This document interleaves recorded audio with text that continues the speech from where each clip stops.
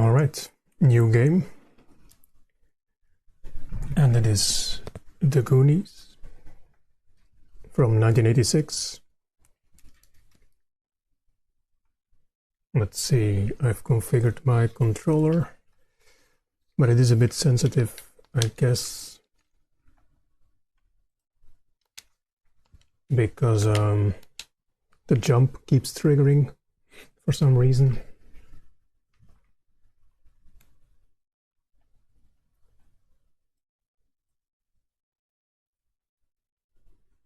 Yeah, so if I move around, it tends to jump and then I get hit. So that's not optimal, but we're gonna cheat our way through this thing anyway, so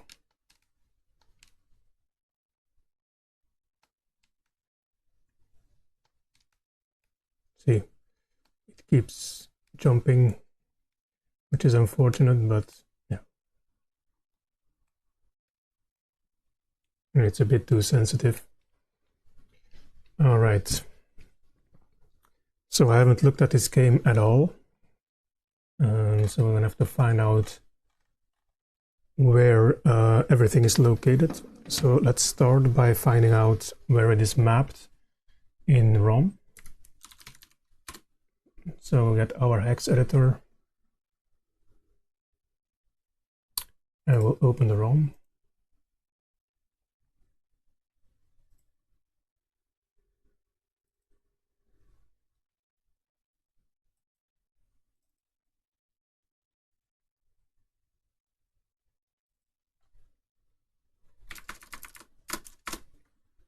And then we'll search for this in memory. Of course, I can't search for it. Yeah. I mean, I can do it reversed, of course.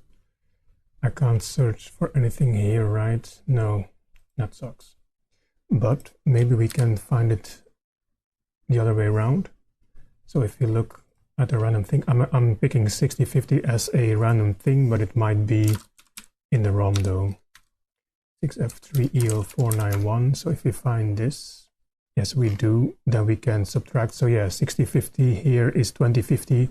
So that means that we are mapping it at hex 4000, which is the exact same as it was in Eggerland. Hello to Poo 88 for I see that you are watching. So hello. Okay, so 4000 hex is our base pointer. I think we're back, yeah, on the demo, right? If I, yes, okay. So the vitality is like the health, right? So I don't think we can, we don't see a number there, which sucks. But I mean, I guess we can figure it out and another way. So if you look at the cheat finder here, I think we can start by getting a basic value. Right, so we're starting a new search and it finds everything, right? 65K. And okay, I didn't want to do that, but that's fine. All right, so now I'm going to pause and search for a, well, let's start over. Okay, so okay, it thought it did.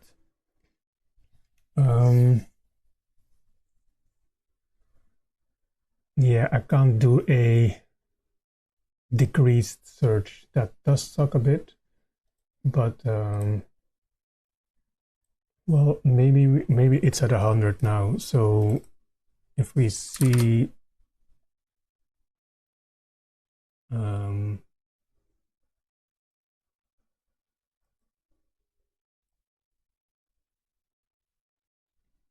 let's see what happens if we lose health.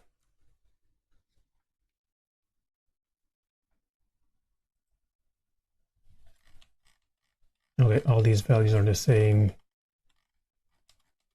So it's not 100.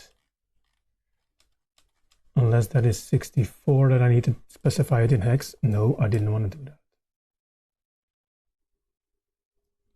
I mean, this docking, this sucks though, because that's always getting in my way.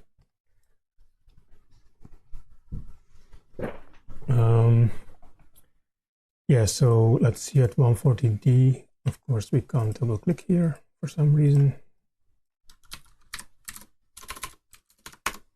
Yeah, no, it is 64, so I can specify decimal values here. Oh, now I can do, yeah, okay. I can do less than 100, right. So let's restart.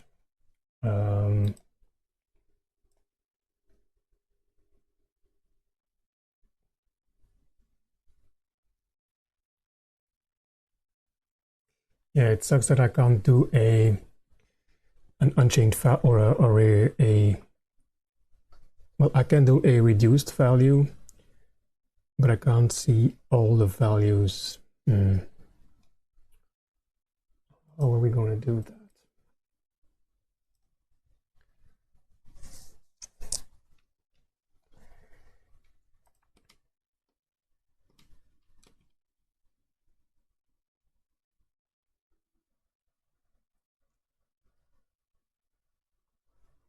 Also, I mean, the experience might be, well, that's probably at 0, right? So maybe we can find that first. And I'm assuming that the vitality is going to be quite near to that. So equals 0. And then let's see if we can get some experience here. I mean, it does suck that the up and down is so so sensitive. Okay, now we have more experience. I mean, that took quite a bit of effort. Larger than 0. Okay. Maybe I can hit the bear or like the thing here too. Yes, but I don't think I got experience for that though. Maybe I get experience from the thing here. No, I do not.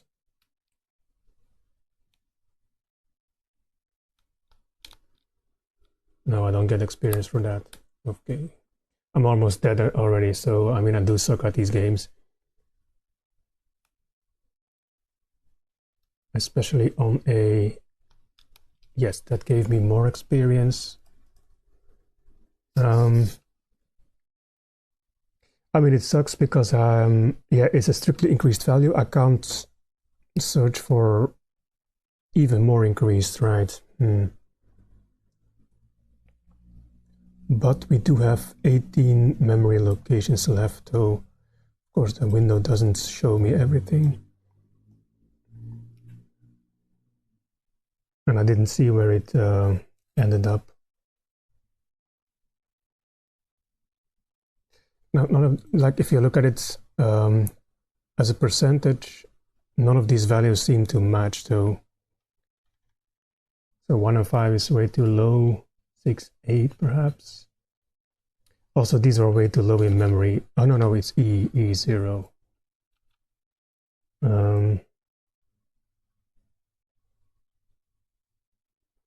All right, let me start over and see if one of those goes back to 0.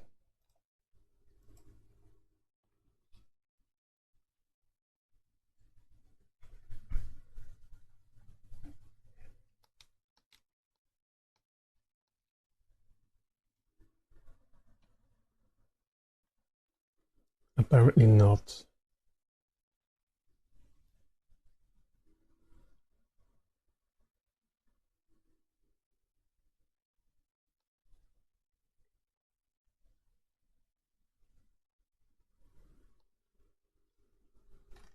Yeah, none of them changed. I mean, I'm assuming it is still updating those values though.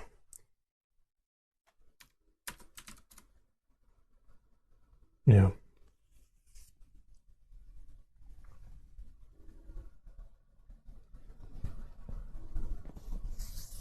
All right, so we can't find...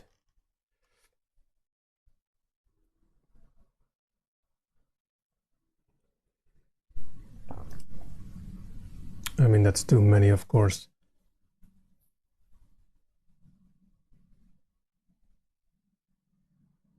Okay, so what if we, wait, let me see. I'm going to put a save state on the start of this round though, so we don't have to skip around all the time, or like reset the level. So let's start.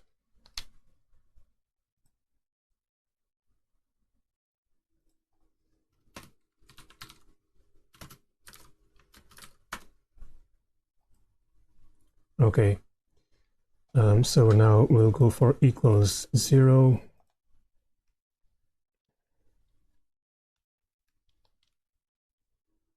Okay, stupid bear is back.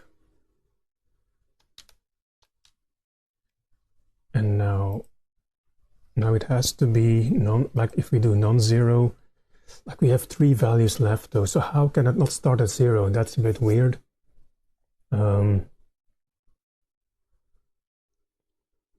And I doubt these are like the actual value.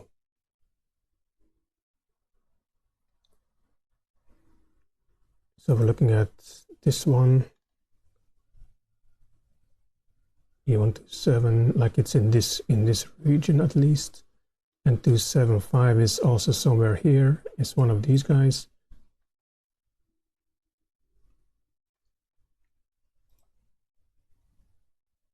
I need to clean those up. Because, yeah, that's going to be tough to find.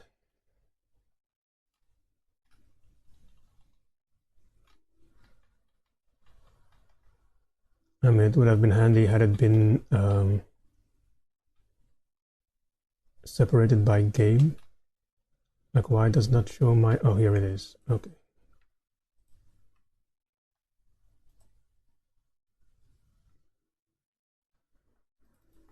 Yeah, these values don't change. So how could I be storing this experience then? Maybe I can search for the scores though, so they have high scores and player one scores. Yeah, that at least gets a value like 200, right? So that might be easier to... Okay, don't run away. Do I get another point? Yes, I do. Okay, so let's see if we can find the score. Of course, yeah, it only searches for 8-bit values, obviously. I mean, which sucks, of course, but we can calculate how it looks like in hex. Come on. So that's 0019. Of course, it's a round number, right? So, but it doesn't matter. We'll search for 19 hex, which is 25. Okay, I have to do a new search for 25. How many? 224. So the 25 part is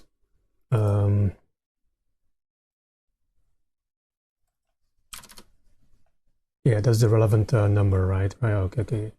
Now they might be storing it in BCD as well, of course. I think Eggerland did that as well. So yeah, that might be something we have to take into account. Of course, I'm already dead again, almost, so let's restart here. Oh, and now it should be a different value. Well, it should be at 0 now, right? And these values are all the same.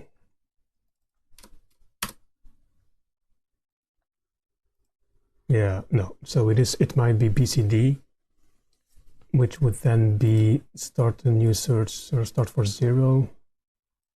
Let me get some points.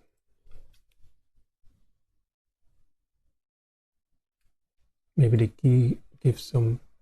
Yeah, the key also gives points. I mean, if we filter out not equals 0 now, we have 16 locations. It's also little. Oh, what is this one? E114. 8084A.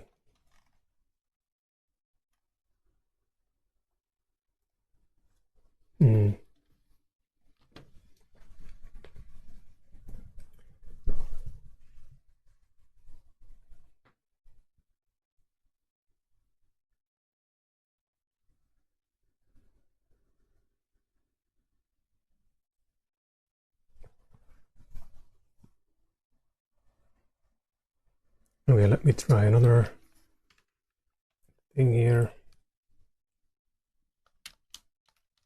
Okay.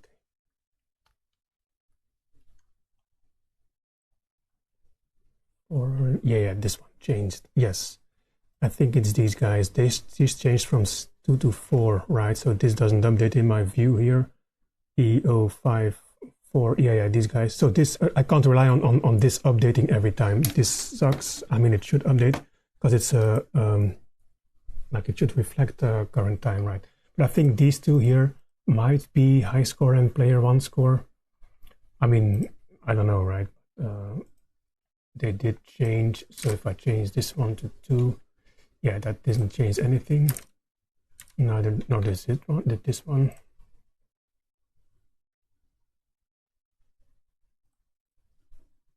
Okay, came over. That's fine. Let's start normally again. Yeah, no, it did. So it's not reflecting on the screen. So if I say 50, I think that's player 1 score, but it's not reflecting on the screen immediately. Maybe it reflects when I score points. No. Oh, it overwrote. Okay, it overwrote. So this is like for the display only then. Okay, so we do have the score now.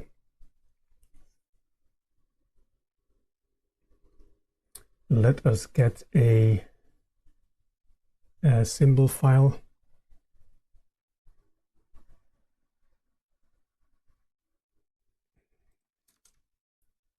I do wonder if it's which 2 bytes are relevant here. Okay, 65 was, oh, it's those two, then I go, okay, I guess that's fine. Because we have the 10 here, that would interfere, right? So we have 2 bytes only, or is it these 3 bytes? Let's see if that picks it up.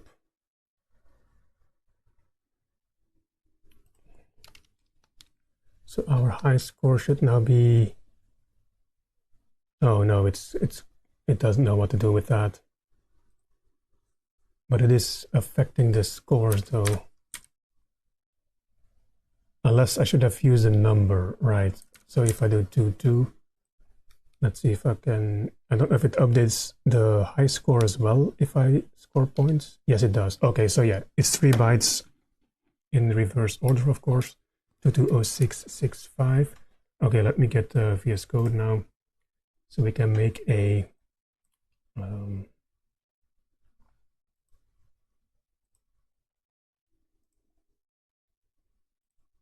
symbol file.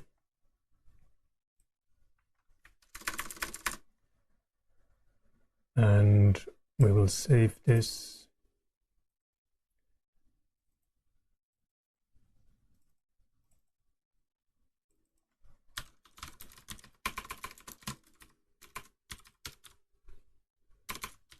As a symbol file.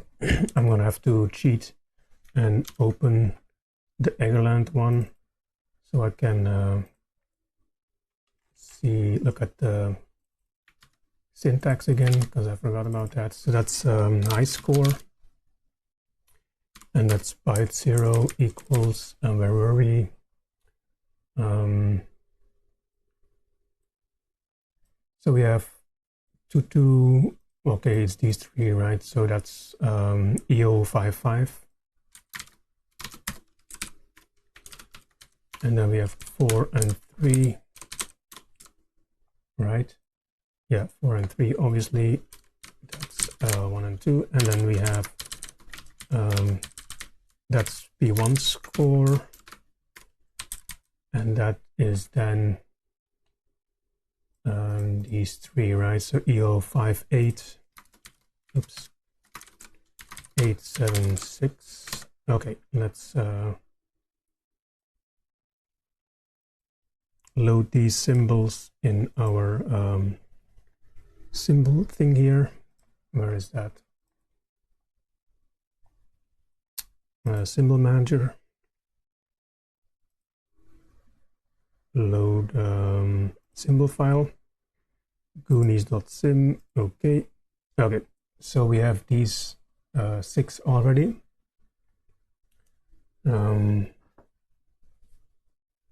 Let's see.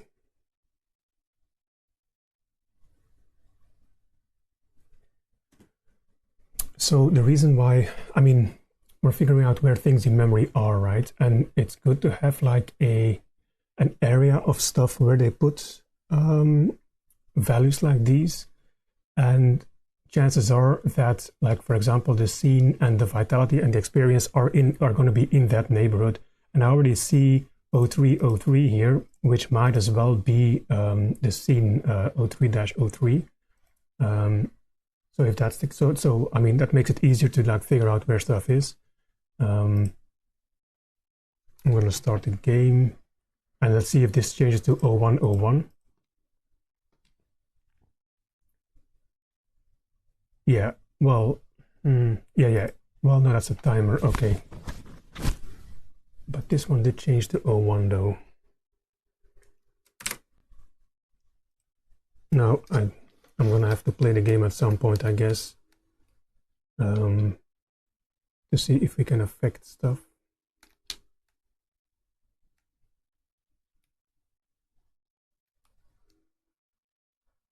Okay, I do want to pick up that thing. Okay, I didn't see anything change. That's fine.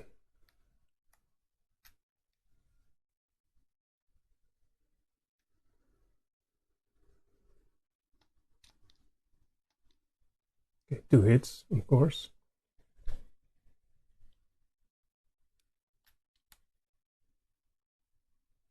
I also can't remember what the yellow helmet does.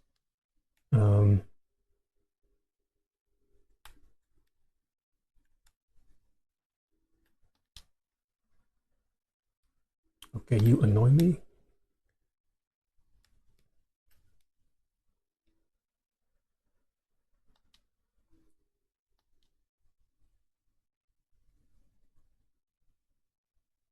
Oh, it got overwritten, I see. Okay. Oh, right. Okay, so the scene changes. Okay, sure. I didn't see that. So the scene changes depending on which screen you are on. That makes it a little bit easier. Because we can just switch screens here. So we're on 103. So it might be these two guys here. No, this is definitely the last part of the scene. Yeah. So yeah, this is definitely the room. And maybe it's this 01. This was a counter, right? I don't know why they separated it that far apart. Oh, I died. Fine. But this is the second part of the scene, I think, right? So let's add that. We're talking about EO69. And that's scene 1, I guess, as in the second part of the scene number. I'm going to force this now to 02. I mean, these are still values that are overwritten, right? So these might just be representations. Because yeah, where this one is scene 01 here at the top right. Oh yeah, okay, the demo is playing, that's good. So changing this value doesn't do anything because these will be overwritten. So they're probably stored elsewhere too, and I don't really know where, but I mean, it's loading, of course, that specific screen. So of course it's going to override that number by the scene that it's loading, of course, right? That does make sense. Is this a replay of me? No, because I never opened the thing. Okay. Okay, let's keep an eye out for our vitality again, though. So one is at 100% and one is at 0%, right? And of course, that's assuming that it is stored in this region of memory, which is not necessarily the case. I'm gonna try to hit this skull and at the same time look at it, which is impossible, of course.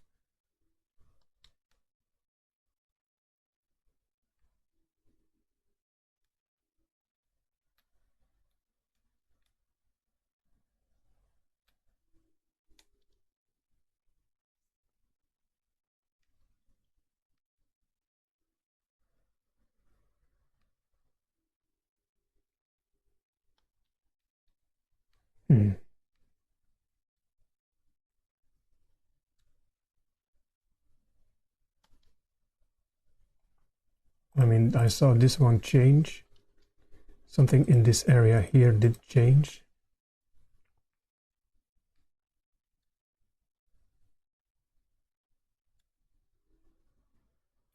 Of course, this stupid bear is messing up things here. Yeah, well, 32. Yeah, that's my health for sure, because that diminished immediately when I took damage. Yes.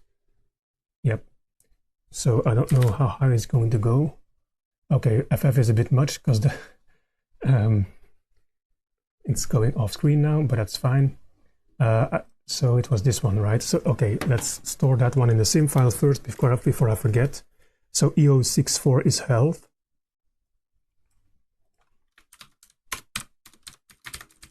Or vitality, as they call it. Which is, I assume, is what VIT stands for, right? VIT and EXP. So let's restart.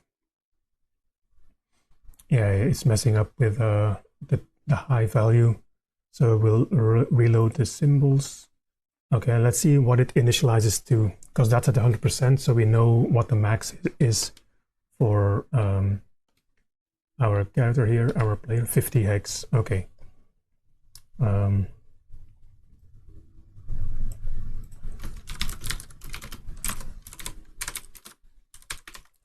Which is what, 5 times 16, that's 50, and 30 is 80. Okay, that's a weird number. Why choose 80? I mean, is it 80 pixels? Could be. So if we do 51, is it then? Oh no. Okay. So it didn't immediately update. I guess it updates when I take damage.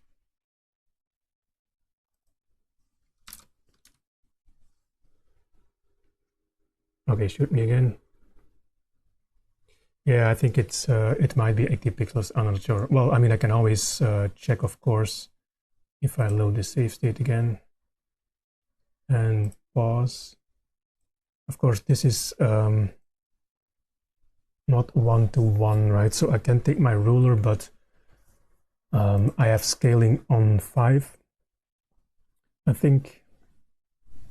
Yeah, scale factor of 5. That's not gonna. It's not gonna be pixels, I think. But we might as well check. Okay, so for some reason my ruler is being changed. Stupid, but yeah. How much is this? We have like 460 pixels. That's not. It's 92. Or did I change the value? No. That okay. I mean, it might be pixels. Well, doesn't really matter. Okay, so we have health, and then one of these is going to be vitality or experience, right? That would I would assume. So let's see if we can pick up some or get some experience here, and see which value changes. So let me hit the skull. Both are 0. Yeah, 8. So it is this one. I mean, this doesn't give me any, of course, not that I can hit him, but it doesn't give me any experience. Now that I did this. Okay, so maybe if I hit the skull at the next screen. Yeah, it's then, okay, that's going to be experience, which I assume is also going to be 50 as a max. Of course, it doesn't update immediately, but I think if I hit this skull, oh yeah, okay, so it has a routine where it updates both when health or experience are changed, then it updates the screen and the represented values. So why did it skip over to 50 though, to 0? That's a bit weird.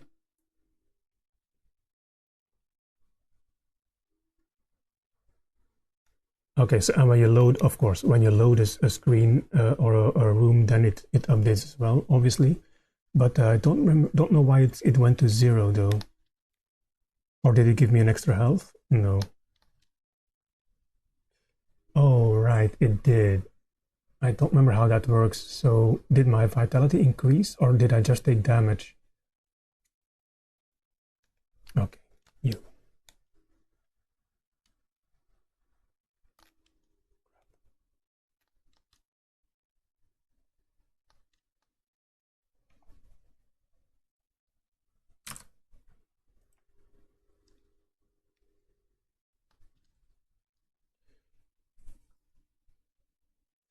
Wait, so my health is at, let's put the health at 50. Well, no, let's not put it at 50. Let's put it at 40. And I have the trigger ready for the experience.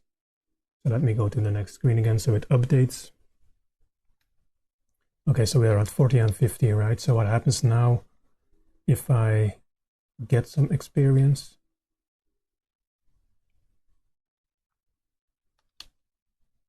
I missed. Oh, yeah. So it increases your vitality, your health, if you reach an entire bar of experience. Okay, sure. Okay, fine, shoot me. That does only 1 damage. That's, well, no. Oh, no, it doesn't. So EO65 is our experience.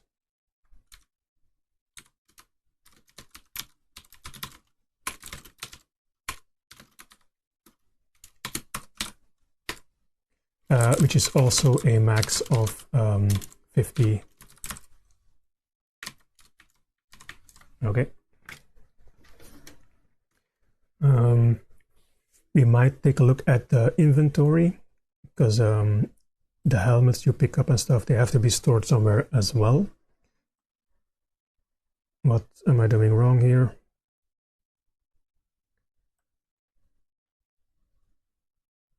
Vitality experience and scene 1. Why is it not loading these guys? Is it because of the comment? No, right? Did I not have comments in? Oh, was it a semicolon?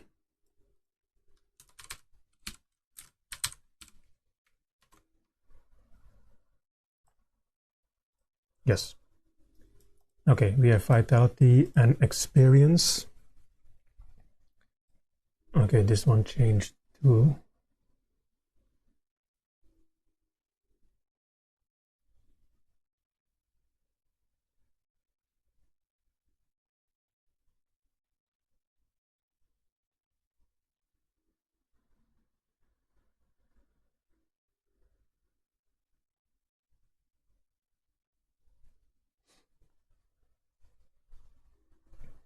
Okay, let me just go to the first screen and pick up the helmet.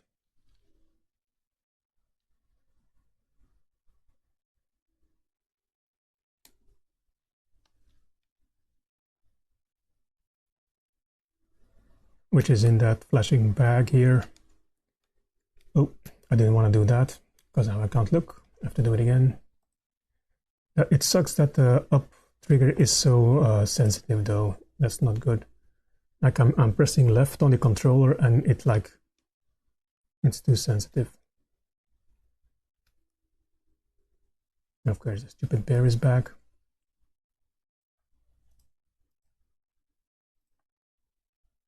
Oh, let me do a quick save.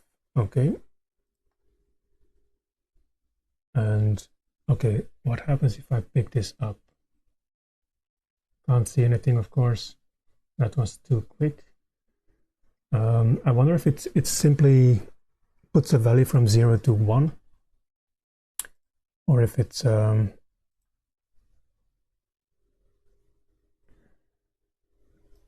like a combined number, right? Like a counted, like a storing more than one item in the same byte. Of course, stupid bear.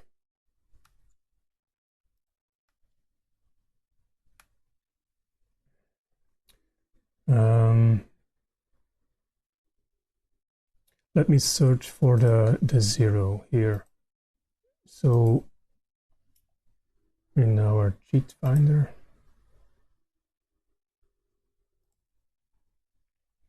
so the value is going to be equal to 0, and let's see if it simply changes to 1.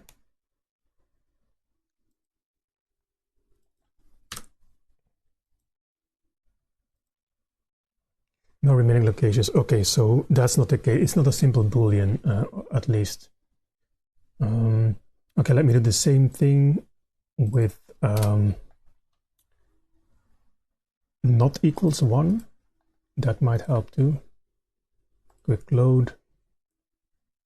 Pause, search for 0. Now, wait, restart for 0, and now not 0. Let's see if that works. Or at least how many results it gives me.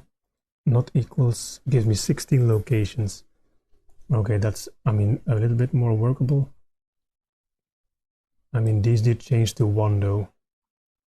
E16F, which is not very far, it's this one here. That might be the case. 178 is a bit farther down, that's this one, okay. 190 is this one. Okay, so these ones might be a representation of that little helmet here. Let's see.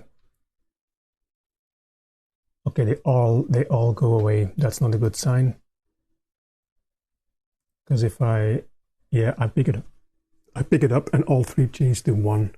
That's not good.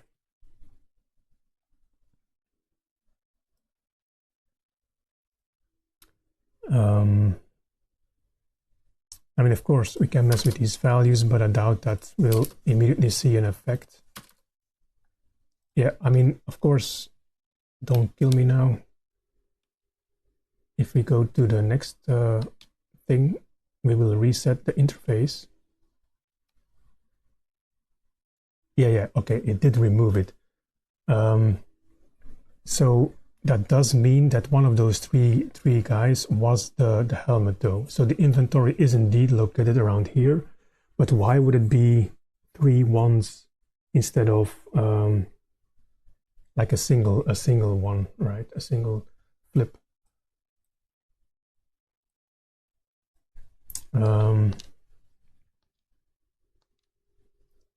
Okay, let's start with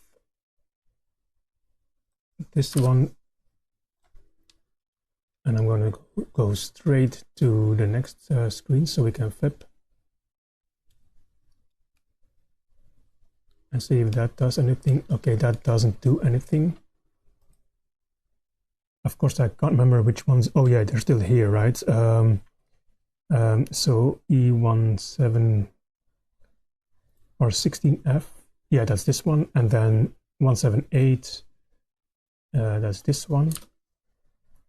I'm going to try to remove this one again, see if they mean or change something individually, right? No, that doesn't give me the helmet either. And then the third one was 190. Let's see if this does something. Yeah, okay, so that's definitely the inventory spot for the helmet. But the question is, do these other 2 have to be 1 as well? Which is weird. Why would you store that in 3 bytes, right? So what happens if I pick it up again now? Oh, right, oh. So now the thing doesn't show up anymore. The little bag containing the helmet, the yellow helmet, doesn't show up anymore. That's also very interesting. I mean, it does make sense, of course. But it doesn't explain why those other 2 don't have to don't have to be 1 as well. Now I don't know what the meaning of the yellow helmet is though. Maybe we can find this. But I don't think I found a conclusive list of all the inventory items in the Goonies. So if anybody does know that, please tell me, because I don't know. So I don't know if there is a list of all the items.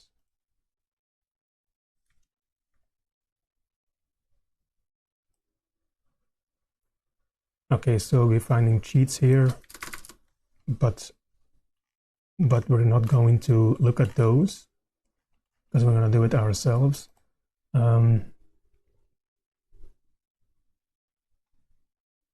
Okay, we have a guide. As well, the game doesn't seem to indicate what any of these power-ups do, but some people on the forums have figured this out. Okay. Okay, yellow helmet is no damage from stalactites. Okay, we can try that for sure, because there is one here. Why is this not... Okay, let me copy this.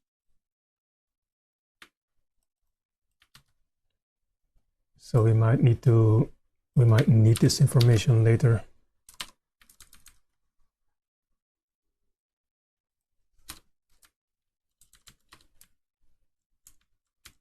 Okay, this is good information. I don't know if everybody or if all of them were figured out, but I mean, it's a game from 1986, so I'm assuming yes. Raincoat is a thing. Oh, it says yellow raincoat. Okay.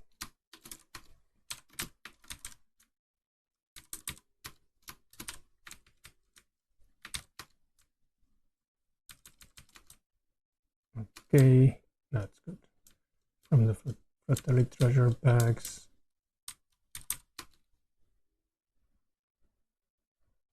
Wait. Okay, sure. Treasure bags for increases score, vitality, and experience. Sure. Gray spellbook. Light blue spellbook. Purple spellbook. Red spellbook. Yellow spellbook. Blue spellbook. Green. Hyper shoes. Walk faster. At first at the speed of the light blue, afterwards as fast as the yellow one. Okay, sure. Time stopper. Flashlight.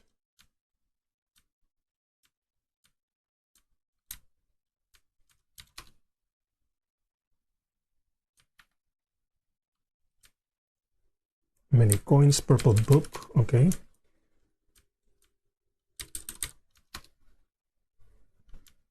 Oh, there are debuffs too. Wow, skeleton speed up. Ghost also appears without needing to go through specific caves. That's interesting. Books of errors. I never knew about these guys. Okay, so these are all the things that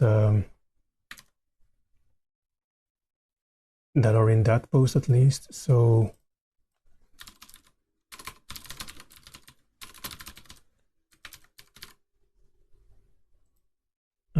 let's save this as a reference. So the yellow helmet does not do damage from the stalactites. Okay, let's test that real quick.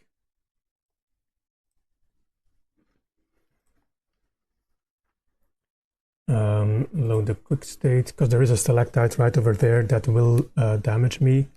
So my vitality is at 100%, and yes, exactly, that doesn't damage me anymore.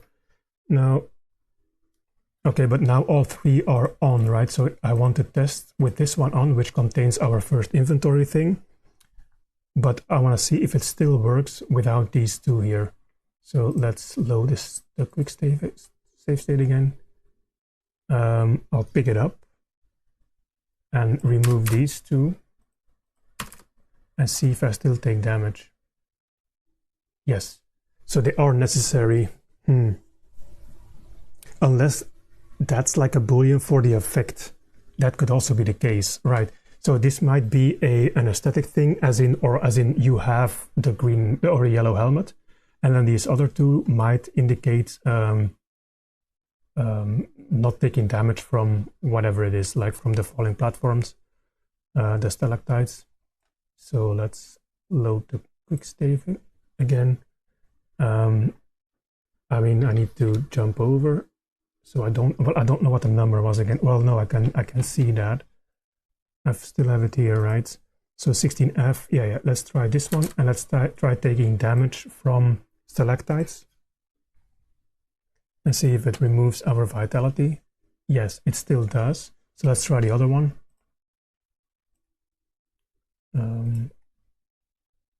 The other one was 178, which is this one. Let's see if we now take damage, if I can jump over without picking it up. Okay, that's invisibility from stalactites. I don't know what the other one is though, unless there is another thing that the yellow helmet protects you from that we don't know about. But yeah, let's start adding these to the sim file. So we'll start with E178.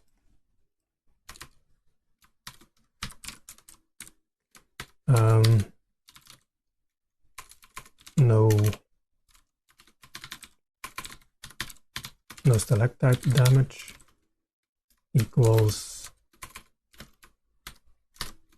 E178.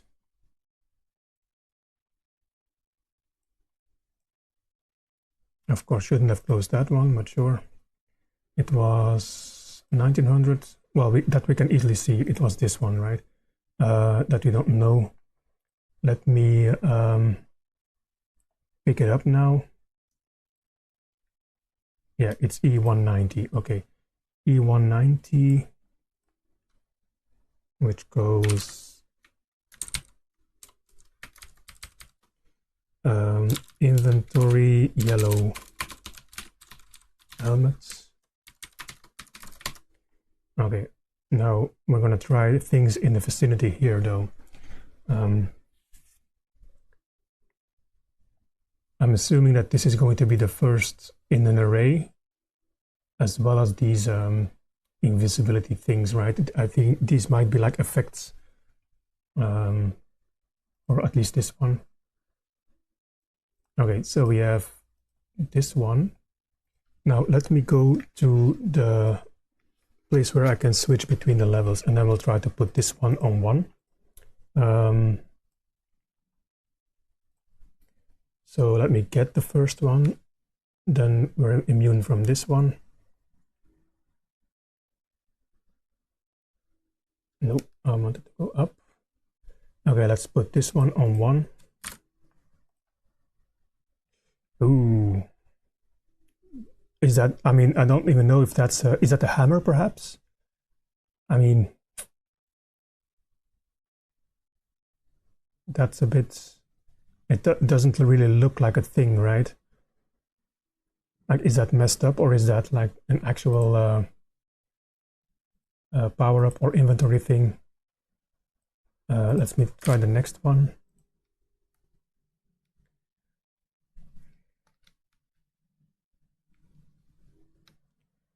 Okay. Okay, that looks like the flashlight at least, right?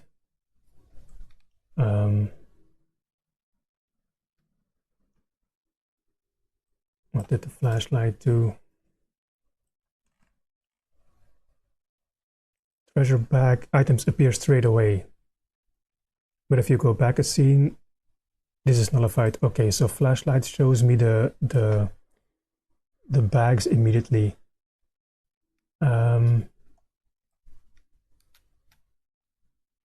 Okay, let me like reset my health here, because I suck at playing this game. And let's see if a bag appears immediately. Oh, right, but the effect, so no, because I think at the top here there might be a bag that appears and it doesn't, but that's the same thing, right? The effect might not have been activated, right? We just have the inventory representation, but not necessarily the effect of that thing.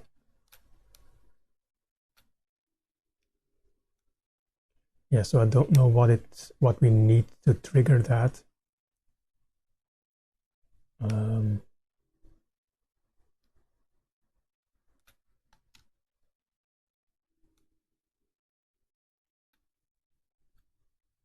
We have to figure out where we store the Goonie information as well, the one we rescue.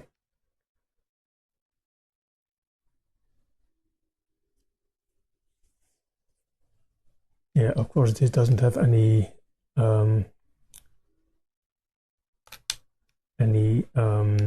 bags either.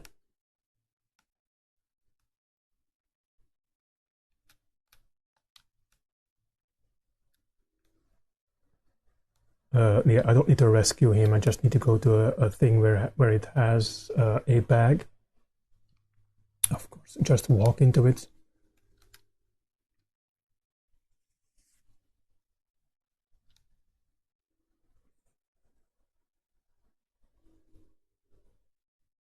None of these guys have bags.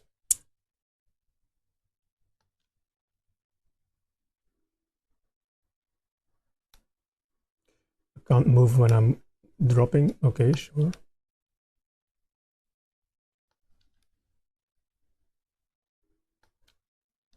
And I missed. And I can't jump here. Okay, let's go in here. Why aren't there any screens with bags though? Are they that rare?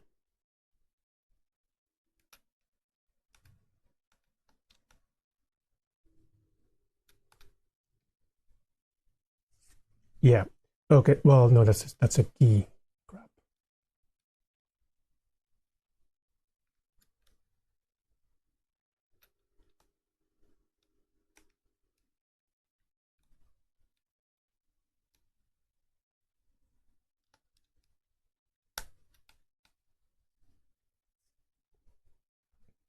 Okay. Yes, that's definitely one. And of course, I died. That's definitely a thing where a bag should have appeared and it doesn't. That doesn't matter. We now know that there's a difference between the inventory, whether you have the thing, and whether the effect is activated. So I'm gonna add this one. It was a flashlight, right? E192. Forgot what the 191 was. Also, I would have assumed that those helmets would have been in order, like first all the helmets and then all the other stuff, because there were multiple helmets, right? Yeah, we have blue helmets. Well, we only have two, but still. I think the other one was the hammer, though. Like, we'll see what effect that has, and if we can. Well, we can't. Right, we can't test that. But we'll find a reference. That's fine. So let's reload this. Right, so I have this one too. Now let's see if I can find, if we can look at the code and we see where this gets set, E192. In other words, when you pick up the flashlight, maybe there's another variable referring to the area before here that gets set to 1 as well. And then we figure out where the action thing is, right? Where the activation of the special power is. So I'm gonna export all the assembly. I'm gonna open this.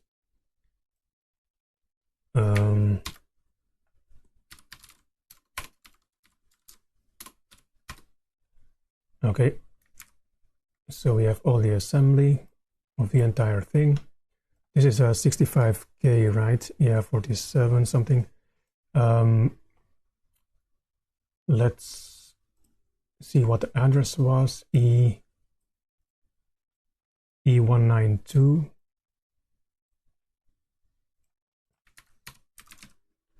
Okay, that's our value itself. Oh, and it doesn't appear because it's an index into an array, I assume. Right. So yeah. So I hope that E190 is the first element in the array. No. Oh, that's interesting.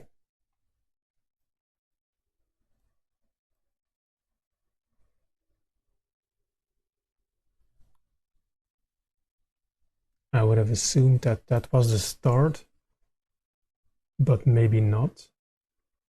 I mean, I can keep searching for. God, let me add up. E180 is referenced. Okay, that's this one. And that's being decremented. Oh no, that's the value itself. 1, 2, 3. So if they only have one result, that I mean that I know that they are not referenced in the code, right? Anywhere individually. And none of, okay, 1 E186.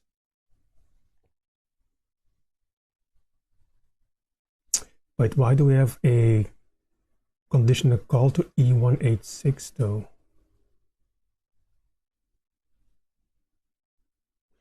That shouldn't work like that, right? As in, that's a memory location, not a code location.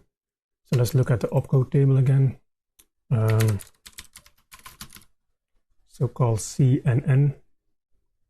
If the carry flag is set, the current PC value +3 is pushed onto the stack, and then it is loaded with NN. Okay, so we are calling a function. That's very weird, because E186 is a memory location. How is that possible? 7, 8, 9, A, B, C, D, E, and F. Okay, so that's weird. We are, I mean, 180 would be the start then.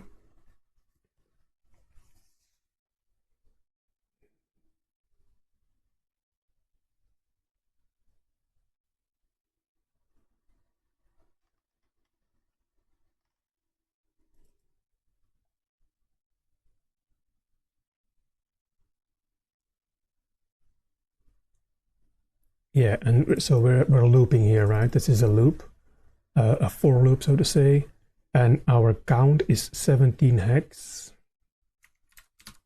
which is 16 plus 7, of course. So yeah, that's 23, obviously. So we're doing this 23 times, right? So we're loading the base pointer E180 here, which is the one here, so like 32,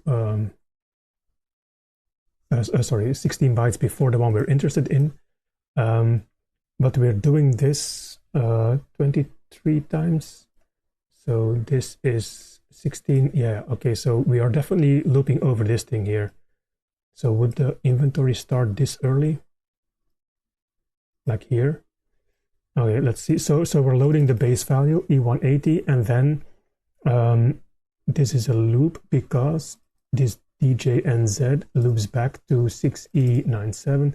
So this is the loop body. We're starting at E180 and we're doing this 23 times, so hex 17, and we're increasing HL. So yeah.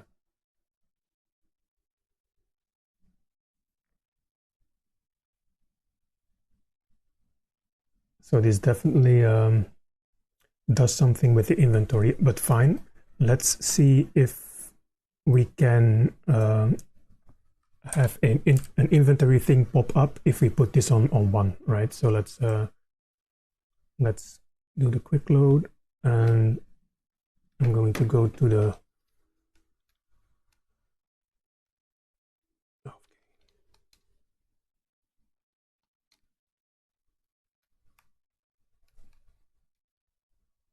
didn't want to do that.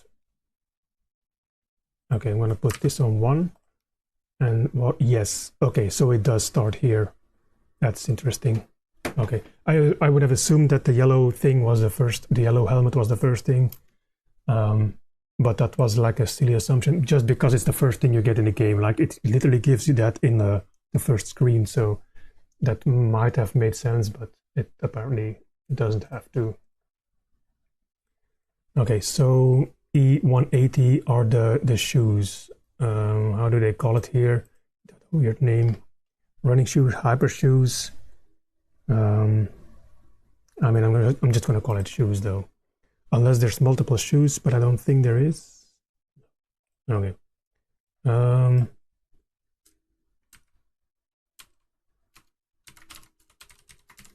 E180 is inventory shoes. And the effect, well, the effect we can't test, right? Okay, let's do the next one. I might save this. I'm gonna give me more health here. And I'm gonna save this state so I don't have to walk here all the time.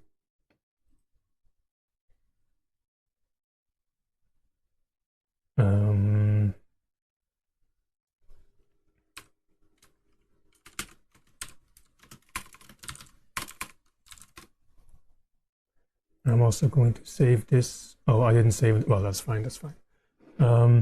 So I have this state now. Now we can go for the next one, right? So I'm going to remove the shoes and do the next one and see what we end up now. Okay, that's like that's a book. Is that the book of errors here? So we have yellow spell book, prevent damage from skeletons. Okay, at least the book of errors we have here are 3 different colors, right? We have purple, blue, and red. And the spell books are gray, well, also red. Okay, sure. But I think this is the yellow spell book. At least we don't have a yellow book of errors here in the list. I mean, this list is not going to be exhaustive, but yeah. This is going to be the yellow spell book, prevent damage from skeleton. No, I need this. And that's E181. Okay. Then we go for the next one.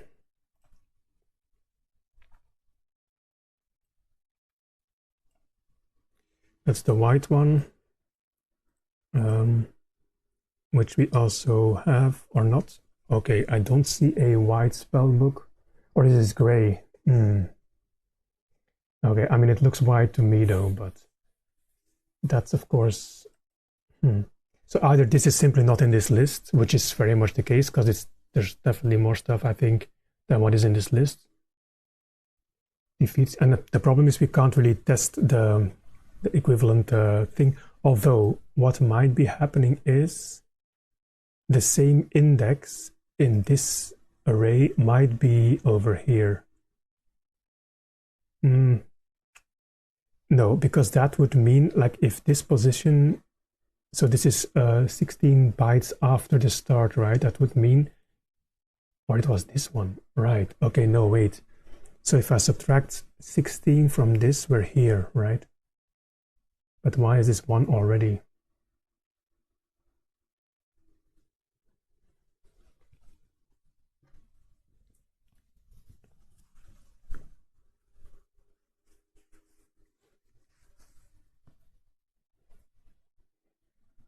I mean, that would make sense though, if it starts here, and this is 16 farther, subtracting 16 from this is this one. And 180 was the shoes. So the shoes aren't active, right? Like, I mean, let's try it. So, what are we talking about here? Yeah, this one here, right? That's the white book. I mean, it's silly to test it with that one because we don't have a description for this one. Like, there's no white unless it's the gray. But let's try not the flashlight, but the shoes perhaps. Of course, the shoes are the first one, so we can't test that one either. What else do we have? I mean, I guess I can try the helmet though. Oh, well, no, we can't. No, because we already know which one that is. The yellow spellbook then, perhaps. What is yellow spellbook? Oh, prevent damage from skeletons. That we can easily test though. Okay, so let's do the yellow spellbook, right? E181, which is this one, which would be this one, right? Yeah. Okay, let me first add this one. So that's the white spellbook. And that's at 182. Now let's reload the symbols here so I can see them. Okay. So the yellow spellbook prevents damage from skeletons. And that would be this byte here then. Okay, let's see if I get damage from skeletons. Of course, I'm going to give it to myself as well in case it's not, or if in case the check is double, like they check both bites.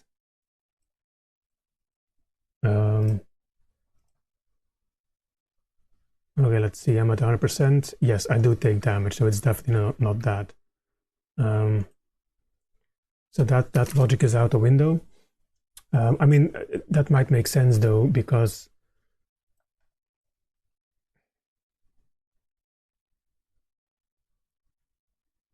I don't know. Unless we go look for this value here. Yeah, I mean, there might be a reference to this, if it's an array, to this one too, right? So E178 is no stalactite damage. If we go look for E178 in the code, let's see if we find a reference to that though. No, so there is also only one result, meaning there's no direct reference to that, meaning this is an array again. And if I'm correct, well, it's going to refer to this one for sure, right? Because it's already one. Yeah, there's 3 references to that.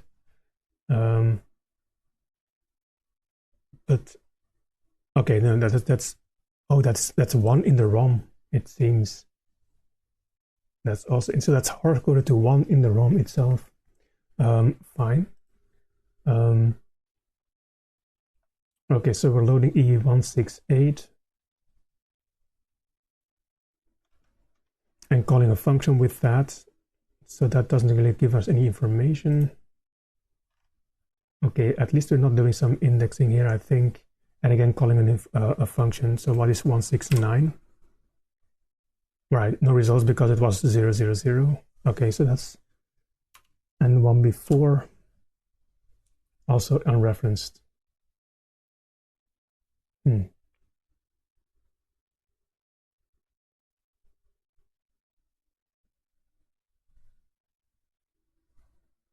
I mean, I guess I can count up and see if there's multiple other references. The array might start elsewhere here, right? Like between this and the first effect, I guess.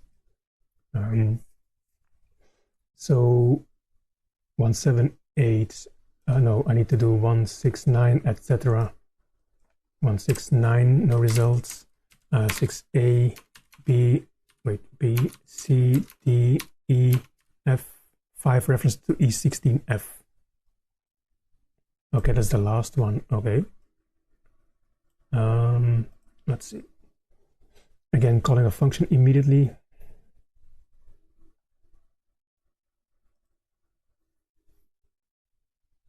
Again, calling a function. I mean, 684 I've seen multiple times though. Not sure about that. Let's continue with 1700 or 170, I guess. Not this one. 2 references to 176, or I guess 1. Again, calling a function immediately, that sucks though, because 176 is then being immediately referenced.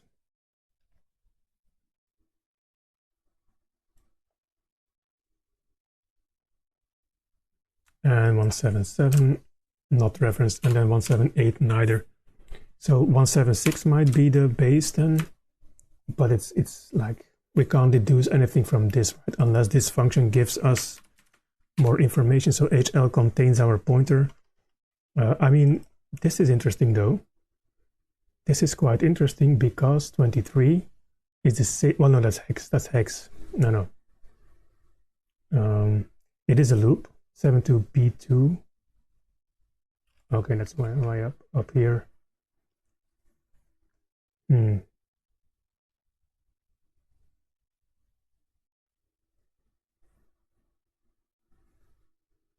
We can't really deduce anything from this yet. I need to find another bag so I can see if there's another effect that appears here. But for that you have to play the game, at which I suck, so that's going to be hard. But let's continue with our inventory here, right? So we have the yellow spellbook. Yes, and now let's go to the next one. So yeah, we haven't figured out exactly what these things or how we can affect the or activate the effects, I guess. Okay, this is the blue spell book at 184. Did I forget 183?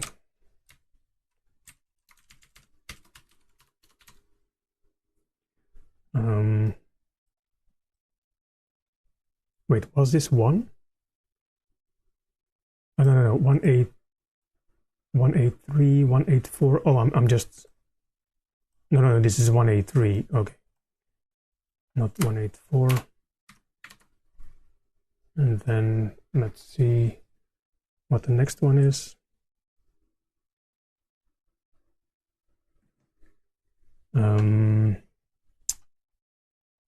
Yeah, let's put this on 0 and this one on 1. Oh yeah, because it skips ahead. So 184 is the purple spellbook.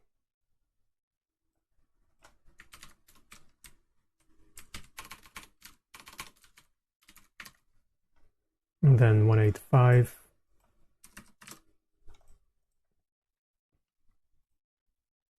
Green.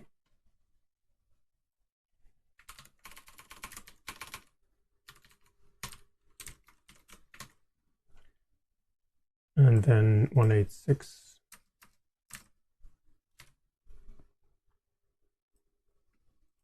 Red spellbook.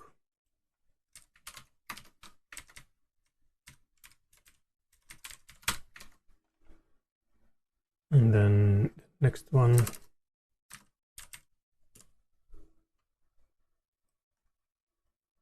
Cyan.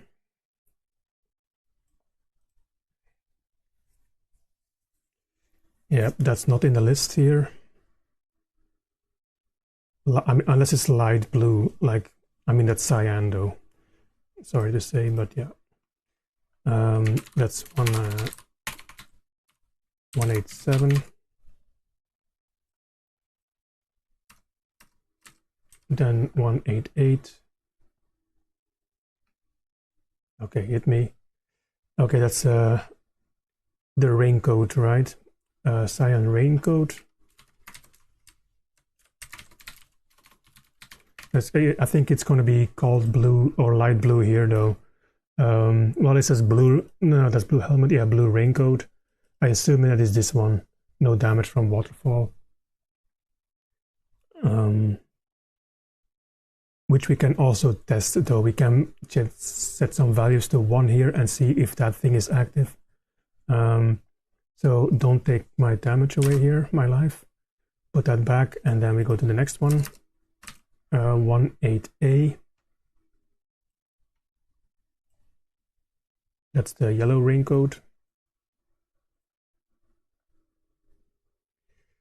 Okay, I'm missing one. I'm missing 189. Oh no, that is 189 again. 189 is the yellow raincoat.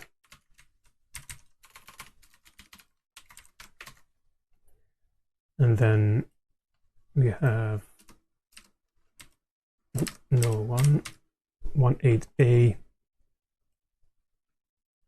is the gray. Like, I mean, this is gray, like that white book was white, though. This is gray, right? That's 18A is gray raincoat.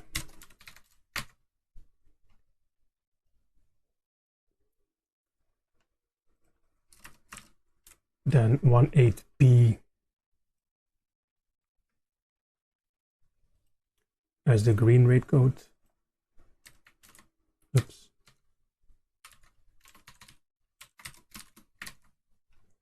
One 8B and then 18C.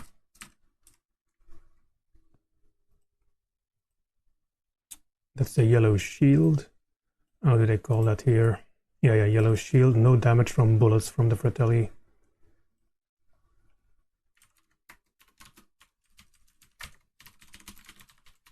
Yellow shield.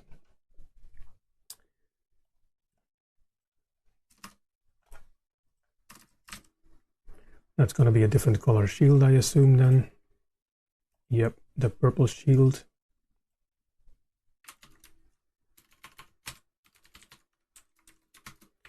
18D was that. Yep. Then another shield, I'm assuming. Yep, the white shield.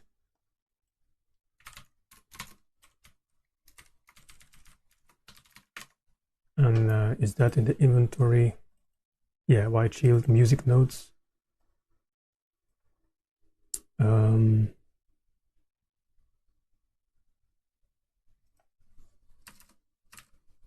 then 8F is, okay, that's the cyan helmet. I'm assuming that's the blue helmet here, but I'm gonna call it cyan because that is cyan, not blue. And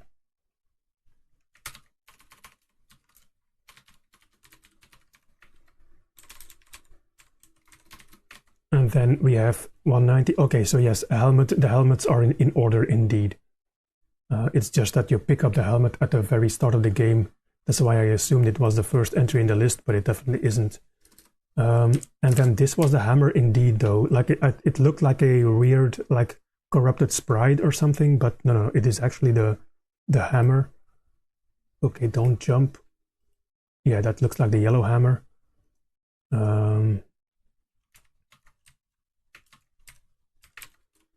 I don't know if if there are multiple colored hammers, because this one just says hammer, I think. Hammer that hits the nail on the head.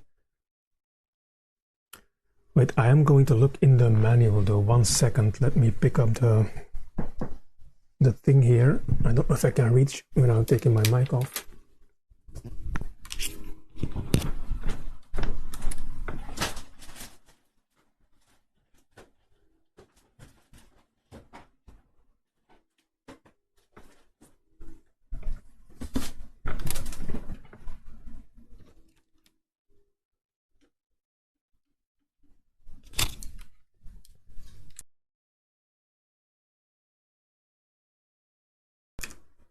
All right, I do have the game here, and I don't know if there's a manual inside. Of course there is, and it might contain, I forgot to look at that. Like I have the manual here, and it might contain, I mean it says how to play, so it might have the inventory in there. I mean, they have the pretty pictures of the people playing here, all the Fratelli brothers, or no, well, that's not the Fratelli brothers, but those are the kids, right? Let's see if it has treasure sacks contained in these or many devices to help save the Goonies, but be careful, sometimes they can contain something you don't want at all. Okay, so that's the book of errors here that they're referring to, right? Okay, it has the scoring as well. Knocking out the skull is 50 points. Okay. Other items of treasure include shields, magic formulas, riddles, hyper shoes. Okay, so it is called hyper shoes. I mean, I'm gonna follow the manual here. Where are the shoes? So they are called hyper shoes for sure. Then helmets, torches. This is British. I guess they call it a torch, right? Time-stopping devices and magic capes. These have different effects on the enemy, and the same item will change effects according to its color. Figure out what must be done to get these treasure items to appear. Okay, let's make it difficult, why don't you? But yeah, okay, and now it's a French thing, so it's like 3 pages of manual. German. Spanish, yep. Okay, so it doesn't list all the power-ups or all the inventory items and what they do, just that they're in the game. That's it. All right, so let's continue. So that was the hammer, at least. I think there's only one hammer though, because it's in between the helmets and the flashlight. So let's look at 193. Now I don't know how many more they're going to be. Like, I think it might stop at the Book of Errors, perhaps. Where am I? Okay, this is a blue book. Is this a blue book of errors? I assume so, because the other ones were, the spell books were like straight up, right? This is different. So yeah, and we have a blue one, right? Ghosts also appear without needing to go through specific caves. Okay.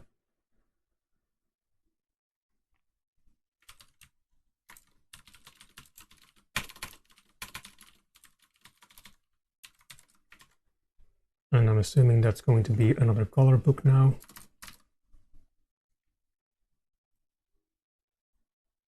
Yep. Actually, this is not purple, this is magenta though. I mean, I should be consistent here, and I should call this thing magenta.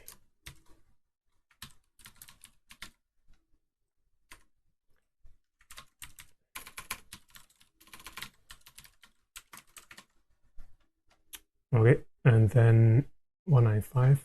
So we're probably gonna come towards the end here, unless there are lots of unknown items in there. Well, the time stoppers are in there too, right? So maybe a few more. Okay, that's the red book.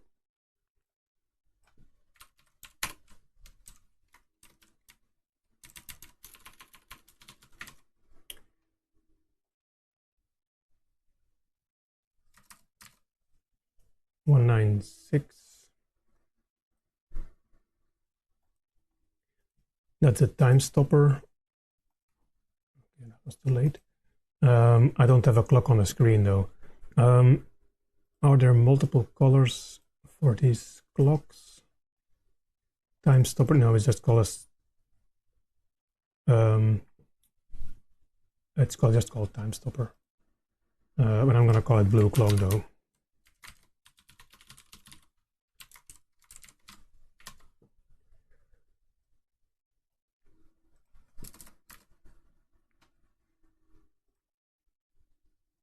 Okay, that's it, because that doesn't give me anything. Now, to be certain, I'm going to put some more ones here and see if something pops up, because you never know that they skipped a value, right? No, they didn't. Okay, so those are, a thing ends here. And I'm assuming this is going to be 23. Would that make sense? Because we saw 23, right? So we have 37 and 15. No, that's not...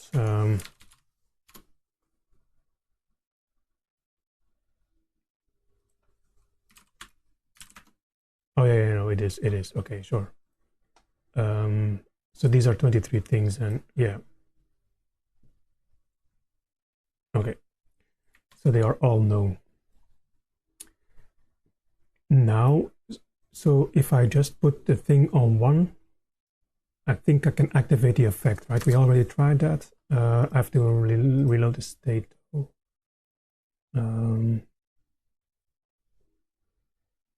Okay, I just need a different select item.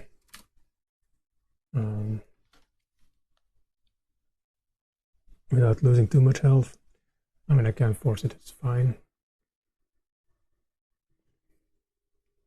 Okay, oh yeah, this one falls to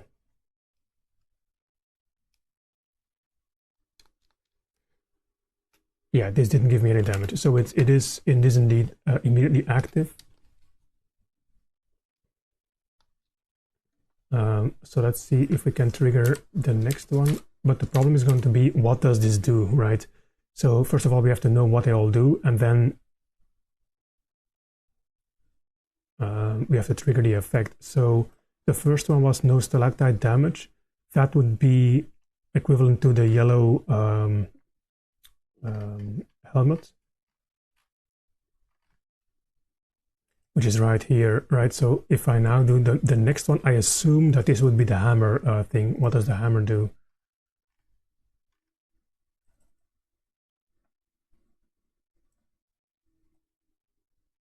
Will make many coins appear. I mean, we can test that, but we have, oh no, those are the shoes, wait.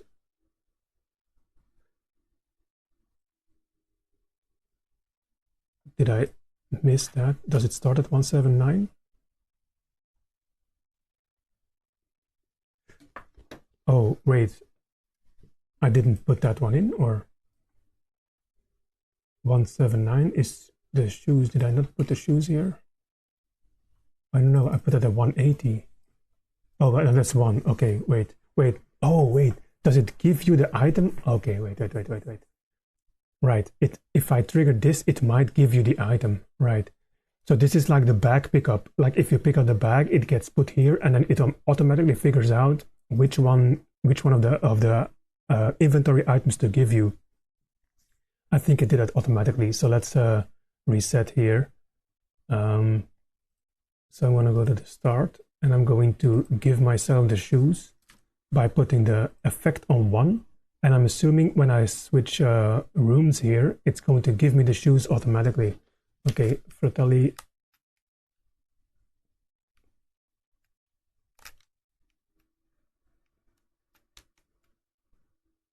Okay, stupid up thing. No, oh no, it didn't. Okay.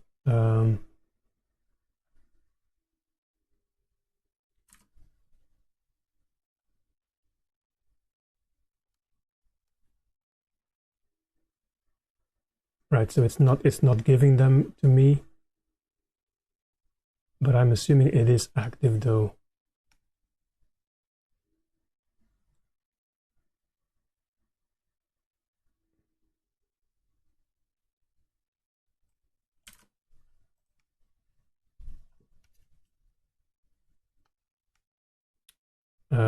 Yeah, because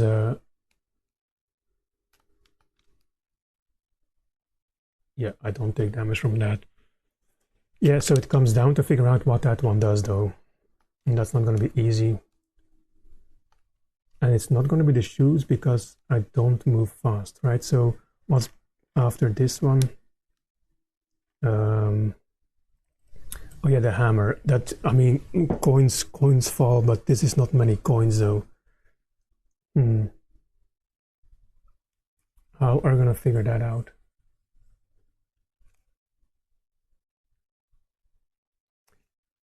What I can do is, yeah, what I can do is trigger the first one.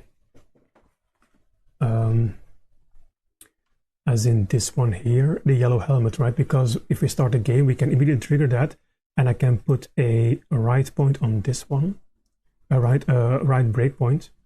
Right, let's do that. So I'm going to reset and play the game from scratch, and then I'm going to put a right breakpoint on, or a watch point on this effect value.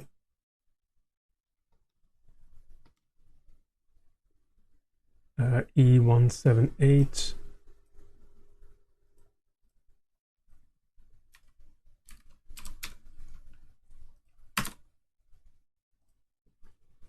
I have to play.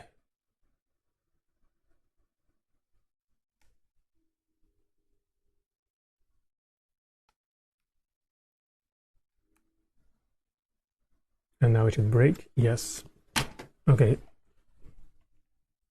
So we're on 6F07. I'm going to look at that, the bigger text here, 6F07. Okay, so we're loading scene A.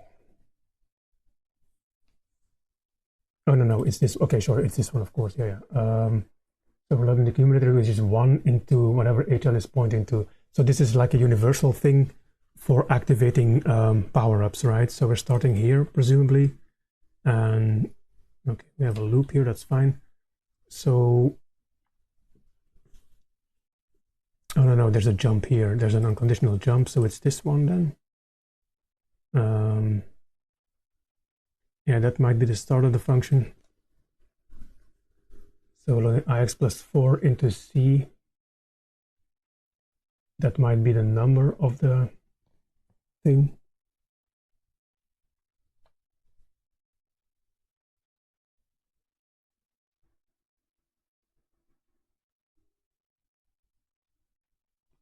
At this point has the thing, so we have the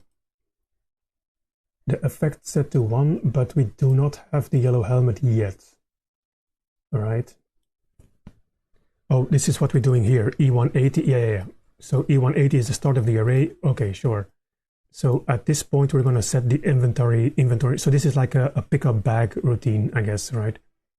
Yeah, and it's gonna loop 70 things. It loads, or no, well, 23 items here, because this is this loop here, right? The D, J, and Z is checking the B register for the counter. So we're doing 23 items. We're loading the value into A, and seeing if it's 0. And if it is 0, we jump away. Oh, okay. Unless A has a value here. No, because so we're loading the value in this array into the accumulator, and we're checking whether it's 0. If it is 0, we do not increment it. And we're starting at E180. So how would we influence?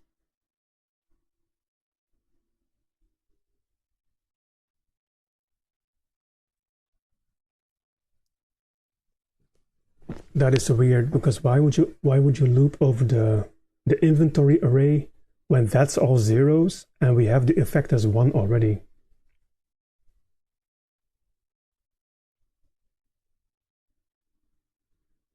So I need to know what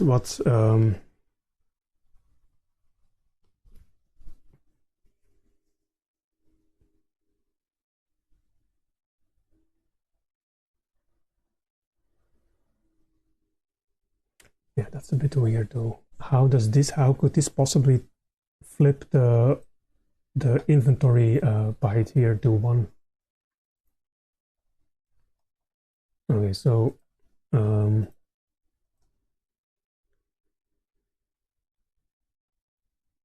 so we loaded 1 into this one, right? So the effect is active, and then we're loading C into A. C contains 1, so 1O might be, that's 16, right? So that might be the iteration, like the loop thingy. Where does it get set? So ix plus 4. Okay, so that comes higher up. So I need to see if I can stop the function higher up. So I assume it starts here, but I'm not sure, because there's an unconditional jump here. So I don't think we will hit there. So we're putting some breakpoints here. Hopefully they don't trigger all the time. They do not. And I'm going to reset and start it over again. Of course, it's going to break a bit when it initializes. That's fine. I'm going to deactivate the right watch point. You can break, that's fine. Okay. And now we're going to start the game. And I have to... So it's not breaking, that's good. I just have to pick up the key and pick up the bag. Oh, no. Oh, so it's a pickup routine. Okay. So it also triggers for a pickup of a key, and we do indeed start at that function. So what does IX contain? E2, ED. That might be, I mean, it's going to be this, right? E2, ED. That's 1009. Like, it's going to be treated like a pointer or an array, right? So IX plus 2. Yeah, let me look up the opcode. I need to know whether that's treated as a pointer or not.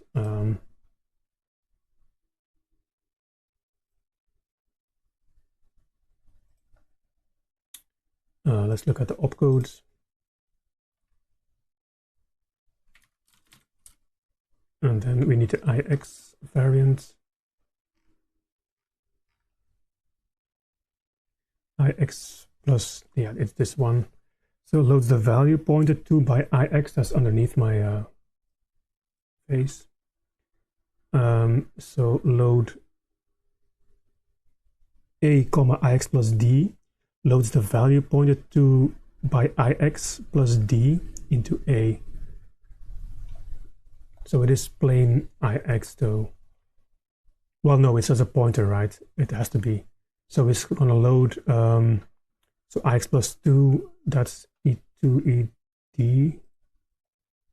Yeah, it's this one plus 2, that would be 10 then. Oh, A. Is that correct? Yes, it loads indeed to pass the pointer. And then in B, we have the next byte, which would be 9. and then it jumps away.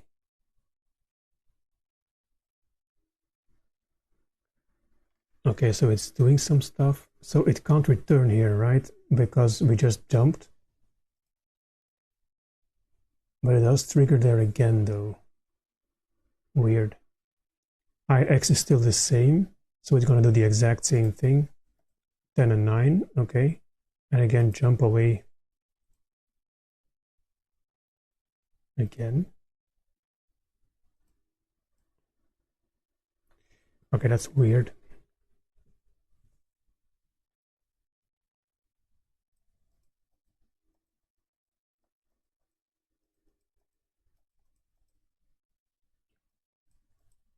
Okay, the bag appeared, but the bag flickers, right? It goes in and out.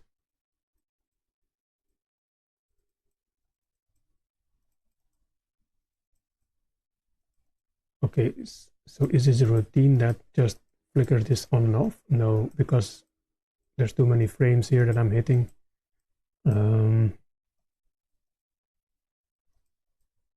Okay, so we're keeping, we keep hitting this stuff. I guess this is when a bag is active. So, I mean, I guess we can eliminate these. I mean, there's a jump away anyway, right? So there's an unconditional jump. So yeah, let's just pick up the bag and see if we do hit. Well, I mean, do we hit here now though? Yeah, we do. Okay, so this is hit. This is active every time there's a flashing bag on the screen, I think. So now let's pick up the bag and see where we hit now. Okay, so now we hit immediately before that. So let's see if we have a call to that, right? 6EFF. Yeah, we have two references. Yeah, okay, so there is a call specifically to that function. Okay. Okay, good. So, and now we're still looking at E2ED. That's interesting, that hasn't changed. So that's this pointer. And now we're looking at thing 4, which is 10.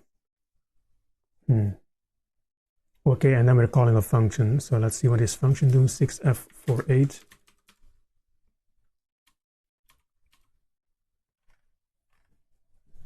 This is a very small function, loading 2 into A, but checking bit 6 of, oh no, E002.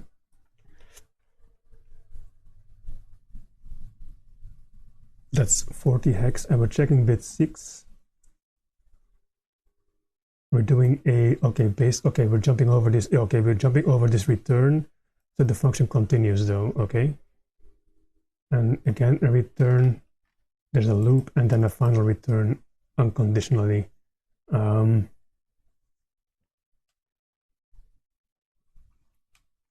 so this is checking quite a bit, which is fine, but I'm still interested in when this gets triggered, right? That's the main concern here. So let's continue. So we're loading 9. No, what was it?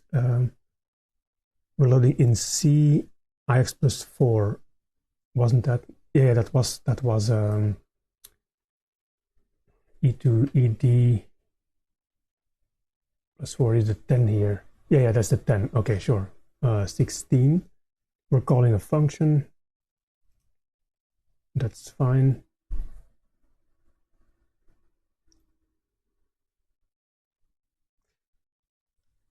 I mean, I'm assuming, I didn't really check, but that puts something into the accumulator, right? Because we're now immediately ORing what HL points to, which is E178. E178. That's already no stalactite damage though. So HL was already set to the correct pointer. I didn't check that. I mean, I don't assume this is the first effect though. Because yeah, we have 1 as a return value, and we're ORing that, so we're activating the first bit, right? So it becomes 1, right? So that's going to be this one, and then, which is 1, and then we're loading that with into the value itself. Okay, So the conclusion is that I think by the calling of this function already we have the correct pointer to where the effect is activated. Okay, so then how do we determine which one of these guys, the inventory guys, we have to activate? Because as you can see here, it loads the shoes as in the 0 pointer, right, of the inventory. Or the first element, I mean. So loading C into A, C was 10. That came from that array below at ED, at this thing here, right? E2, ED, and what it was, I think, yeah, this one. So this 10 here, it's compared to 17 hex. Okay, and then, okay, sure. And then we're loading, so the first pointer, which is this one. We're loading our loop counter, 23, makes sense. We're loading the first one into A, which is 0, that's unset. We're checking whether it's 0. We're jumping because we're not setting the shoes. And we're going to the next one. Okay, that makes sense.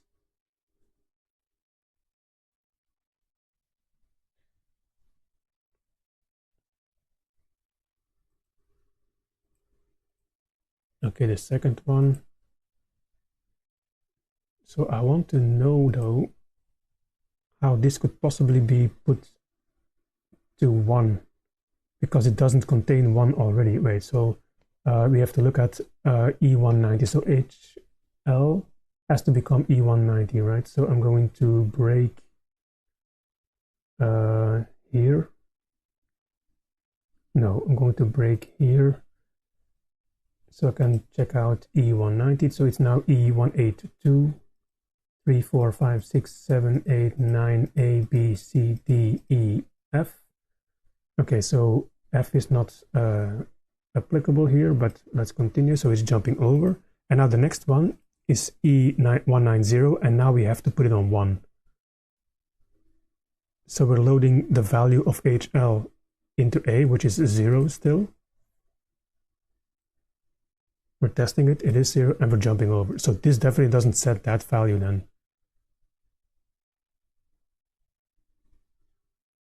Oh, wait. So it doesn't increase, right? Could you have multiples of these things? That wouldn't make sense, right? But that's exactly what it does, though. It checks whether it's 0. If it is, it jumps over the increment. So if it's non-zero, it would increment it to 2 or 3 or 4, etc. But I didn't know there was any inventory item of which you could have multiples.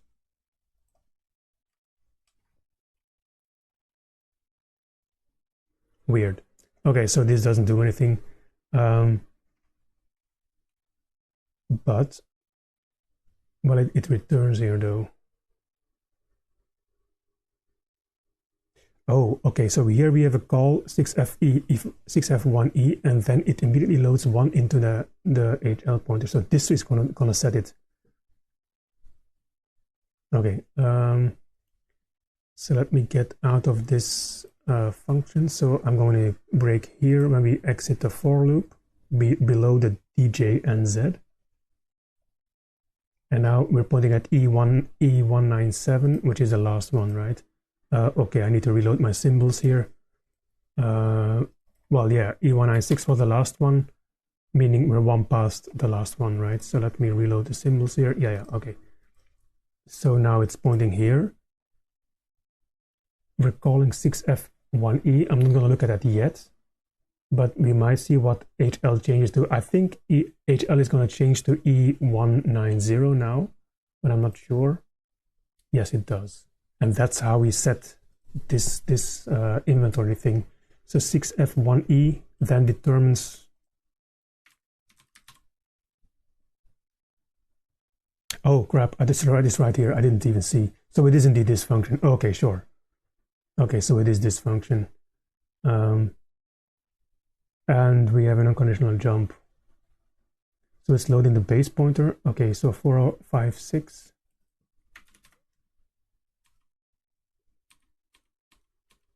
is called quite often, it seems. Wow, like 63 times. Add L to A, load A into L, return if it's not carry, increase H and return.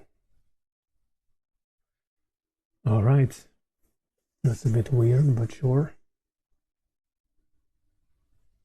Okay, nevertheless, the conclusion was that when we hit this function, the pointer to the effect was already set, so we have to look higher up. So I'm going to trigger it again and see if we can figure out what called this and who sets the HL pointer to the effect before we call this function. So I'm going to have to reset here. Did I already pick it up? No.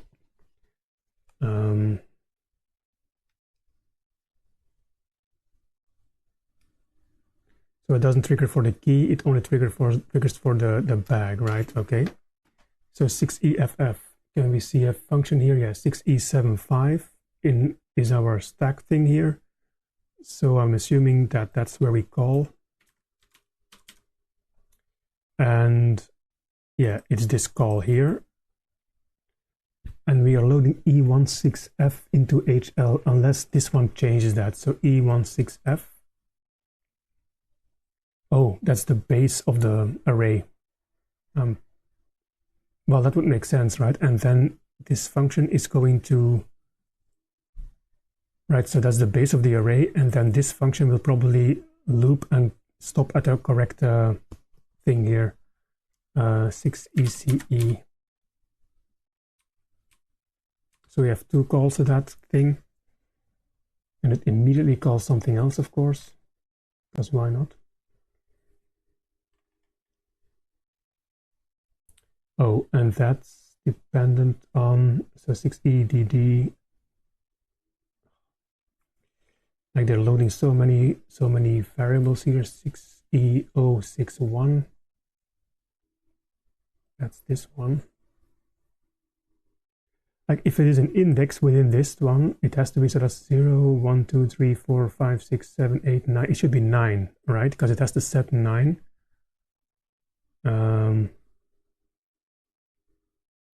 Which we don't see anywhere in the registers right now. Of course, we're already past the point, right? Okay, so let's break a little bit earlier. I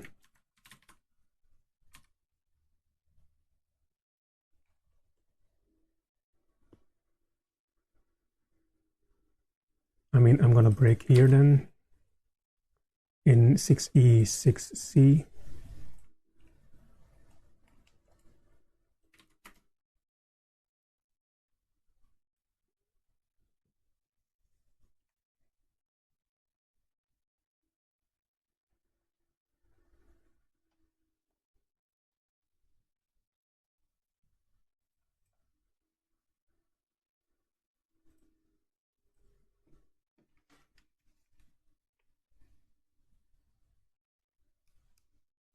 Come on.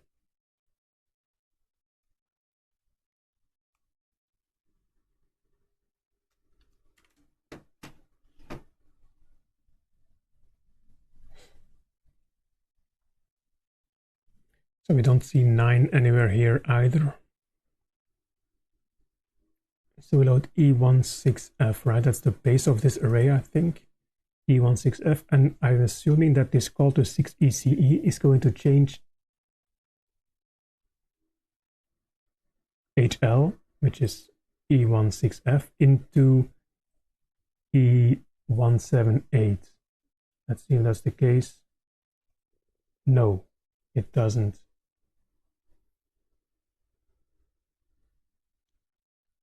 Wait, so E16F is still set into HL when we call this function at 6EFF. Okay, that's interesting. So I'm gonna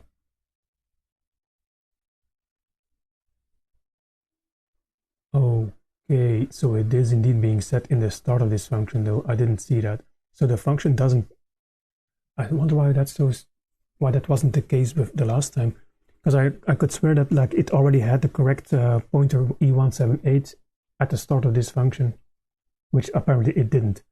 Okay. So this ORing and setting here is going to adjust the pointer. So the lookup of the correct effect we have to activate is in this code, then might have something to do with 6F48. So let's see. So we're loading that 10 value, so 16 into C, or what is 10? Yeah, it was 16, so hex 10. We're still pointing to E16F. Will it change through this call, perhaps? Yes. Okay, so it's 6F48 that actually determines. Oh. No, that's 16, right? No. So that's not an index, definitely. So, okay, 6F48 found the correct pointer.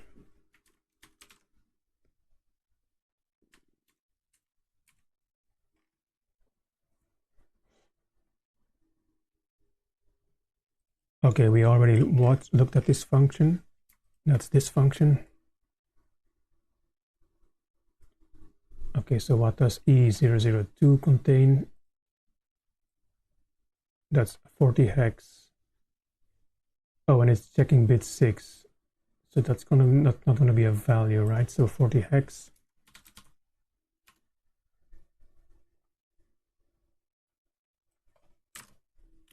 And it's checking bit 6, 4, 5, 6, that's unset. But we're jumping if it's non-zero to 6F. Okay, so we're skipping this. Okay, we're skipping the early exit. Sure. And then we're loading C into A. Okay, C was a value that came from that 2D whatever, right? ED2D thing, that's the 10 hex, that's the 16.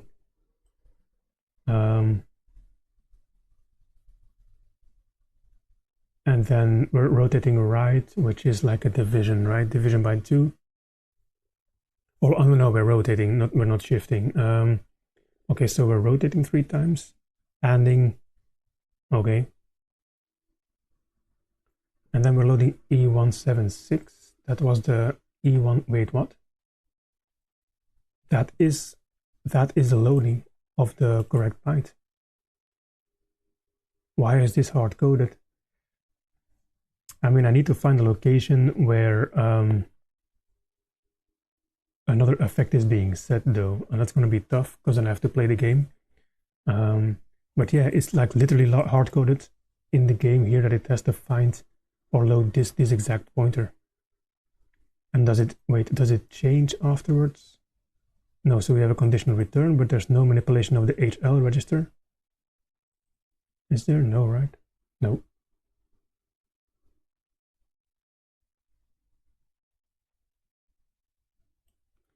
That's so weird. So we have a hard-coded, well, unless this one, okay, unless that one does change the value though, but of course it's not going to change the value now. Like this could also be the first in the array, right? As in the effects start here, and there are like eight effects we have to keep track of. But I mean, there's more, right? Like, yeah, these are all things we have to keep track of. We have activated. Yeah, that can't be the case. That's super weird. That this is straight in the.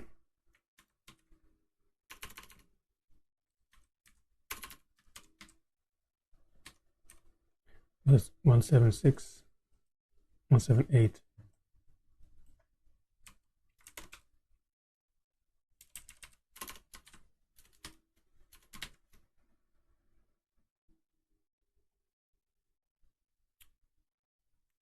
F48.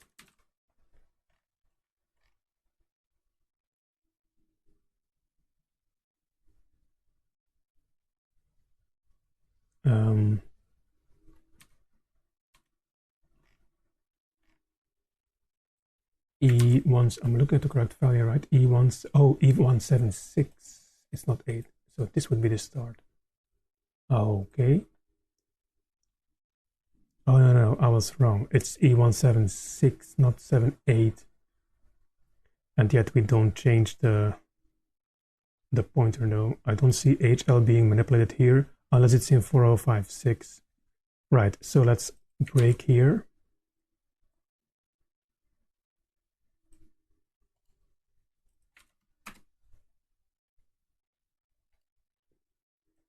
F.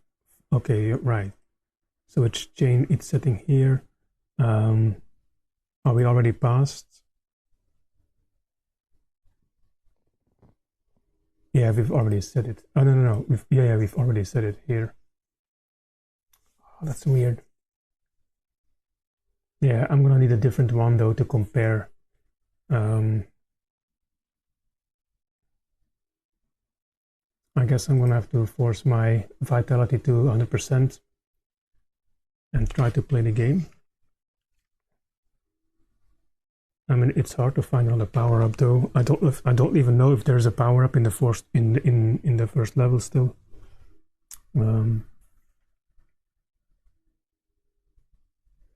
I mean, we can force these things too, right? We can mess with stuff and see if we see other effects just by changing the values. That might be another idea that we can try first. Right, so if I do put some stuff here on 1, assuming these are all effects, right? I'm not sure if that's going to be the case, but we can try. So if there's other stuff that we don't take damage from anymore, such as skeletons or bullets, so that still give me damage. Does this give me damage? No, right. Oh, it does. And the skull gives me damage too. So that sucks though.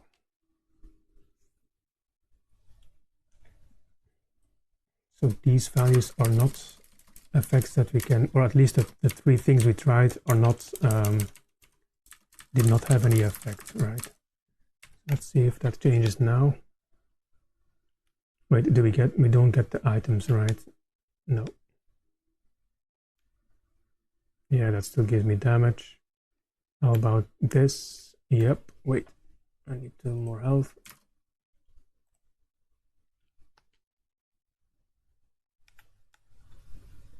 Yep, that one too. Okay, so maybe they're stored elsewhere. That would suck though.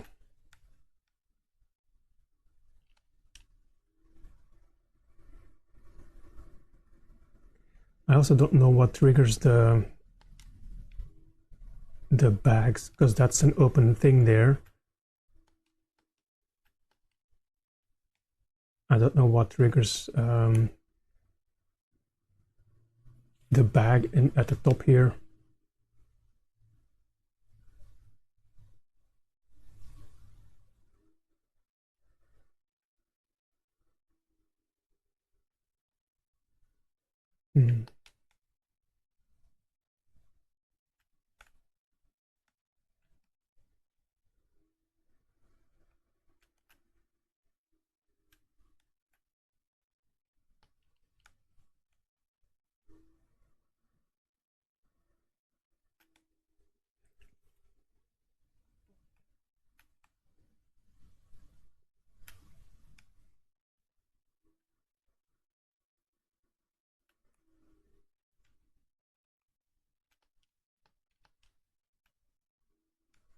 We went in that one first, right? So let's go in the other one.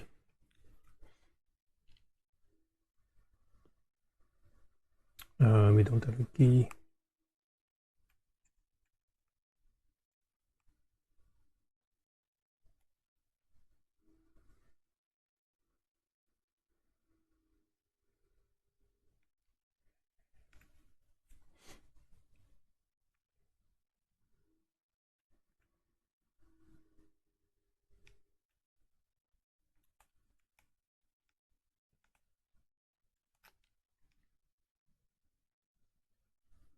Okay, a bat.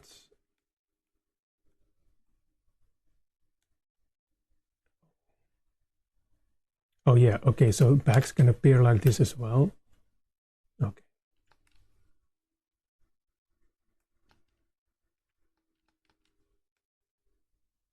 Just walk through. Okay, it didn't give me anything interesting. Right, so I think it's only the bags in the circle that can give you power-ups. Not sure about that.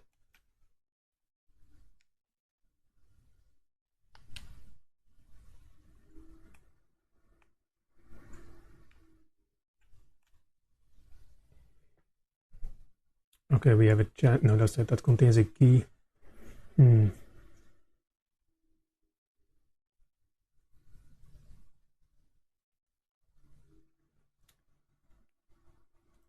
Okay, this became 3 though. I mean, that's what we saw, right? Like if it's 0, we don't do anything, but if it's 1, it increments, and that is exactly what happened with this one,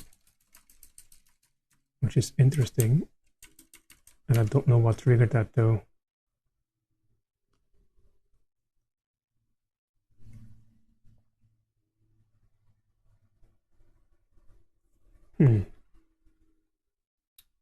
Okay, didn't want to do that.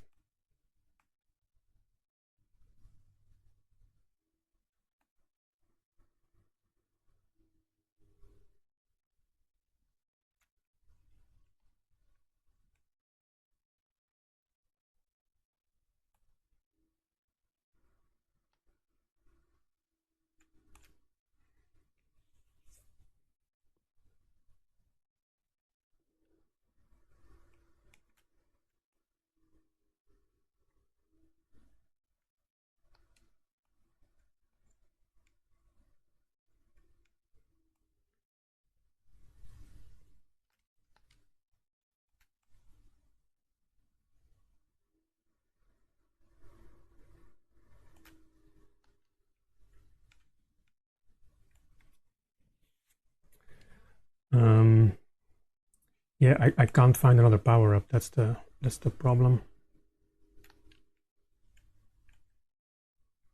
I don't think there's going to be one up here either. Nope.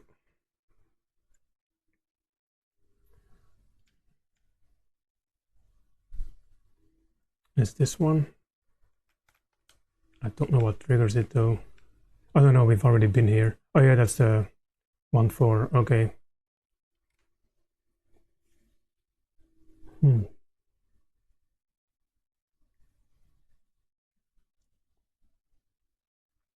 Okay, never mind. Let's focus on something else. We can just find out about other memory stuff, right? So we can find out how many friends we've saved here. That's currently at 4, right? So let's look at that.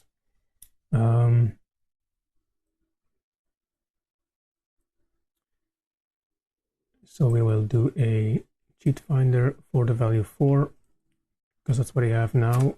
Oops.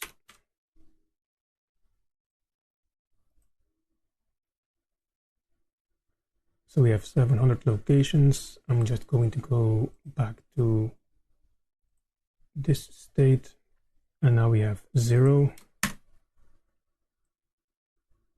Okay, that's not much difference. And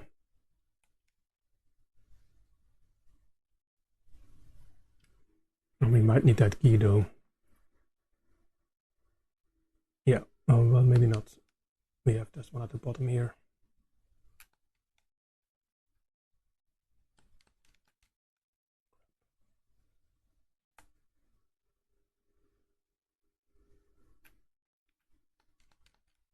Again, third time. And now we have 1.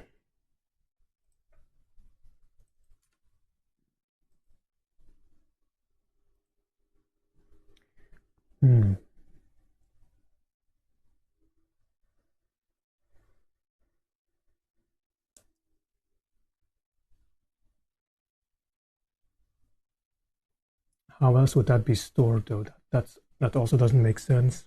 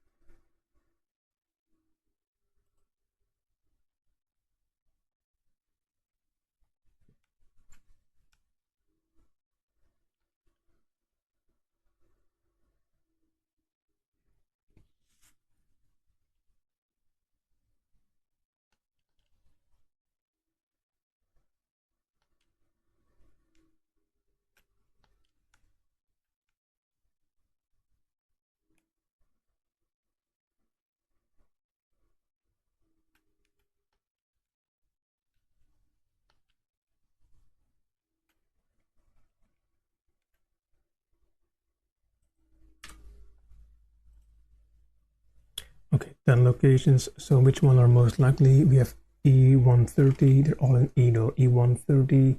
That's this one. Okay, we can work with this, right? So let's go back. Yeah, this becomes 0. So what if we do 4 here? So it's not that one. E304. That's a bit down there, but it's this one. Neither this one. 30B. Wait, let me catch it. So it's not 0 though.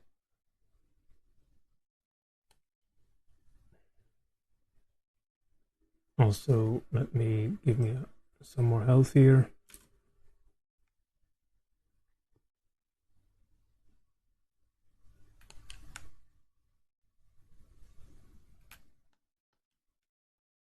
Don't kill me.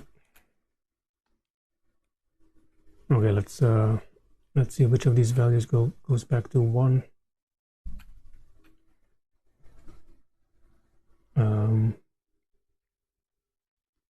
So E130. I mean, I can. No, I'm just going to look at them. E130. Yeah, I mean that is still 1 though, and E304. Yeah, they do seem to follow this. So not B though. Okay, so I'm gonna execute. It's gonna eliminate a couple of them. Yeah. So E130 is definitely still a candidate though, even though it didn't change anything when I manipulated the value. 3 or 4 as well. 3C0. I mean, these are all gonna match, right? I'm gonna see if I can eliminate some more. If I do 0 now, okay, they all change.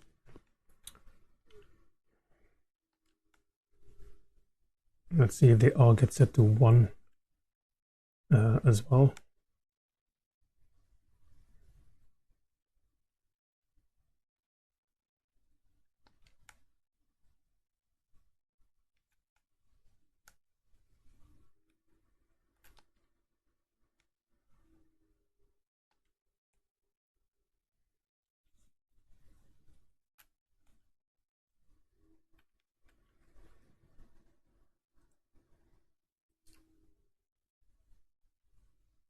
I mean, we did filter some out, or 1 out.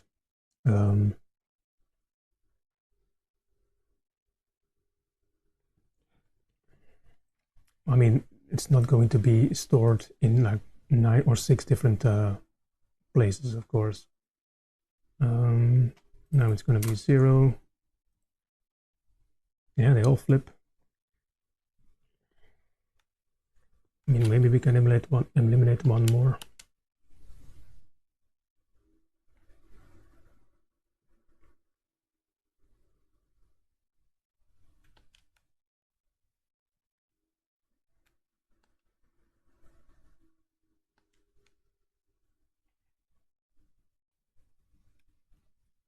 Actually, I might do the second one too. I don't think that was too hard. Yeah, they all flip.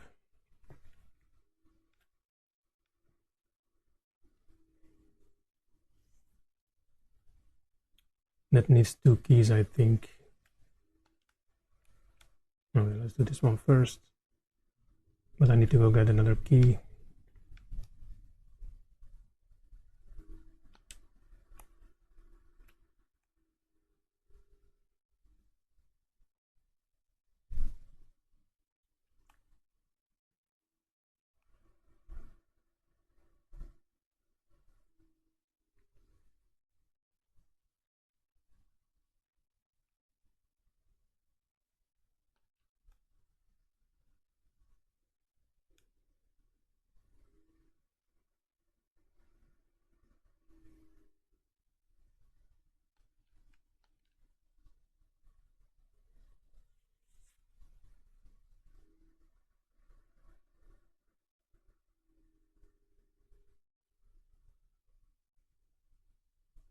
Okay, I think this one contains us as well.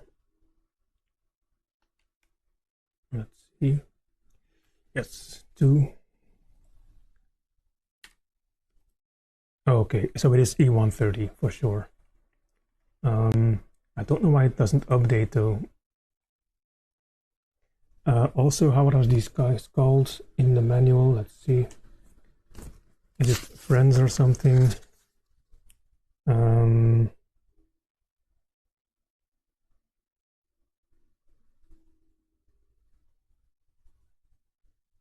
Oh, the Goonies. Okay,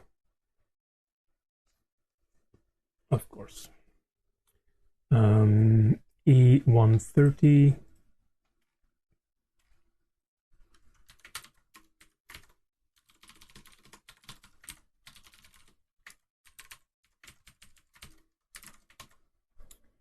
Okay, but that didn't update live, right? So, like if we make it 4, I mean, I'm gonna reset. That's easier. Even though we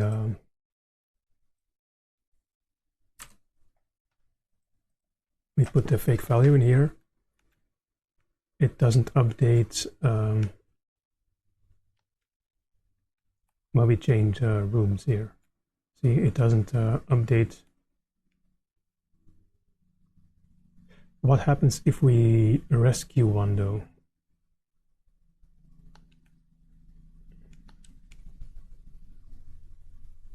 Does it go to 5 or to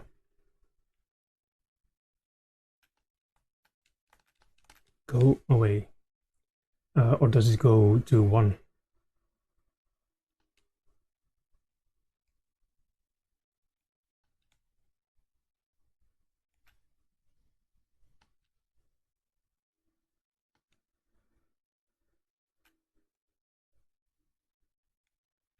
Okay, yeah, it just doesn't update the screen. So yeah, that's definitely correct. All right, what else do we have? Oh, I died. Okay, sure.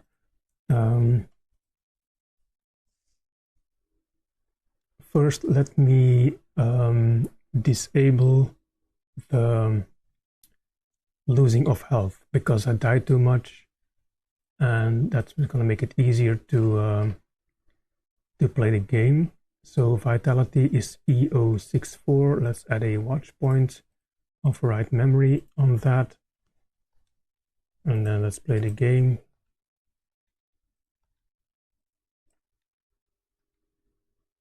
That's going to be initialization for sure. We have 50 health, and let's take damage. Okay. So we're loading HL into E. Okay, so HL contains 4800. Okay, is that contains both vitality and experience is loaded in one go into E063. Is it a double? Is it like a 16-bit value? Why would they do that? It only goes to hex 50. That doesn't make sense. Why would they? Right, so they're loading HL into E063, which is the byte before the vitality. Wait, let's see here, right, where the value is calculated. So it's exchanging DE and HL, so the value is in DE, right?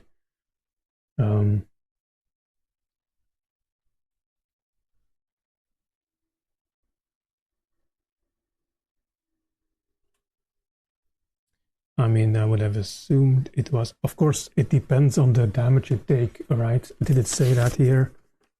No, it said the score, but it didn't say the damage.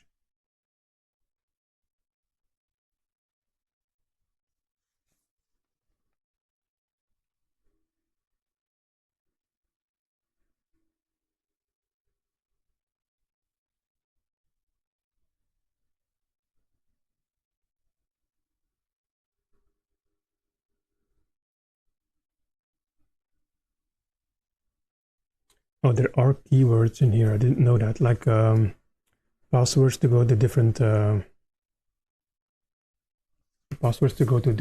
stages. That's something interesting to figure out as well. So 7D67, let's look at it bigger. 7D67. Okay, so yeah, so this triggered our breakpoint or our watch point because that's what updated the lives, the vitality and the experience, right? So 4800 was being written there.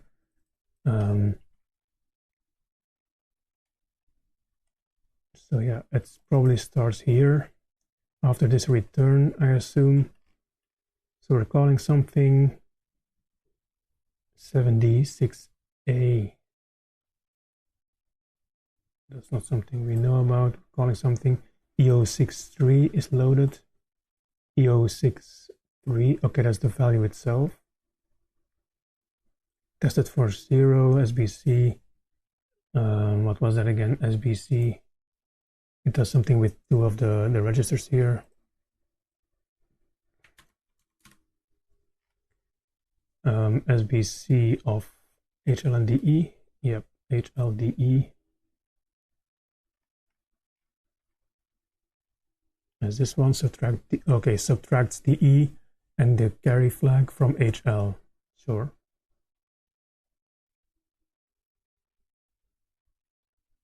And then we jump based on that carry flag to 7D5A. So we're skipping a couple lines here.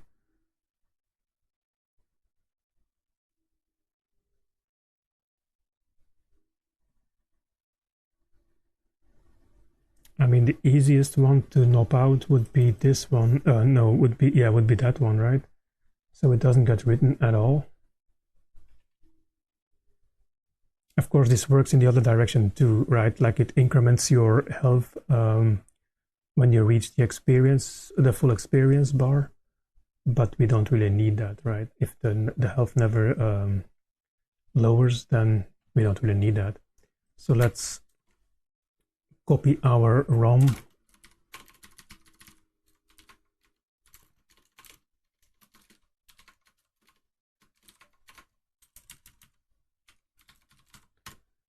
Okay, we have the patched version now. We're going to open that in the hex editor.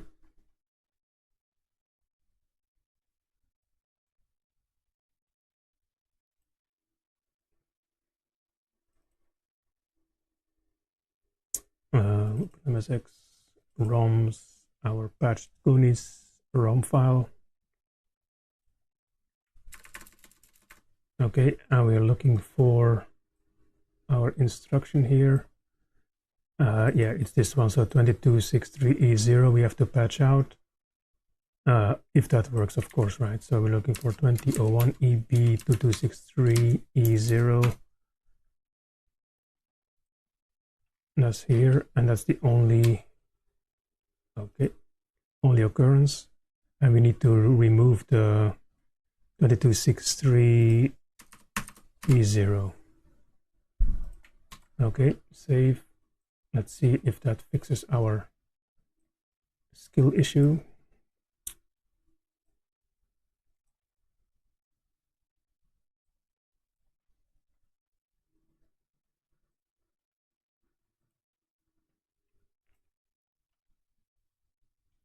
Okay, we have the patched version now. I'm going to remove the watch points so we don't break every time. Let's see if we can still take damage.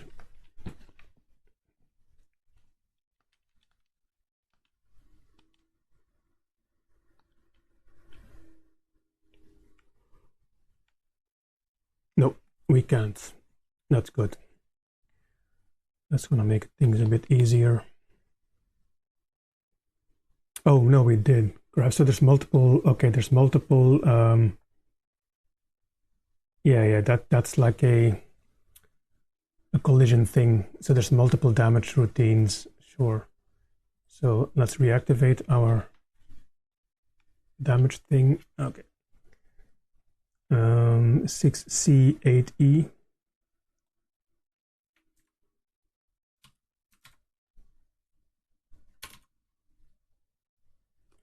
Okay, we're subtracting, so that's a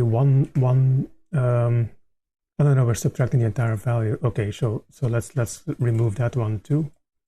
Yeah, okay, we're loading vitality, the value into A, and then subtracting B. B is a damage value. Okay. So let's remove this one too.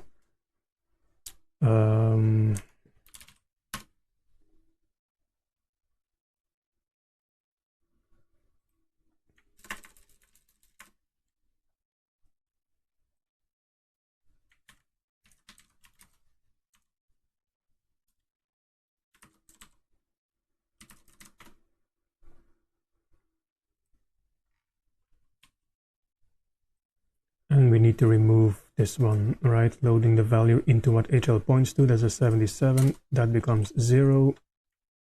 Save. It should have picked that up, I think. Yeah. So this already an opt-out here. That's the line we just edited. And now I shouldn't take any damage from the skull anymore. Correct. I'm gonna start over. So we have full health. Not that it matters, of course, because we can't lose health anymore. Let's lose the watch point. There might be another damage thing. For example, the big thing that comes down.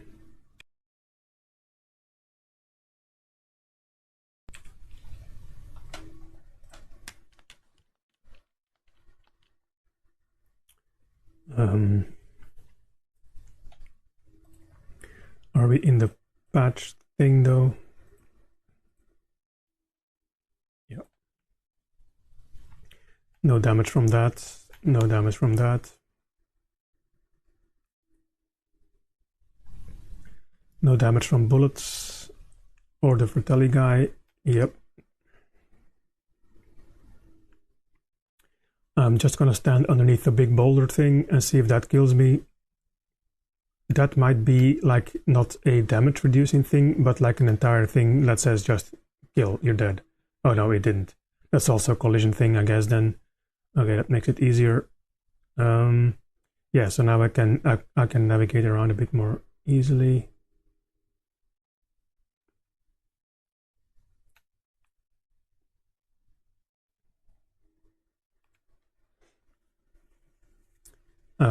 Yeah, so would there be a list of which scenes contain which power-ups? That's still bothering me a bit, where that would be.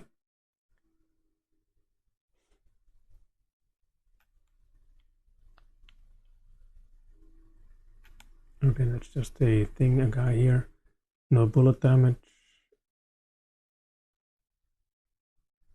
Oh, does that mess with the collision too? Yeah, it does. It does mess with the collision.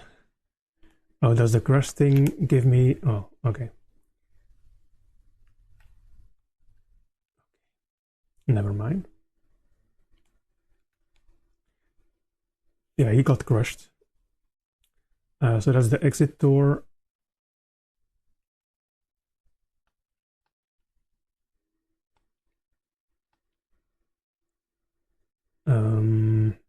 Let's go in the other door here. Actually, I'm going to see... Well, no, that doesn't matter. No, the point is to find a thing, right? A power-up.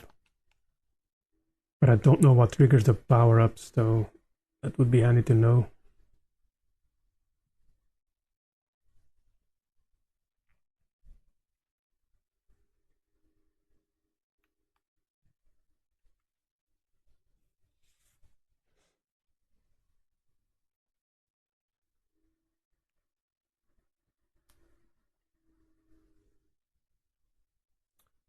Can we go up here? Let's see if we can jump on the thing. No, we can't. Okay, I can't go up here. So that's a dead end then. Okay.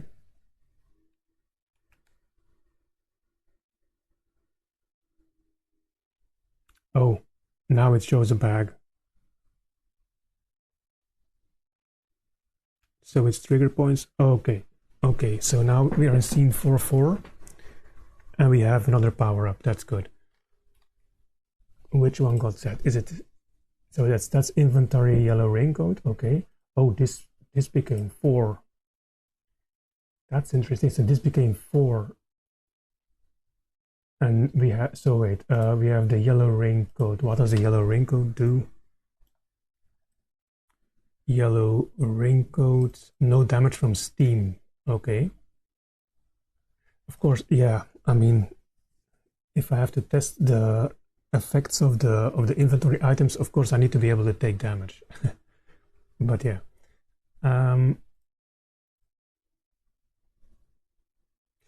Oh, could this be all the raincoats? Like they have like bitwise, right? 1 to 4. So this is the third raincoat, as in we have 3. But then, well, if I put this on 1, because I did put these all on 1, right? I would have had the effect of the green raincoat though, if that's the first one at least, or the other one, no damage from fire. Fire I didn't test though. So if green is the first one in line, yeah, then sure.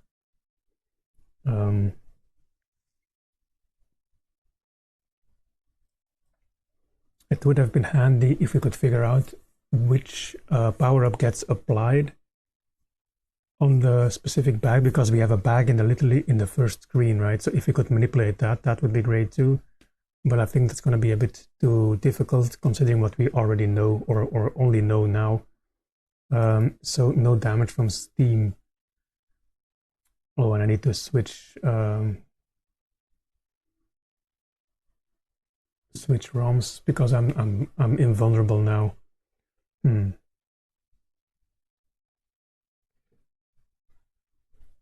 Wait, no, I can force the value though. Okay, so let's put this. So E1, I'm gonna write this down first. E179.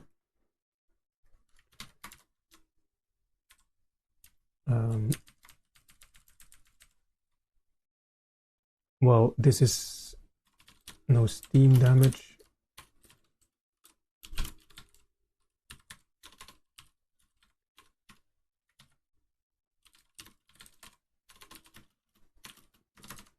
Okay, so I think it's used for more than one thing, this byte. So let's go back to our original ROM that gives us damage.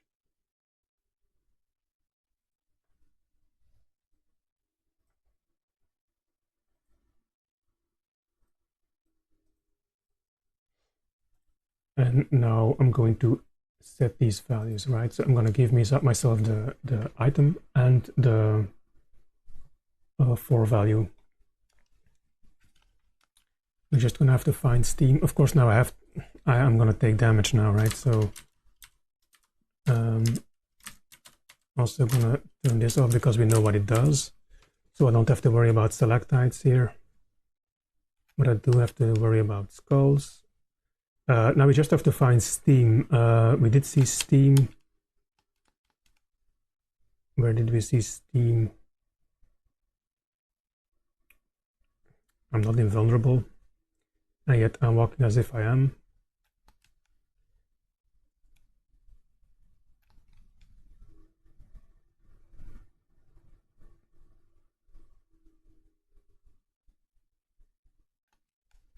One of these, oh, yeah, no, I have the yellow code because I gave it to myself, right?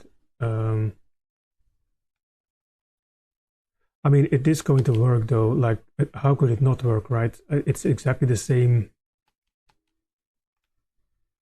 situation as before, right? I think these guys have steam, perhaps.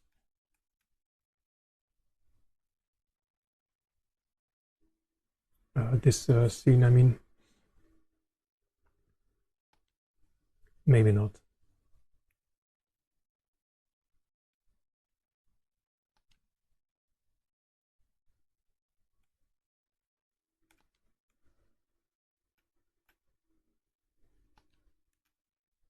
Let's go in here. Oh yeah, here's steam. Okay, I wanted to jump, not.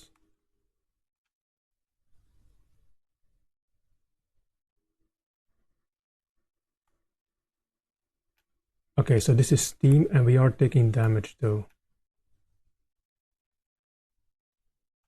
Okay, stupid Fratelli, go away. Give me some steam.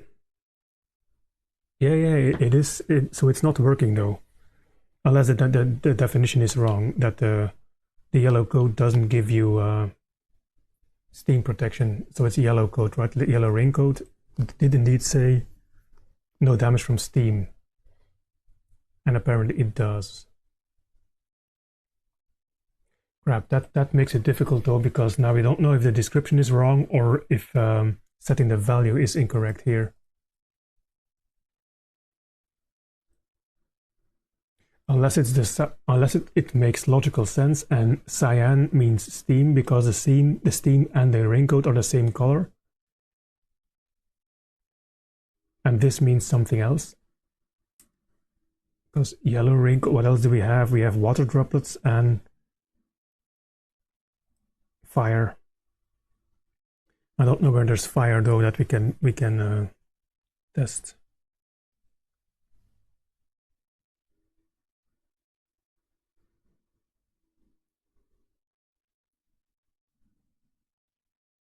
What's weird though is that the demo is playing without resetting the inventory. That's a bit weird.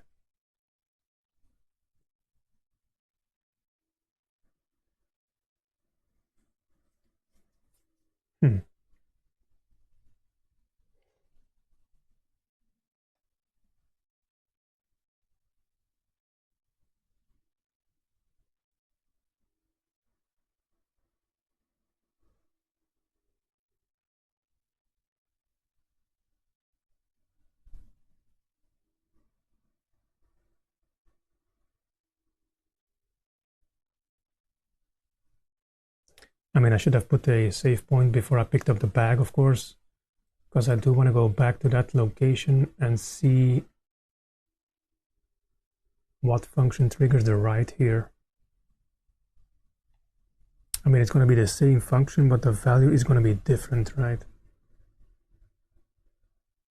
Yeah, let's try that. I'm going to load the invisible ROM, so I don't have to worry about dying. And this should reset now, right? Yes. Okay, and let me put a watch point on this one then.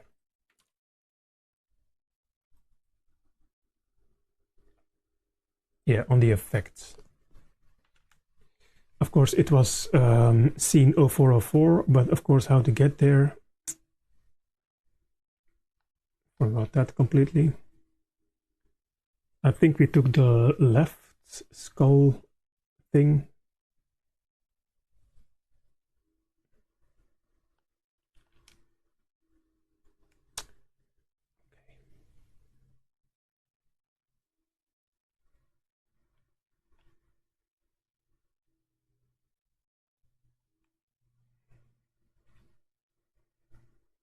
Yeah, I think we took the left one here, right? Did we? And then we went down.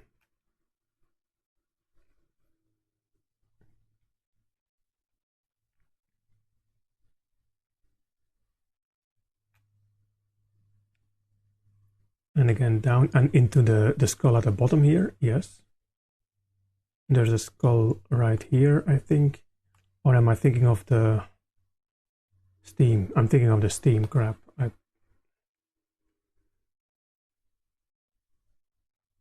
I also didn't want to leave. It was in 0404, we're in 03 here.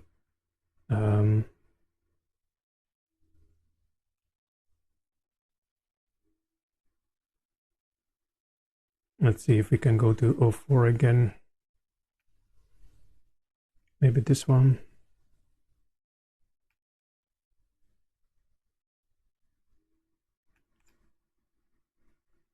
Yeah, 04. So now we just have to go down.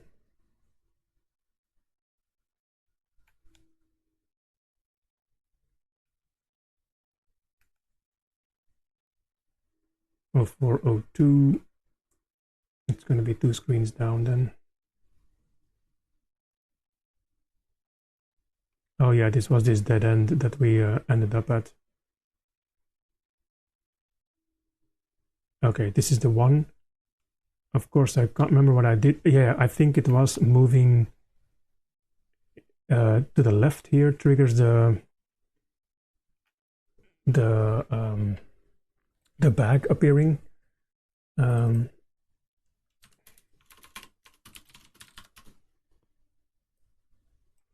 I think if I walk to the left here, okay, then the bag might appear. Yeah. So that's like a trigger. The trigger is right there, sure. So let's see if we break. We do not break. Okay, the 4 was there for some other reason then, because now I don't know why though. That's crazy.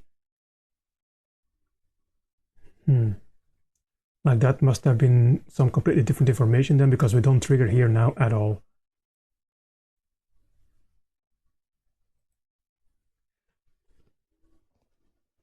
So this might, well, no, this is do not take stalactite damage, because we tried this. We tried putting this on 1, and we do indeed not take stalactite damage. So does that mean that if I put this on 1? No. No, because we tried this. We put it on 1 and 4, and we still took damage. Did this change? I didn't see. So this is 2, 41, and 40. Let's see if we reload our save state.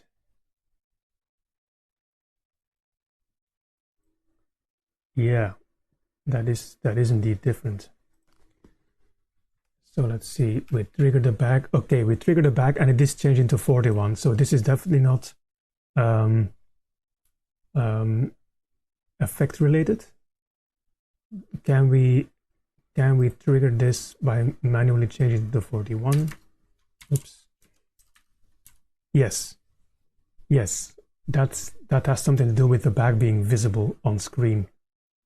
That's very interesting. Okay, I'm gonna have to write that down. That is E168.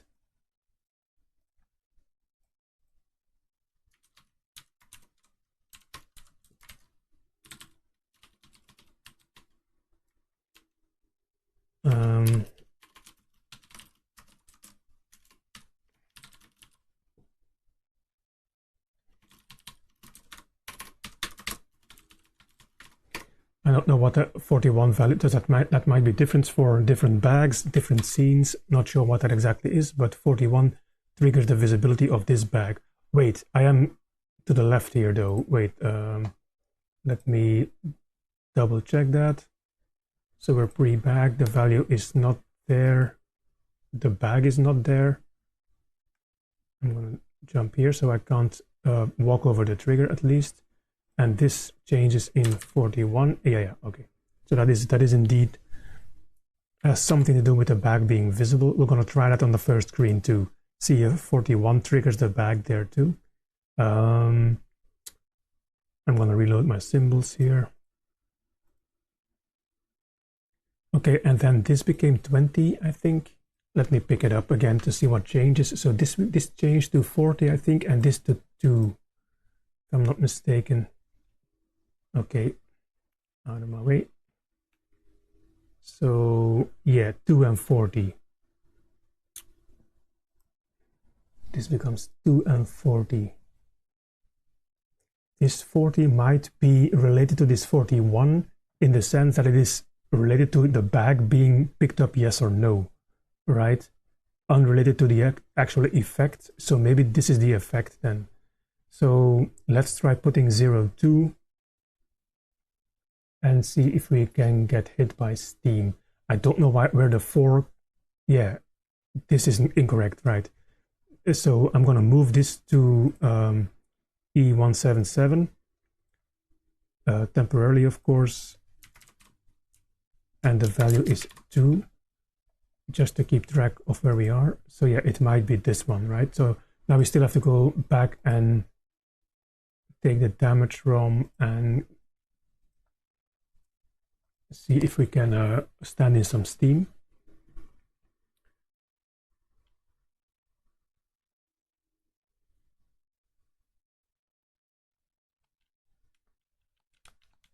Okay, I'm going to give myself presumably the power up.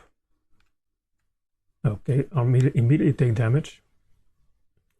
But yeah, that wasn't a skill issue. That was my thing being too, again, that was definitely a skill issue.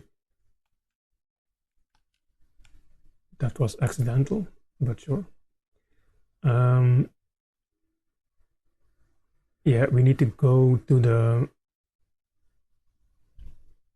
the leftmost skull, I think.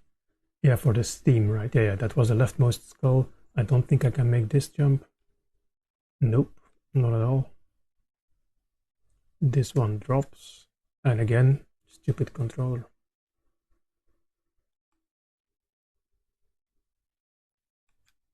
Okay. And then we go down.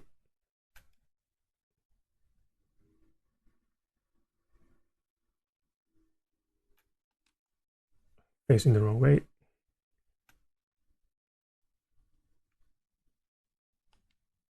Okay, I need to cheat again here because I'm running out of life.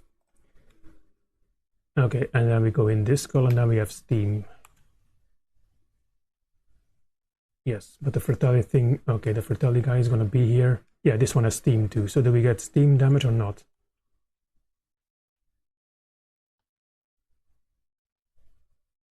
No. So the thing, yeah, okay. So that's that, okay, stupid.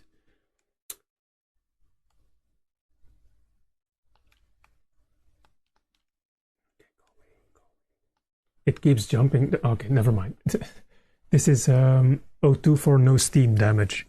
So again, it could be O2 is of course the second bit is set. Could indeed be a value for all the raincoats. I mean, we can try that because we can put it on 1 and see if one of the other raincoats. Actually, considering there are three raincoats, right? There's no 4. Let's put this on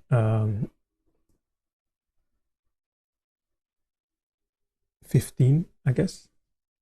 So all the bits would be set. That would make sense, right?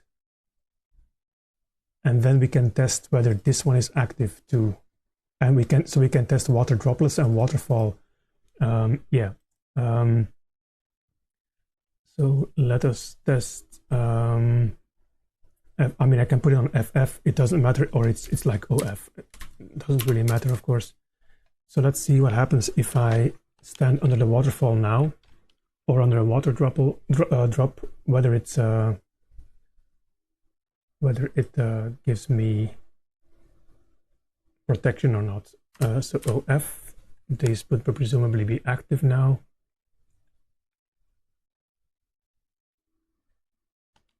Okay, water drop. Yep. Okay, that is indeed as I suspected. It's 1 bite for all the raincoats. And now the waterfall should be, we should be immune as well. Did we take damage? No. So, and if I remove it, then I'm taking damage again. Yes. So which one is it? It's not 1, it's not 2, it's 4. It's a, wait. 1 to 4, 1 to 4, 8.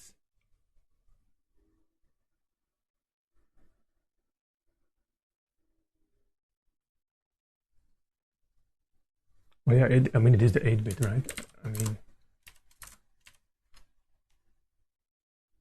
no. Okay, I'm being dumb.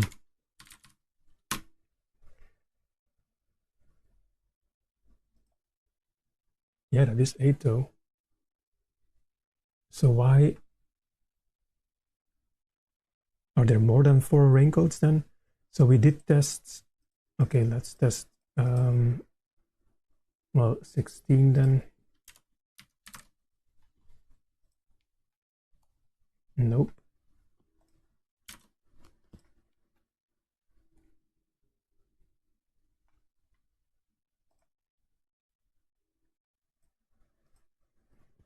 That's weird. So, okay, so does it do count up then? 3? I mean, it could be. Yeah, 3 is right. That's weird. So it's okay. So it's a value then. It's not a bit pattern, I guess.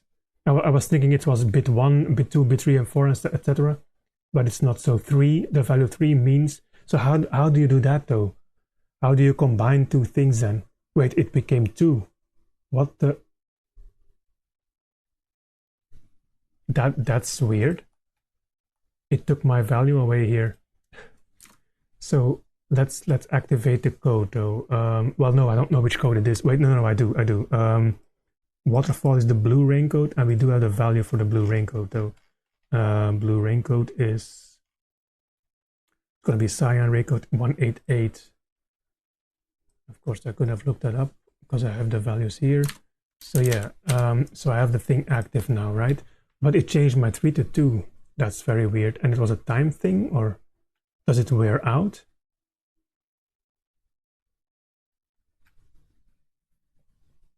So yeah, I don't take damage from the waterfall.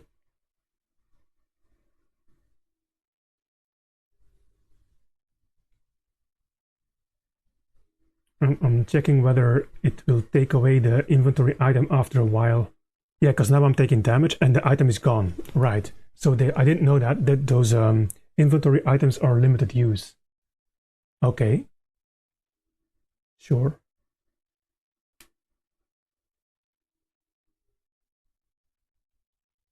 And yet it's so, and it gives me 2 now, and 2 is protection from water drops, right? Because that was the original one.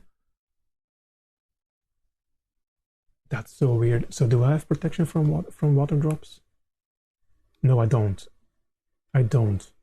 Wait, what was it then? What was the other one? Oh, was it Steam? Yeah, it was Steam. Steam was 2. So why does it, if the item runs out, right, why does it revert to Steam protection?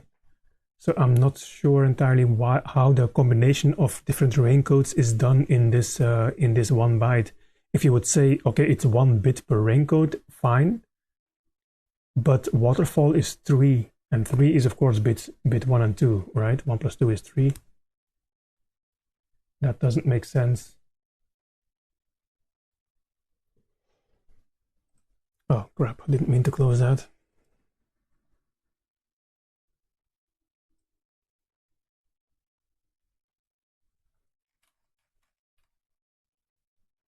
So this is going to be raincoat effect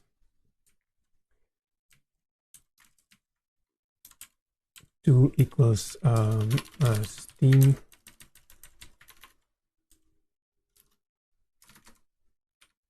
equals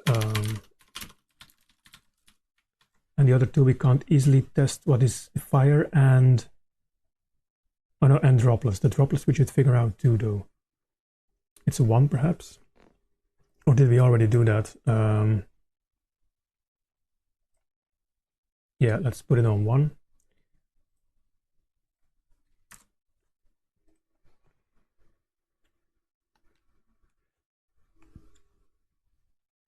Okay, we are taking damage, so it's not 1.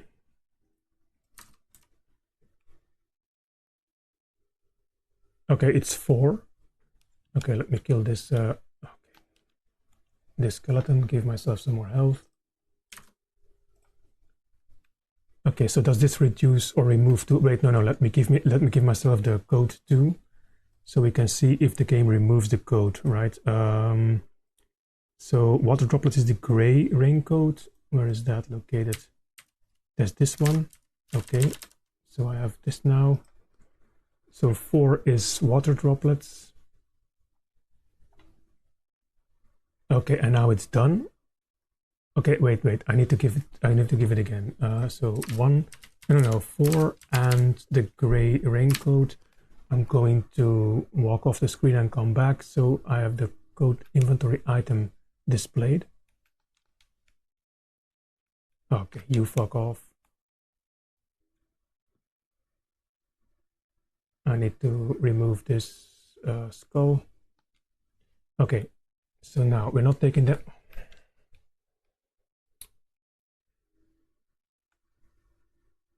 Okay, I need you to leave. And of course, it does keep track of these guys. They are still literally in the next scene here, ruining my. Okay. Oh wait, no, I can now stand under this one too. Yeah, okay, it doesn't really matter. So let's see, right? So we have, let's reset the health here.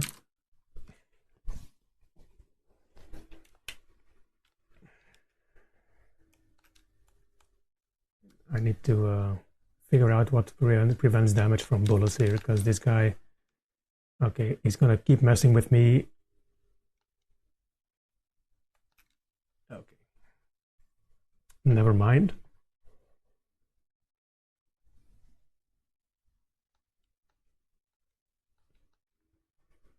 Okay, let's give myself the gray raincoat and protection from drops. And let's hope that the Fratelli brother doesn't show up immediately. Okay, so I do have it. And I'm taking damage now. Or I'm not taking damage, but the thing is wearing out, right? So we're at 4 now. I wonder how many droplets it is. I'm not sure. Yeah, it removed it and it both went to 0. So that does make sense though. Like if the thing goes away, it does get removed to 0.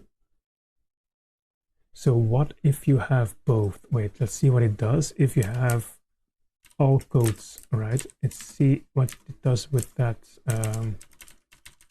value now. So I'm gonna reactivate my droplet protection. Didn't want to jump there. Okay, my health is staying. That's good. Okay, I'm gonna move so we can see the items.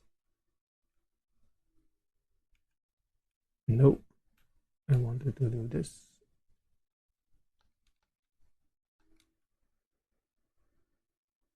Okay, let's reset here. That's fine.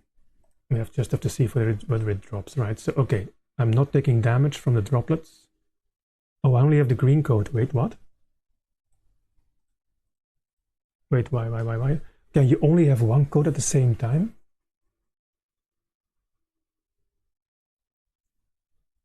I mean, logically that would be the case unless you're wearing 4 codes, right? Like,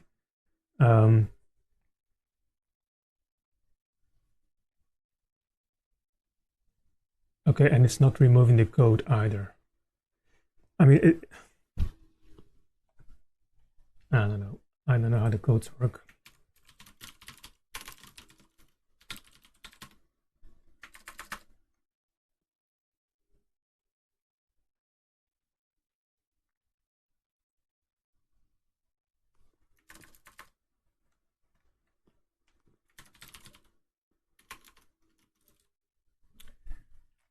A number of power-ups, helmets, jackets. They call it a jacket here, prevents sloth from taking damage.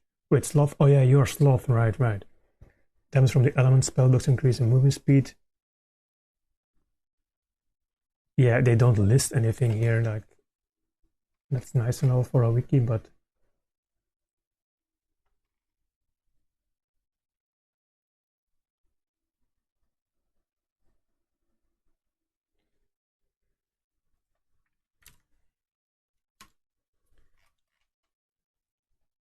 we should make a list of all the power-ups and what they do, though. A bit more information, because yeah, these are the codes, right. I do remember that from when I was a kid. One-Eyed Willy was indeed the code. I do remember that.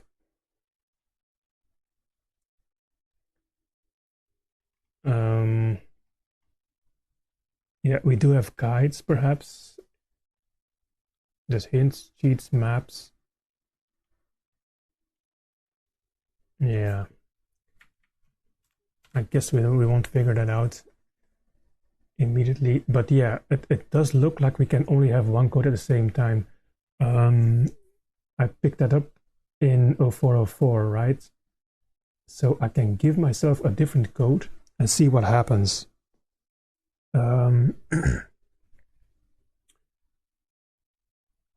Yeah, if I do this, if I only give myself the gray code, now it should go away after a while, I assume.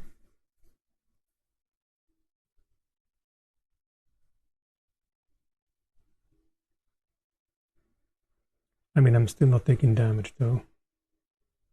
And gray code was water droplets, yeah. So let me reset by moving away here and coming back.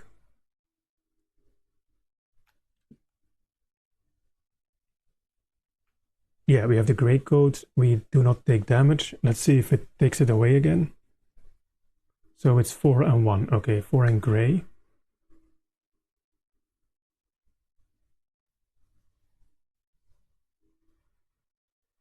Yeah, I think it's confused now because I gave myself all the codes, which might not be possible because it's not taking away the effect now.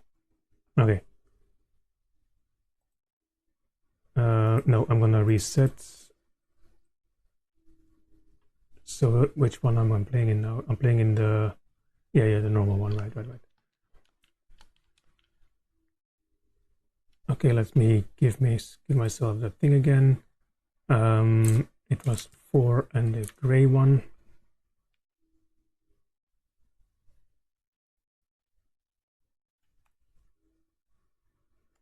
Okay, we have the gray code. Immediately take damage.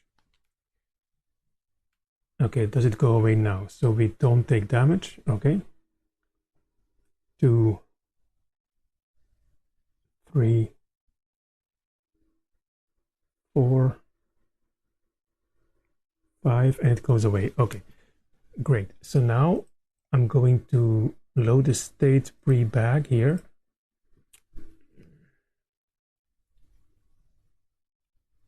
Oh no, we're in the, but that doesn't matter. We're in the invincible ROM, but that doesn't matter, right? Because the save state links to the specific ROM, so that's fine.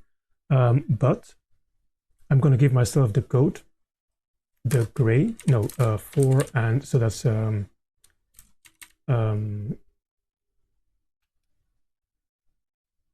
rainfall, waterfall protection. So I have the gray code now. Let's see if I pick up the cyan one, whether it removes the gray code. No. Oh, yeah, no, it gave me a second one. Oh, this becomes 2. Okay, now it's getting confusing. Okay, so the gray became 2, and now that's 6.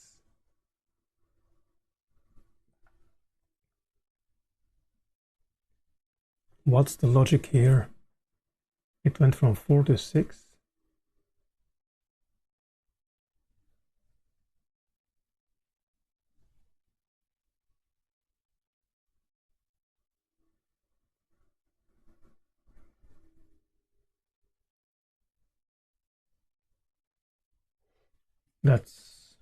That's weird.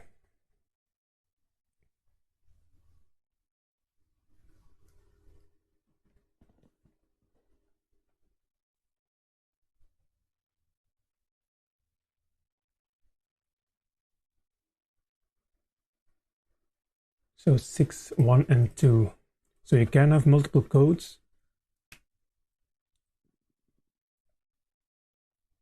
But the question is it possible to have them inversed, right? Where you have 2 for the yellow one and 1 for the gray one? I mean, if it's an index, oh, would that be an index though?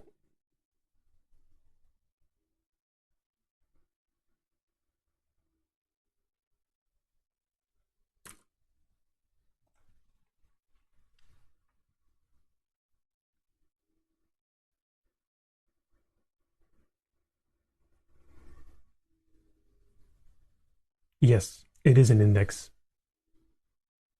Okay. So I change it to 3 and this position changes to 3. So it's not a boolean, it's the position within the inventory, like all the inventory slots here. Okay. Unexpected, but sure. So yeah, so inventory gray, this is inventory position. Okay, so okay, if I then do 2 and 1, I'm switching them around, right? I'm putting them next to each other again, and I'm putting the gray one left and the yellow one right. No, that okay, so it doesn't do that then. Wait, am I correct here? So yeah, yellow is 2. Why? That's so weird. So if I do 1, 4, there's gonna be 2 spaces in between. Yeah. Yellow is on 1. And if I do 4, 1, do they switch or no? Yeah, they do. Wait, so why didn't that work? Yellow is on 4. Wait, so that did work though.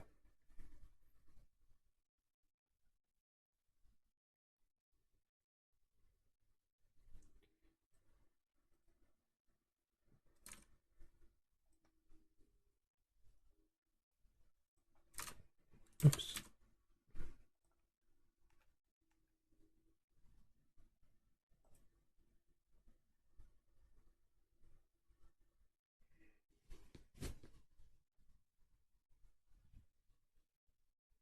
I mean, it's definitely inventory position.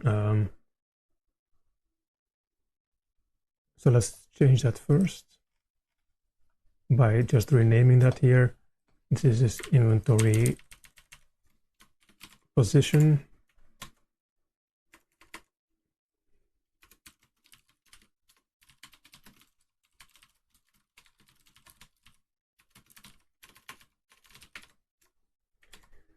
Weird.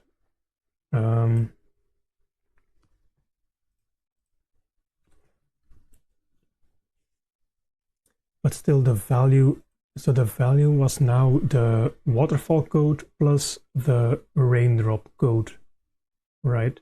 And that becomes 6. And the waterfall code by itself was 4.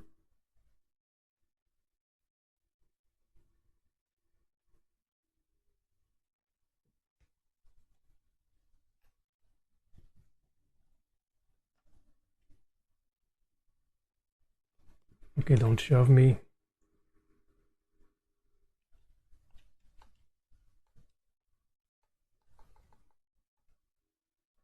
Okay, and it took it away? Yes. It did, right? Yeah, I don't have the gray one anymore. And it became 2 now, which is steam, and I do have yellow for steam, and I also have cyan though.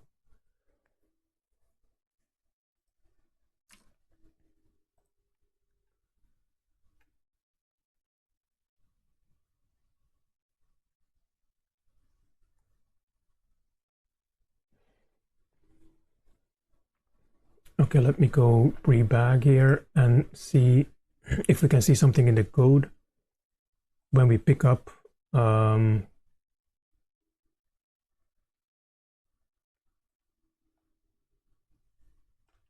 we pick up the bag.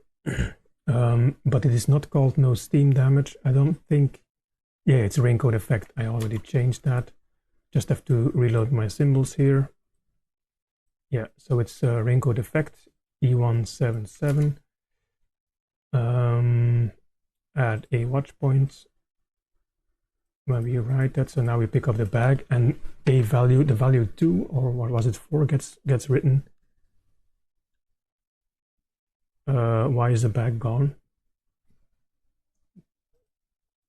Wait, did I not?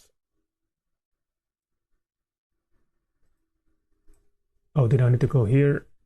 Okay, sure. The break, no, the watch point is gone now. I need to put one here. Okay, let's pick up the bag. Okay, we're at 6F07.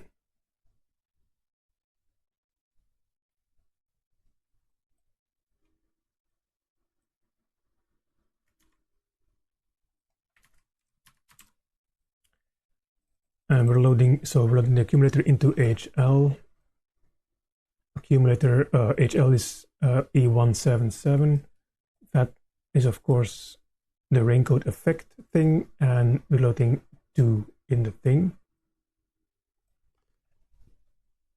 Oh, that's the function where we were. Okay, sure. We already looked at this. Right, because that's the effect value. Okay, sure. We were looking at this a while back when we were looking at the helmet effect, right? And oh, and this is the accumulation of values. So, I mean, if we're ORing, meaning we're adding the bits of the two together, then it would make sense that you only do individual bit positions, right? 1, 2, 4, 8, 16, 32, etc. And yet over here, so for this one, we're writing 2 in there. Oh, and then 6 would be 2 and 4, right? So it perhaps does work on the bits.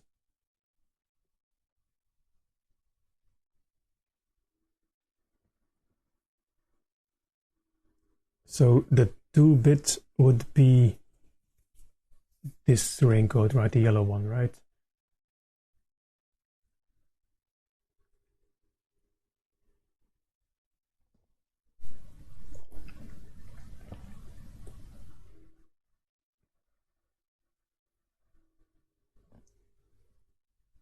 Yeah.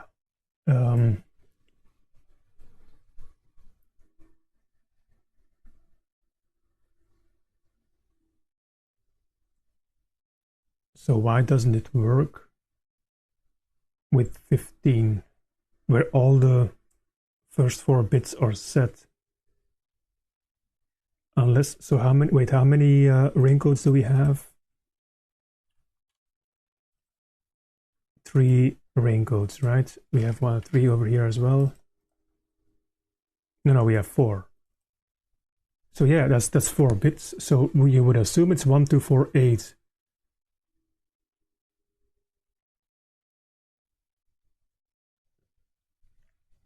So why does this not give me all the protection then? I'm going to go to, I'm going to reset the game here. I want invincible one. Well, no, because I need to test damage, I guess, right? Wait, we're in the invincible one. Let's see if it takes away the code. That, because I can verify it by that as well. I don't need to take damage, right? So this is the yellow code, protects me from waterfalls. Which one? What was it again? I need to write that down because I keep, no, yellow is steam. Crap. Okay, never mind. Yeah, I can still take damage from steam and see if it goes away. I just have to figure out where there's steam here.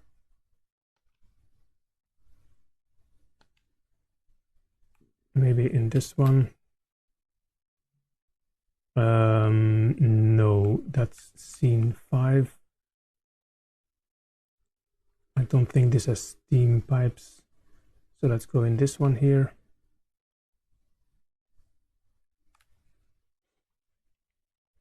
Yeah, this has steam pipes.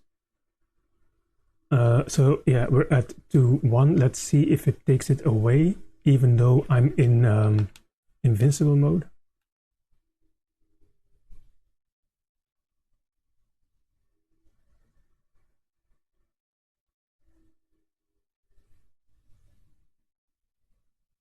I'm assuming it's a different counter. Yeah. Yes, it took it away. Because now we're stopping in the same point. No, we're not. Okay, so it's setting it. This is the removing code. Remove the power up or the inventory item thing, right? Code here, but that doesn't matter. Yeah, so it took it away, meaning I can test stuff in invincible mode.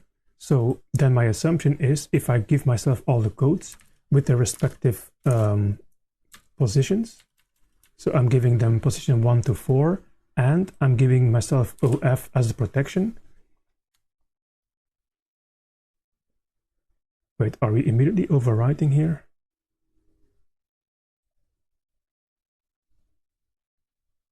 Sure. I'm going to disable the watch point though. So now presumably all 4 bits are set. So I would assume now that we're invincible. Okay, so let's let it take it away, right? I don't know when that's gonna happen because I have been here for quite a bit. Yes, it did, and it went to OD. What is OD? Yeah, bit 2 is gone. And does it make sense? Yeah, it's bit 1, 2, 3, and 4. Yeah, that does work. So Steam was the value 2, right? Which is of course bit 2. Yes. So it does work as I figured it worked. Okay, let's write that down. Raincoat effect. Yeah, so this isn't correct though. Unless it's 1 for waterfall, is that correct? Cyan raincoat. I need to put the effects in the names. Yeah. So the value 3 had 1 and 2 sets, so of course it worked for waterfall too, but it's not 3. It's both waterfall and steam. So blue is cyan is waterfall. I'm gonna put that in the thing here because I have to look that up too much. Cyan raincoat is waterfall. Yellow raincoat is steam. Gray raincoat is droplets.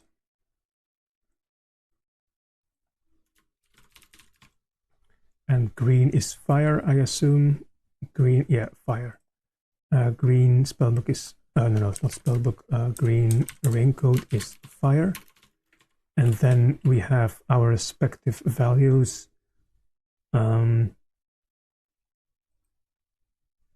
So one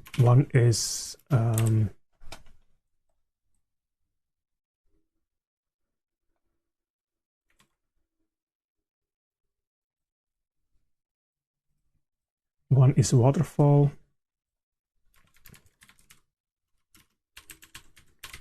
2 is steam. 4 is droplets, and then fire.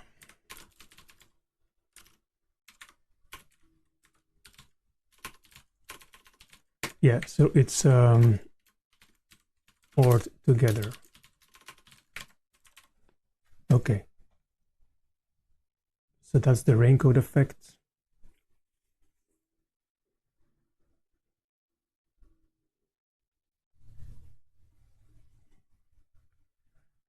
So yeah, we did figure that out, and that also makes sense. Now there's a fewer values necessary here because we're combining all the raincoats in one byte.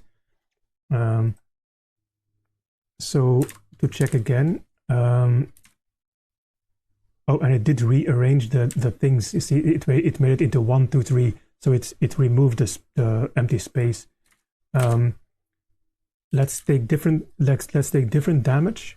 Not steam, but I'm going to stand under the waterfall, and it should subtract 1 from it. So FF or FOF would become OE then, right? Yeah. We've taken off the yeah. Okay, so let's see. Okay, let me get rid of this one here. And now let's remove our protection of the... Which one is it? Yeah, it did it. It became E as I suspected, because it's the bit 1, and this one got removed, and then 1, 2, 3. Yes, that works exactly as we figured out it did.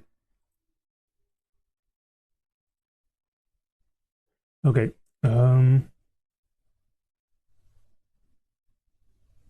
Now it just comes down to figure out where there's another bag with an item that we haven't seen yet. So what do we have left? We have spellbooks left, the shoes.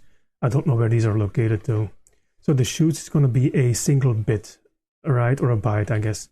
These spellbooks are probably also combined. We have 1, 2, 3, 4, 5, 6, 7. Then we have raincoats, and then shields also combined, I assume. Helmets. Oh, the helmet. Okay. So yellow helmet is stalactites, and the blue helmet is bats. That's going to be a combination as well, though, which we immediately can test. Cyan helmet is bats. So that's going to be bit 2 then. So this is the value for stalactite damage. I'm going to reset my cartridge to the unpatched one so I can take damage. And then, yeah, everything resets. And I'm going to move this to... This is not no stalactite damage. This is a helmet effect. As same as this is raincoat effect. And I'm going to put that on 2 and see if a bat damages me.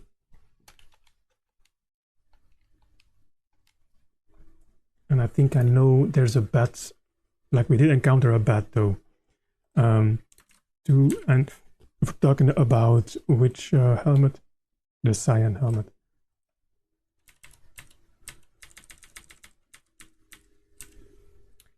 And that's going to be in position 1. Okay, don't mess with me, Fratelli. Immediately damaged. And again. Okay, so we have the cyan helmet and presumably the effect as well. And I think there's going to be a bat. Was it in the next screen? Not sure. No, not this one. Oh, don't crush me. Not this one either. Where did I see a bat? I mean, I've always went in the left one, right? So let's go in the left portal.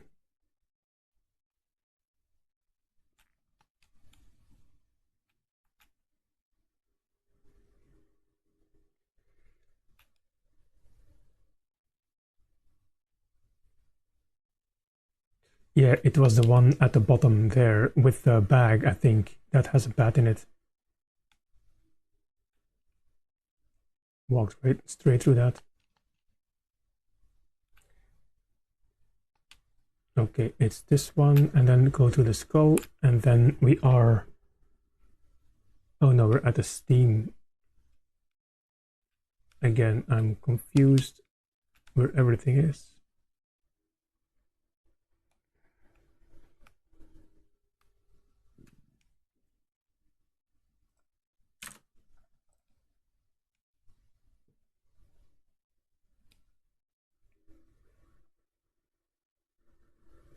Oh, it's maybe this one I have to go in.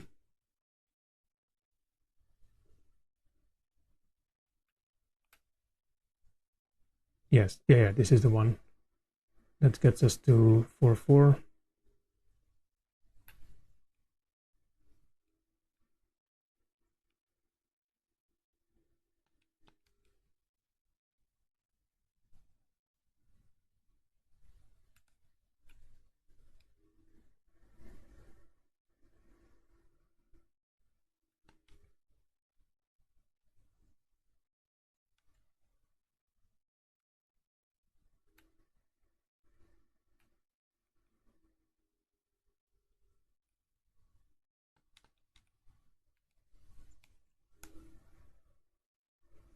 Yes, this will trigger a bat. Okay, I have the helmet. Let's see if it damages us. Not you. Yes, the bat did damage us though. Okay, come back, bat.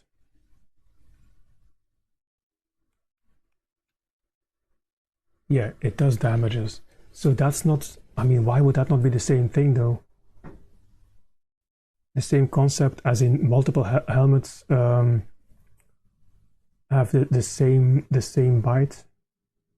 And you would assume it's on bit 2, right? Because the yellow helmet has 1 as a value. Double check that.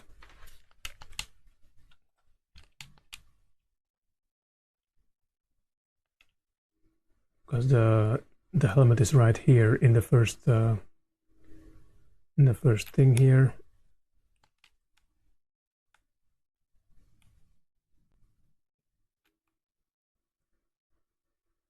Yeah, that's 1. So why would the other helmet not be 2 then? And we only have 2 helmets, right? Yeah. Weird.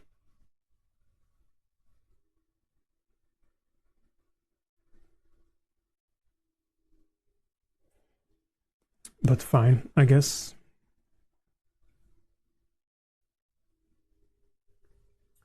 Well, then it comes down to finding a different bag, perhaps. We might use the cheat codes to go to a different stage, perhaps that gives us more chance of finding a different bag, because we didn't encounter that. We've only encountered 2, right? Unless there's a website that lists the bag locations. I doubt it though. Yeah, like there doesn't seem to be as much information about this game as the other ones that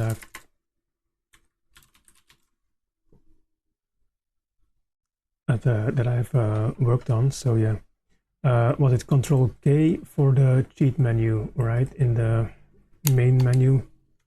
Does that work? Yes. And then let's go to the second one, Mr. Slop. Does it have a space? Or yeah, it does have spaces.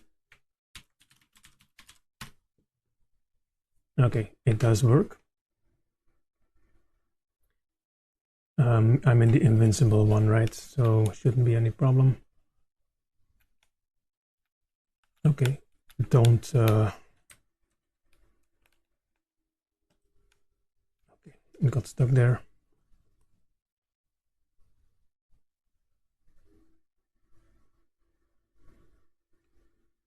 Let's go in here. That's a key. Oh, yeah, that's a skeleton. That's not the. I don't think that's the same as the skulls. That like the bouncing skull at the bottom. Because I saw an item that protected against skeletons, but it might be those skeletons, not these jumping ones. Not sure about that. Okay, is there nothing else here then?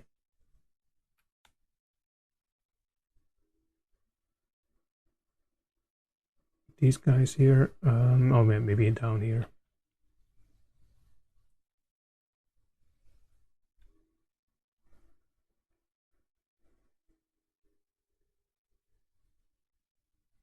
Okay, let's go in this one.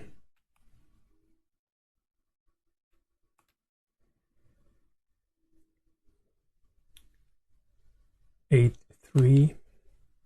This looks like a bag thing, though. Maybe I just have to find a trigger, I guess. Okay, this is one of the skeletons that jumps at you if it approaches you. Yeah, I don't know what to do to trigger this this bag appearing.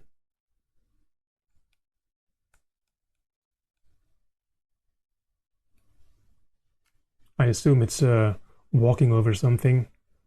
I mean, it could be something else too, though. It doesn't have to be a bag, but it still hasn't triggered yet, so.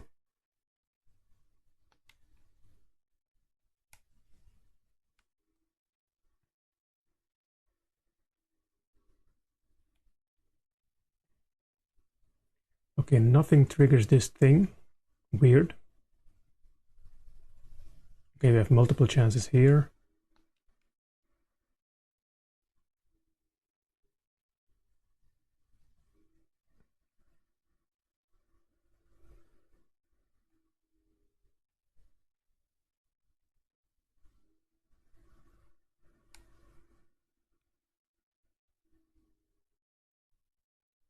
Oh, right. That's the thing come down. Right.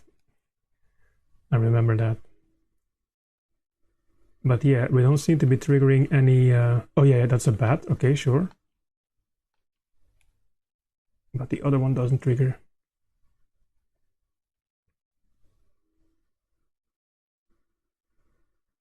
Again, 2.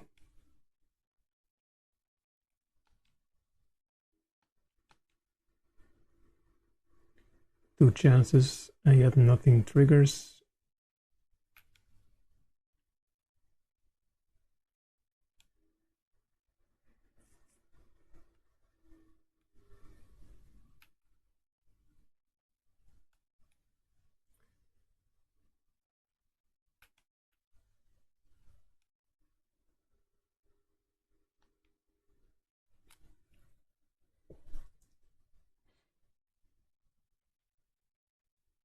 Again, blocked off.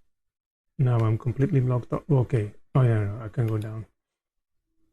Yeah, it's hard to trigger these guys. I don't know how to do that exactly. Like the bat is fine, but I assume there was a bag there. Okay, this is just... Alright, let's go in this one again. Can we jump here? Of course not.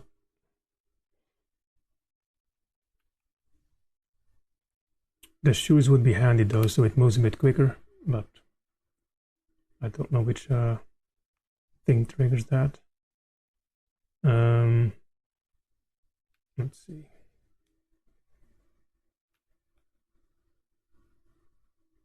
Okay, let's go in this one.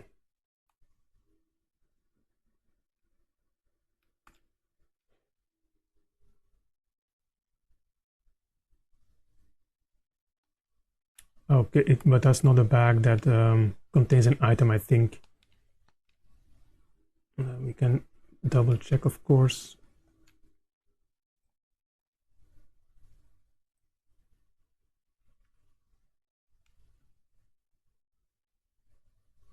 Okay, it changed the value, but I don't see anything that appeared though. It changed this value to 2, but it didn't give me any inventory item.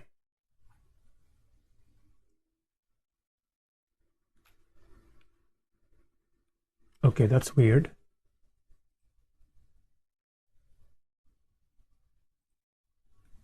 Okay, you go away.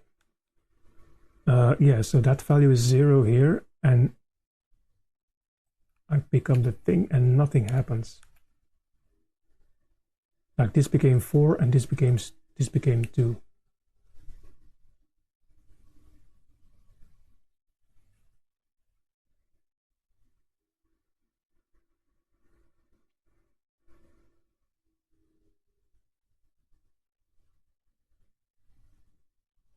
And none of the inventory items are set. That's a bit weird. I mean, we might have an effect without getting the item visible. Like that could be, I mean, that could be a bug, but chances are small, of course. That I simply don't know how the mechanic works. That's weird though. I do have a key, so I don't know what the trigger is for this thing here. Okay, it's a bat. Okay, never mind.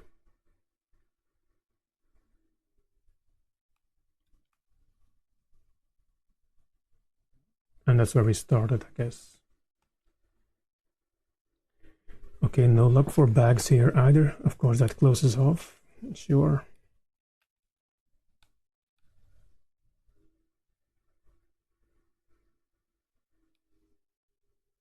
Let's go down here. And in here,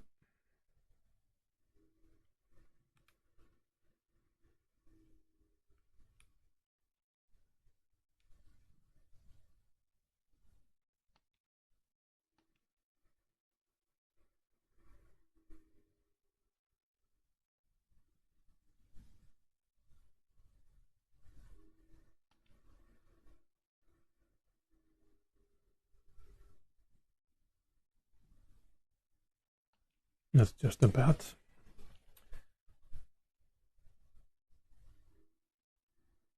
Another chance. That's again a bat. Okay, let's go in this one.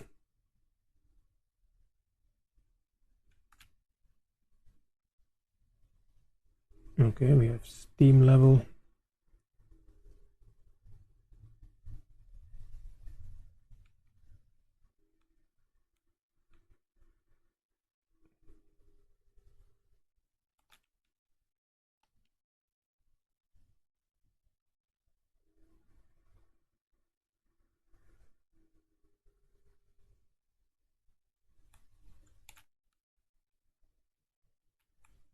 Come on.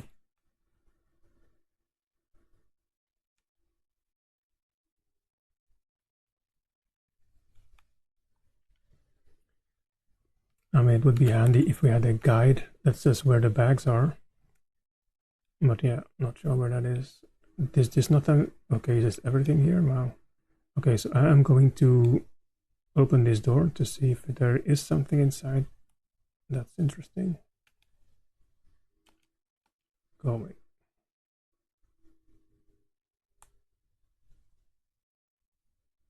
No, it's just a dude.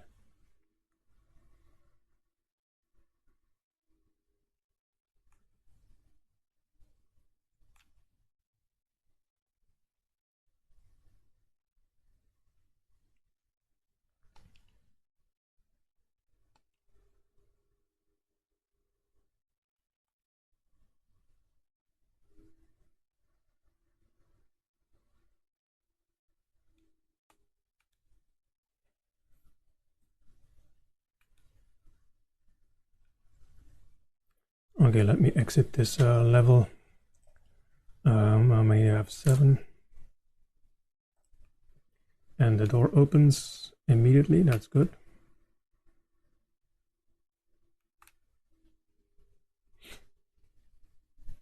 So do we go to thing 3 now? I think we do, right? Okay, we can't skip that.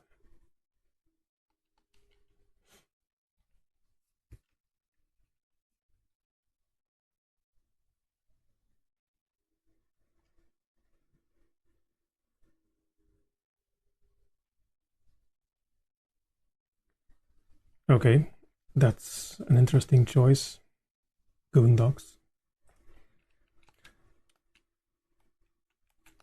Okay.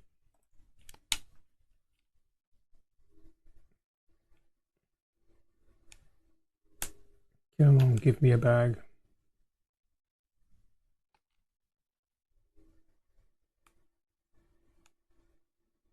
And it's, of course, it's all the way at the top.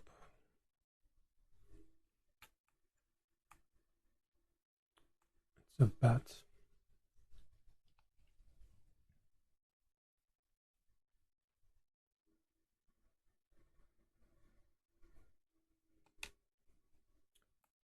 We have a chance here. Oh, those are the notes, right? I remember now. That was annoying back in the day. That's a bat. And we go in here. Blocks me off. Okay. Okay, please be a bag.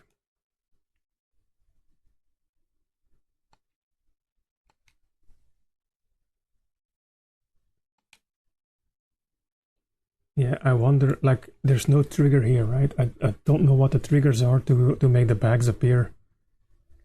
Like, I can move. I've moved everywhere, right? Let me move to every position here. Like, I don't know what all they put in there when it comes to triggering those bags. Which kind of code? Like, is it walking over a certain spot, or like, is it the amount of mob you kill, or do I have to like hit something here specifically? Like, what? How do I trigger this? Right? That's so weird.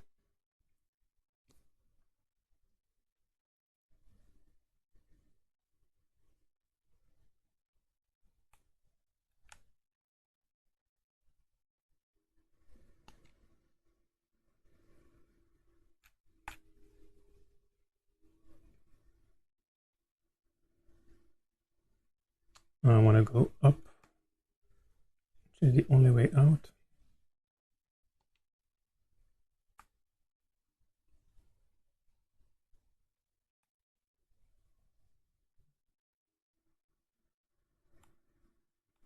Oh, we have to make that jump, I guess. If that's even possible. Nope.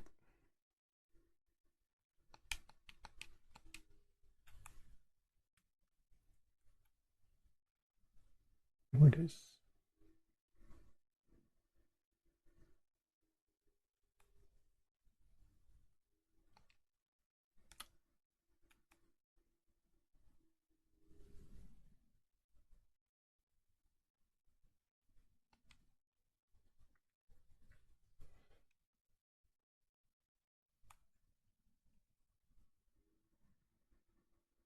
Okay.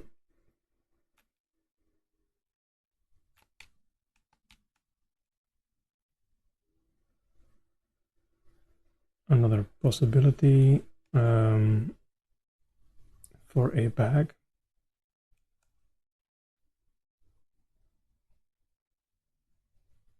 Yet not being triggered.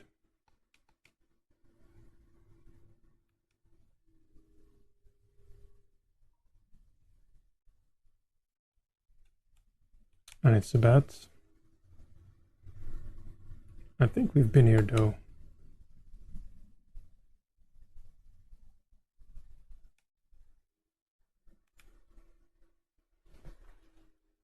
Yep, we've been here. I mean, let's try the fourth level, I guess.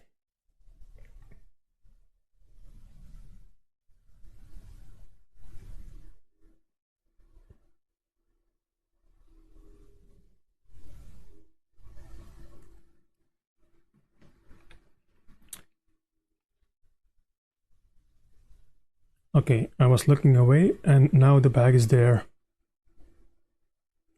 Fine. Watch me hit quick load state here instead of quick save. Those are dangerously close together. Okay, what do we get? So we have the 2 left over here, but that didn't do anything, right? So let's see. Okay, now it made 80. Like, is something messed up with the inventory now? Because now we have 80 in the thing there, but we don't get any inventory items.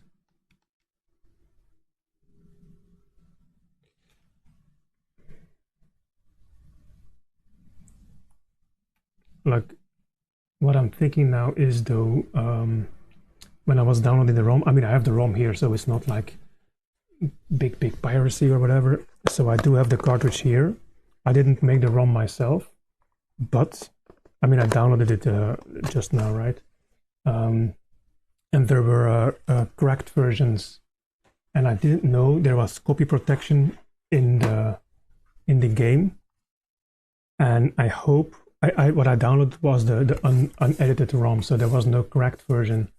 And what I'm hoping now is that there is no crack detection triggering, and the effect would be that it doesn't show the power-ups when you get them. Because if that's the case, then that would suck. But we've picked up 2 power-ups now already, and the values change, but I'm not getting any inventory items.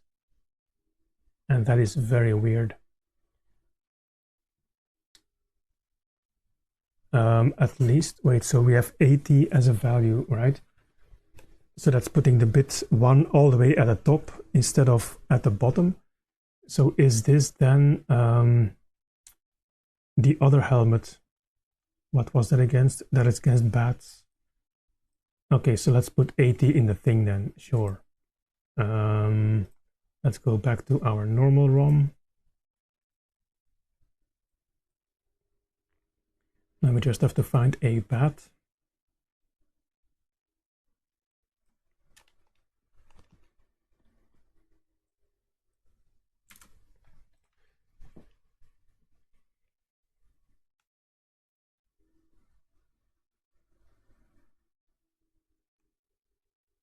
Now we have to go all the way to 0404, I guess, and I'm already losing so much vitality, as they call it, but it's fine. I guess I can force the value to whatever I want.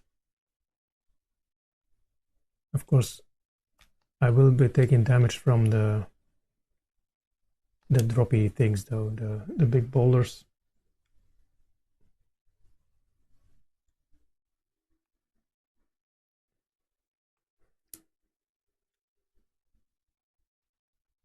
I'm just looking for a bat.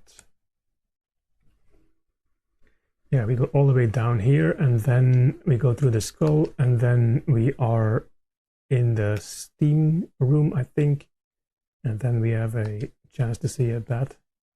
It's where the bag pickup was, the other one.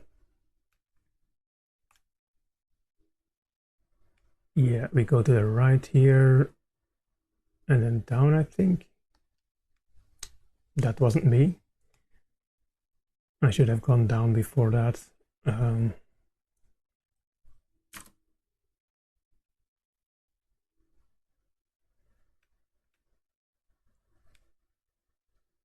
it doesn't matter. We just go in the skull here, and I'm going to reset again. Yeah, and then we go down, and that should give us a bat spawn location.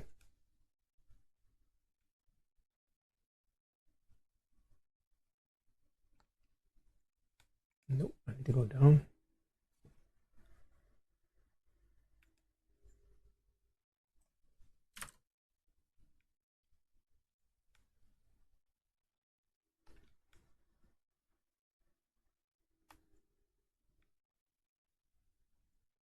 Get crushed, get crushed.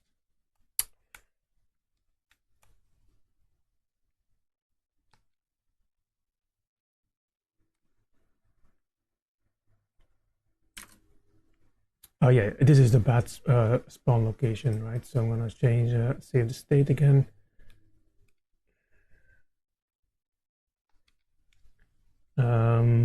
Right, 80. Let's see if we take damage. Yes, we do. So that's definitely not that. I mean, it is using the same byte as the other helmet, and yet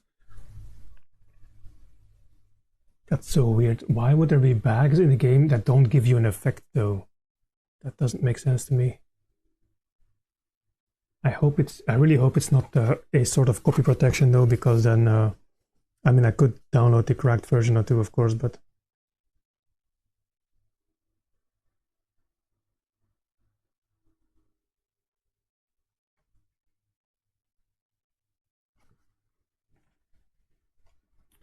All right. I can't find. I mean, there's no list, right? We did look.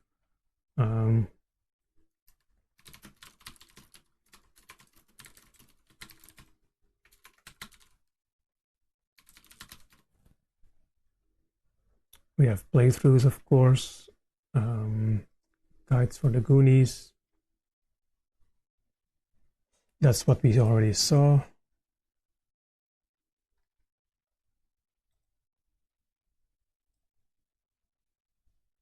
We don't have Facebook.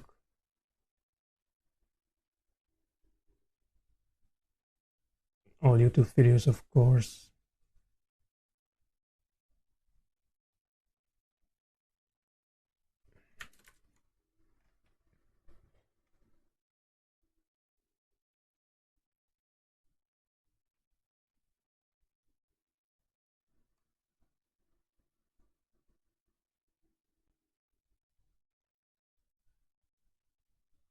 Okay, that's the video. Yeah, we're not gonna find that. I mean, I can go look at the 5th stage.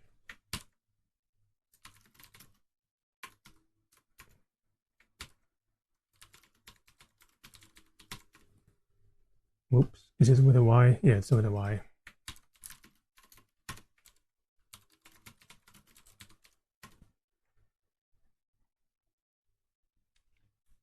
And I'm in the wrong ROM.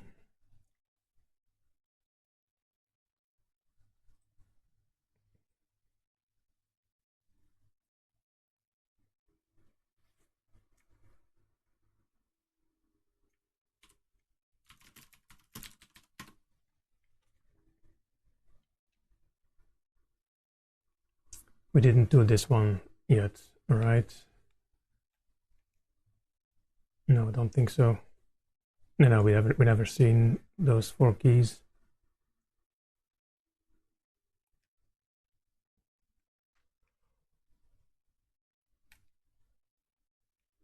Come on, give me a bag.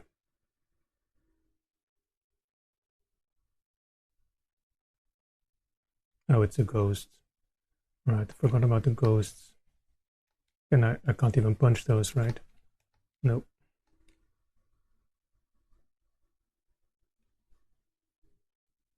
Come on, bags.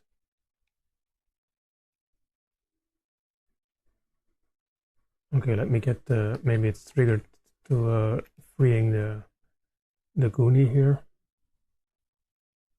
Nope, damn it. Skippy game.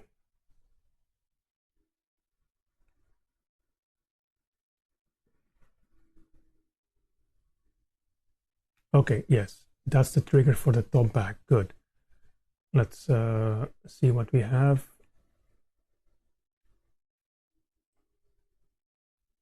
It's in 2504. Okay, that's the book. Okay, very good. That's one of those like these detrimental books, right? So we have this one on one. Yeah, blue book of error. Okay, and it. Okay, so that value became 8 now.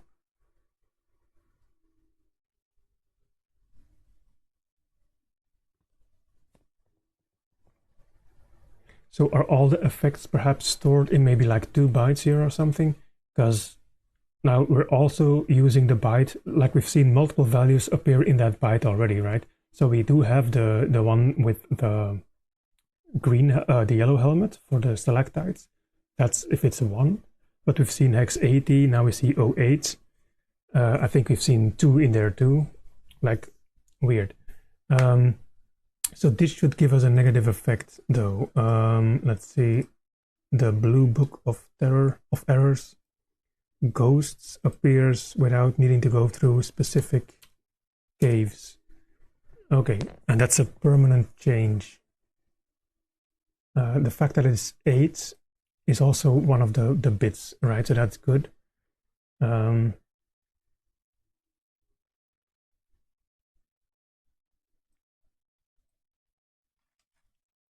So this is no stalactite damage. That is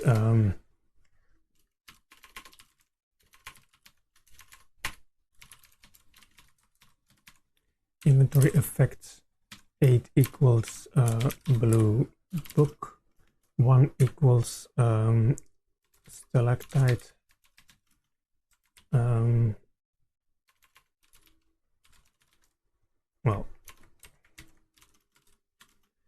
no damage from stalactites. I think that was the case, right? Yeah. So now we will see whether the blue book thing works in the other screens, right? So let's continue this for a moment and see if it at least stores or spawns the books, the ghosts. Yeah, I mean, oh, perhaps they have to have a spawn position, perhaps. Because that's a spawn for a bat. But yeah, so now that ghost spawns immediately. I don't know if that does that without the power-up though. I mean, we can remove the power-up, of course, and see if that's the case. Yeah, we can do that. Let's do that. Of course, I'm already quite close. Yeah, so it spawns immediately. Now if I take away the power-up, so 8 for the thing, and then it was the blue book. Okay, let's see if it spawns now. Yeah, no, it doesn't spawn now. So if I give myself the item and I say, yeah, okay, so if it's 8, it does spawn, but it has to be 8, has to have a spawn point.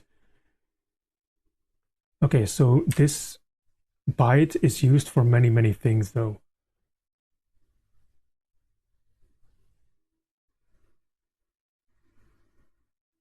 And does it make sense? So, I mean, yeah, no, the helmet is also taken away. So it is taking away a bit, specific bit in that value. So we just figured out bits 1 and 8 then, or I mean 1 and 4, I guess, for the values 1 and 8. So yeah, now it comes down to just finding the others, right? Because what else can we do? I mean, I guess what I can do is figure out how these levels are stored, because that data has to be in there, like the bags and what they contain should be in the level data. So we could export that. I mean, it is definitely possible, but it's going to take a while.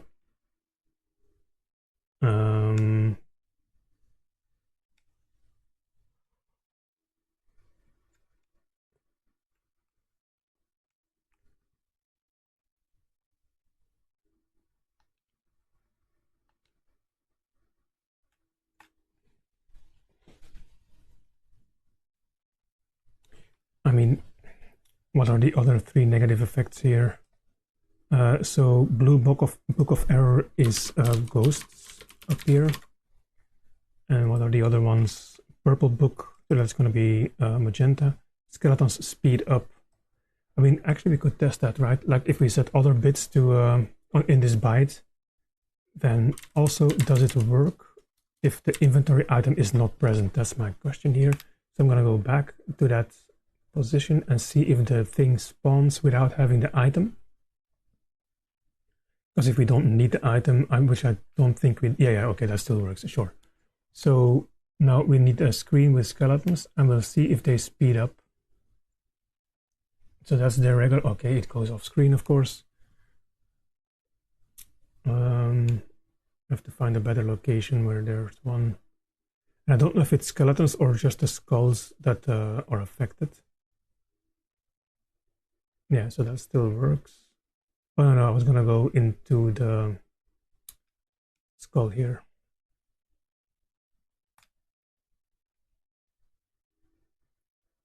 Does this have skeletons? Yes. Okay, so that one should be there still. So that's our speed. Let's start set. So we don't have to set bit one. Let's set bit 2. Same speed. Where did I didn't see where it went. 4, 8.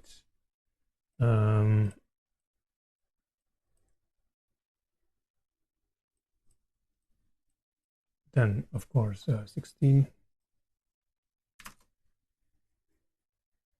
Does that look quicker now? It might. Oh yeah. I think this is quicker. Yeah. Yep, you see them slow down. Yeah, for sure. So 10 is speed up.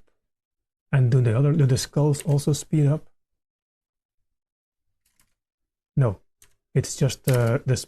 Okay, yeah, he moves like crazy now. Okay, so bit 5, I guess, is, what color is that? The purple book. So that's gonna be magenta book.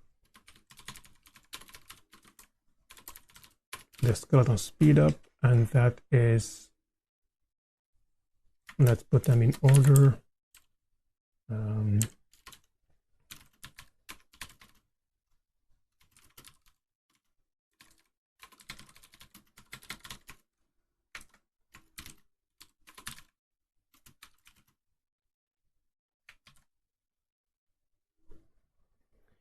Okay, blue book meaning ghosts appear.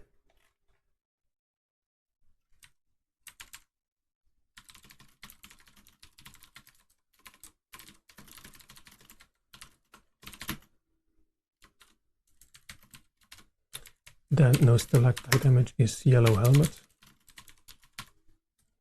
And then bit 9, oh no, that's not bit, that's like bit 4 and bit 5, right? So I'm gonna put the values there too.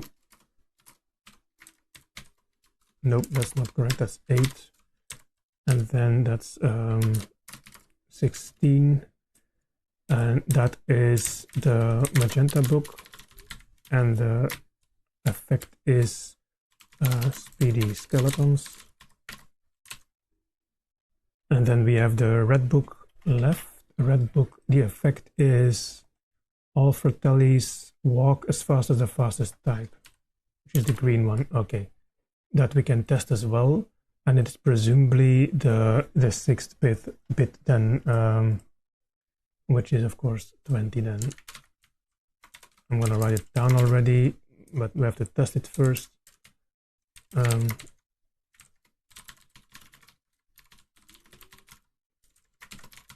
Okay, 20. So now we have to find okay, we have one, and that one is, we can look at the speed, right, of this guy. Oh yeah, definitely. Yeah, immediately faster. Yep. Yeah, you see him sliding immediately when you change the value. So that's indeed bit 6.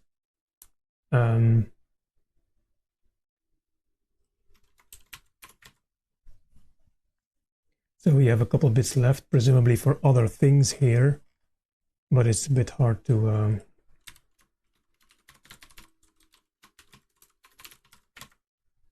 figure out what exactly they do, because there's so many effects, right?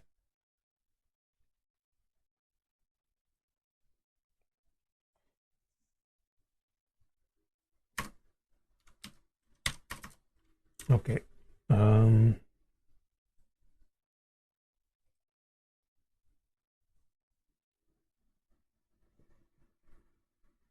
Right, so why did it not give us the item though? Because we did pick up when it was 8, and we didn't get the blue book for some reason. Yeah, that sucks though, because that makes it even harder to figure out what the effect is of each or what the memory value does. That sucks. I mean, we can test things, of course. Like it should stand to reason that we have to use bit 2 and 3 and stuff here as well. But we just have to figure out what it is then, right? I mean, there has to be a value for bats, and I assumed it was 2. Maybe it is 3. No, that wouldn't be a value that's possible unless we're combining stuff. Well, bit 2 and 3. I mean, yeah. So let's add these guys here. That's 2, and we don't know what it is yet. And then bit 3 is of course 4, which we don't know. So if we put it on 4. I'm going to reload my symbols here so the names change a bit. Inventory effect, raincoat effect. Okay, so I put it on 4 now, and the question is, which one is it? Like maybe it's damage from bats. So yeah, these we have figured out, right? These are figured out. This one is figured out. And then we have the spell books. No, we have the error books. Okay, we have.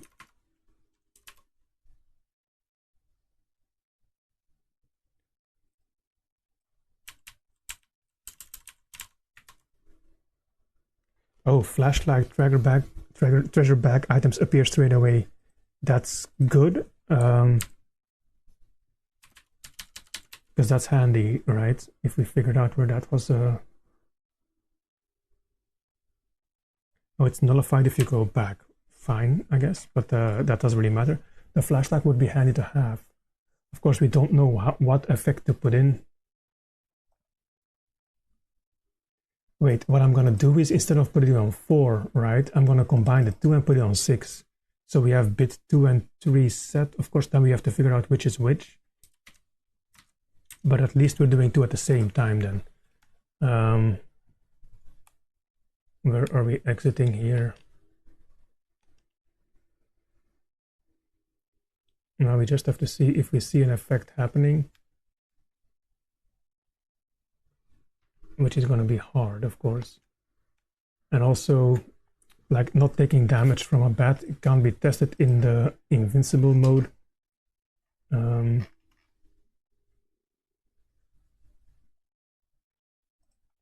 So yeah, I'm going to do that in the regular ROM and just be a bit careful and cheat a lot by patching the health.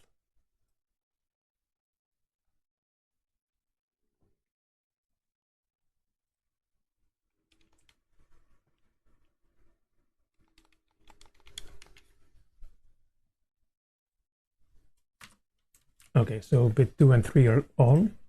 Okay, back appears immediately is one of the, so that's the flashlight. That's excellent. We just have to figure out which of the two, of the two it is, right? So it's either 4 or 2. Let's put it on 2. It's going to go away, of course.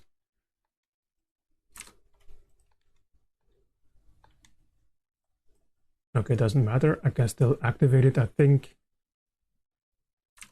Yeah, it's not 2, it's going to be 4. It's not 4. Wait, what? Does it have to be activated before? I load the game, maybe. Let's put it earlier.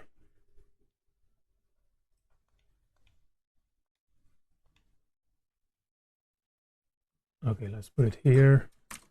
Let's start with 2. Okay, it's not 2. Hopefully it triggers with 4, because otherwise I wouldn't understand that it needed a 2 bits for the flashlight then. That wouldn't make sense.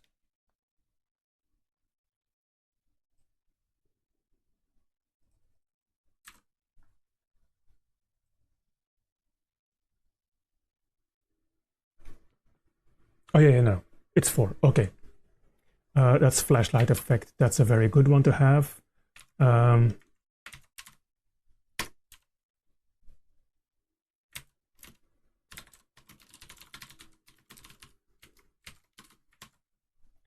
Okay, then we just need to figure out number 2, which I'm going to activate along with the bag in case we okay,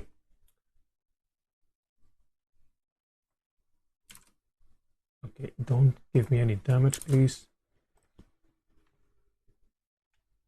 All right.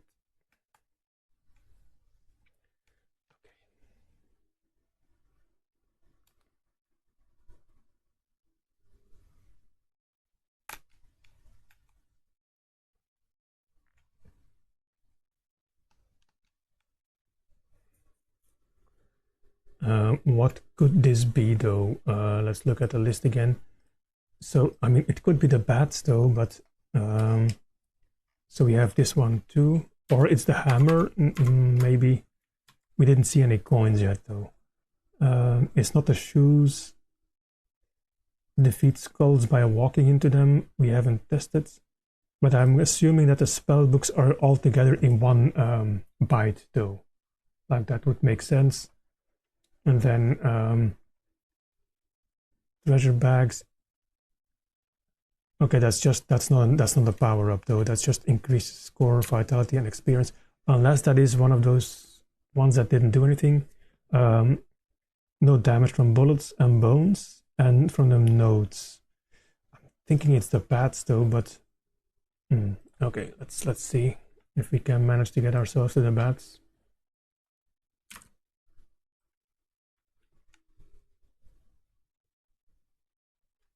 So we have 7 now. I'm going to move that to 6 again. Well, I mean, we know bit 1 is the helmet, right? So it doesn't really matter. And it's not the it's not the destroy skeletons by walking into them. There was a coin though. That's maybe a coincidence. Another coin. Okay, looks to be quite a few coins here, and another coin. Okay, it's gonna be the coin thing. It's the hammer then, I guess. Yeah. That's a weird amount of coins. Yep. Bit 1 is the hammer. Yes. Bit 2, I mean.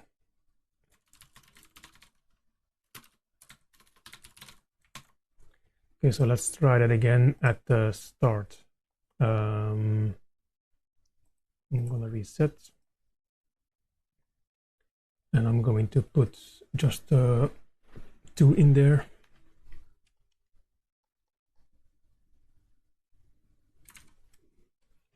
And let's see if coins appear here now as well. Maybe it doesn't do that for the first round you're in. Because I don't see any coins appearing.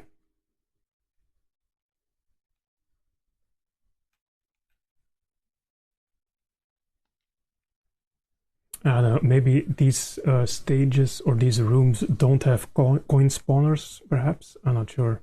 Because the next one does. And... okay, thanks.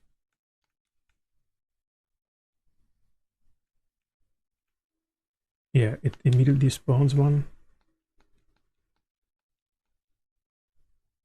Yeah, I think the game has to have coin spawners in the level in this room. But otherwise it wouldn't spawn any. I mean, it's at the bottom of droplets, right? Yeah, I think it is. So technically all the rooms that have droplets should be able to spawn coins, perhaps. Although the one on the right there doesn't spawn any coins and the one on the left does consistently. So perhaps it's a type of droplet. Yeah, because this one doesn't spawn any either.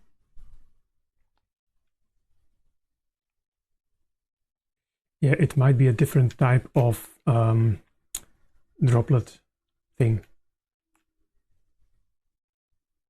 I mean, the value is still there, so it's not like it goes away after a while. Yeah, so this one also spawns coins. Yeah, I think that droplet thing has a specific type or like a parameter, a meta parameter that says you can spawn coins. And then when it does spawn a lot of them based on this cheaty, or not the inventory item. Okay, so now I turned it off and we get no coins.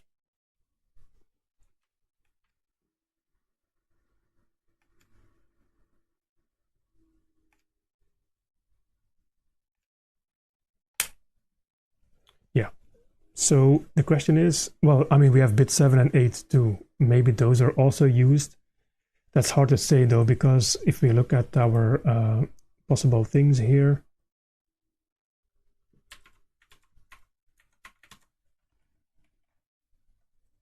oh yeah, this one has to be in here, right? So maybe that's bit 7 or 8. And then those might be grouped together in a different byte.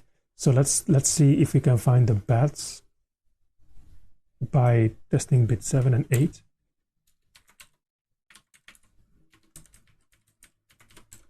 Oops.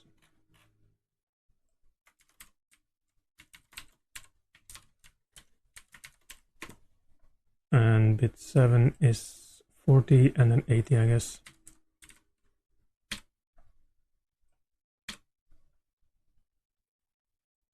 Yeah. So we need to do these both. That's C0. Let's see if we can figure that out. C0. Oh, right. We're not in the game.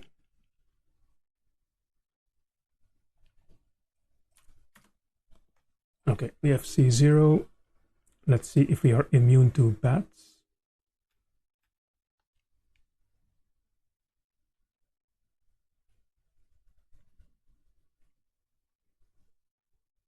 It's definitely not the shoes, because we're still running quite slowly. I should walk into a, I mean, these aren't the skeletons, right? So maybe they aren't, then it's not gonna work. Yeah, no, that just takes damage.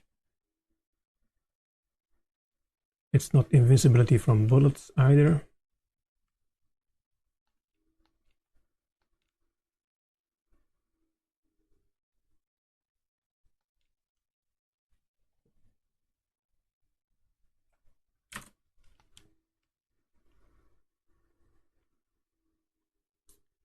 We have to go to that bat again.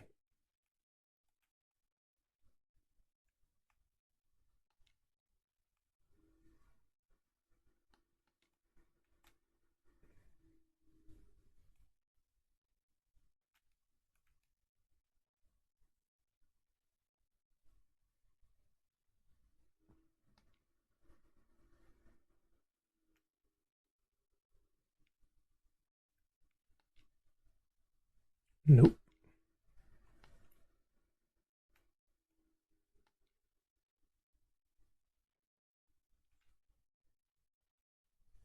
And then to the right and down.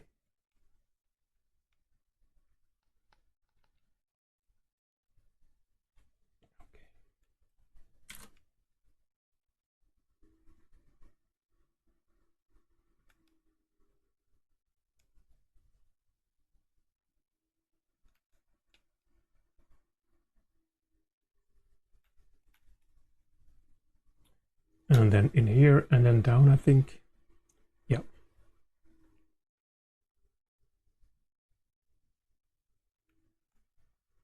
I mean, they do behave consistently at least, so there must be some like the random number, the pseudo random number generator is like very deterministic, I guess, because they do the same pattern all over.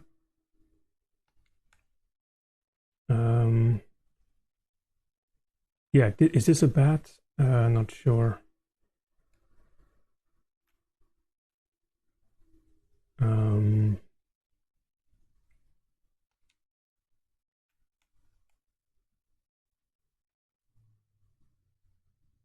This is a bat. Yeah, this is a bat.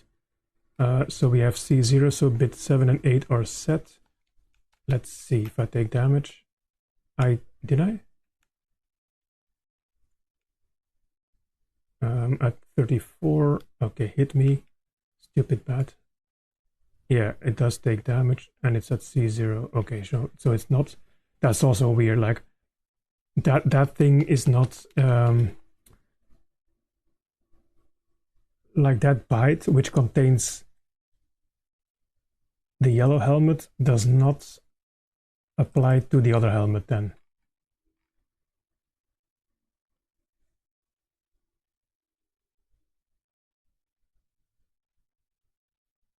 I'm going to see whether I can trigger, if I trigger the stalactite dropping on my head and the vitality gets reduced, the health gets reduced, whether I can see the check for this value for this address in the code. So I'm going to reset this thing here, and I'm going to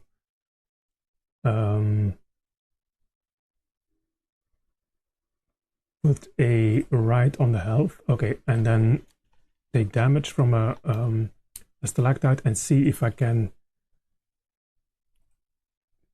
trigger or see if we can find the pointer to this here, to E178 somewhere. So E063 is that's the vitality, but that's one byte before that. All right, we were already in this code. So HL contains the value, previously DE, so this is being ORed. Now our stack says that we came from 61B4. Wait, let me first check whether the inventory effect value is in the code itself.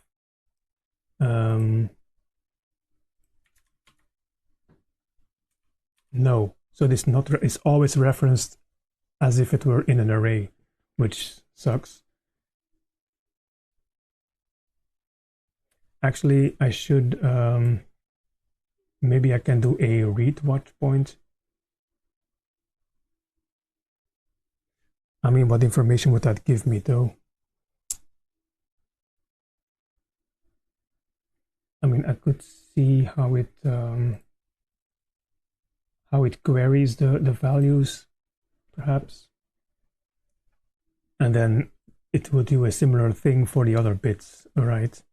So yeah, let's do that.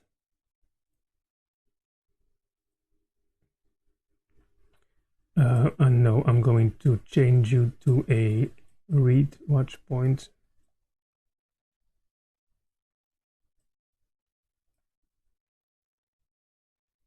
Which is probably going to trigger all over the place, but that's fine. We can do a condition, I guess. Okay, so we're resetting. That's again resetting. Compared.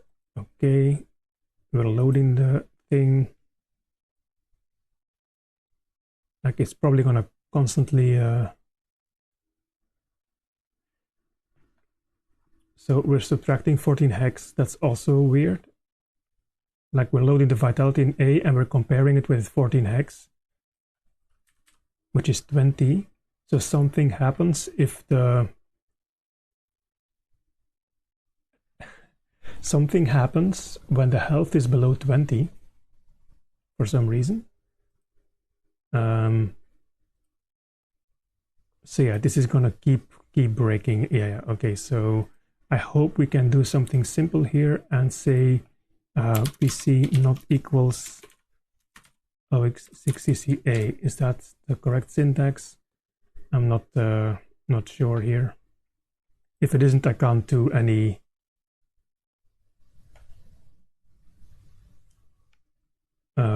watch points, but it apparently does. Okay, but okay, no, that's okay. So the condition is invalid, so it's not triggering anymore. I don't know how to do these tickle expressions, because yeah, now it's not triggering. Yeah, shoot me, and it's not triggering, right? I don't know how that's done. I think I've done that before though, but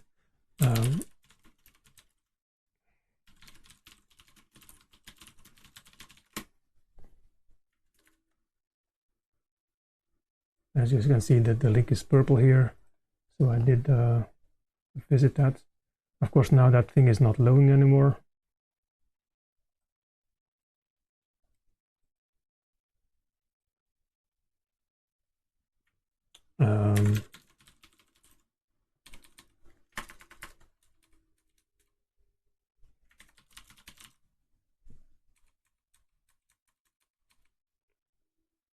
Oh, it's reg. Okay, sure. That's apparently the syntax. Let's see if that works.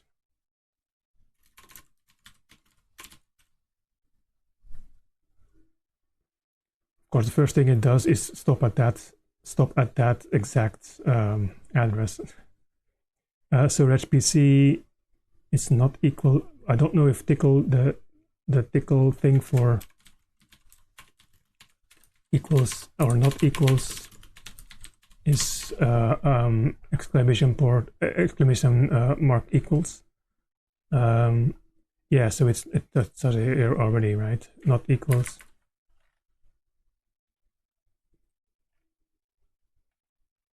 Yeah, not equals should be correct. A not equals B. So why does that not? Why does it not work?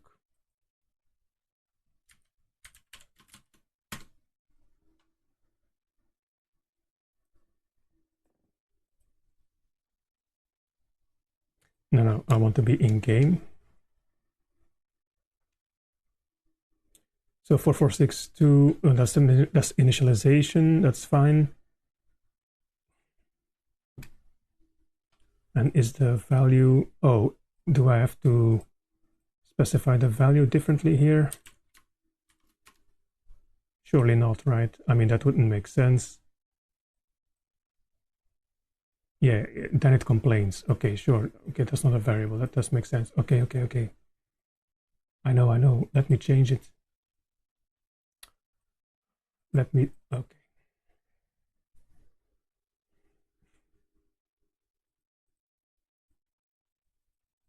Okay, I'm in denial of servicing myself here.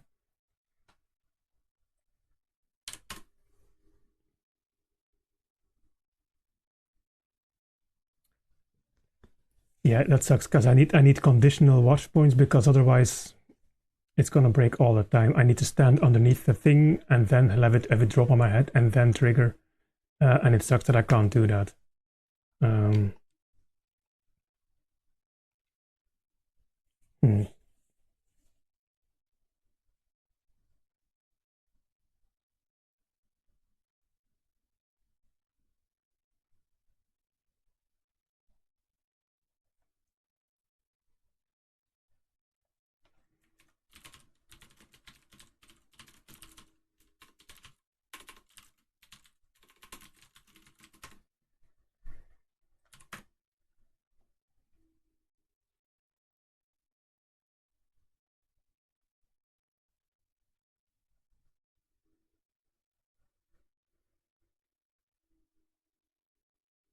Does it have to have curly braces, normal braces? Does it not? Should it not have spaces? No, because over here there are spaces.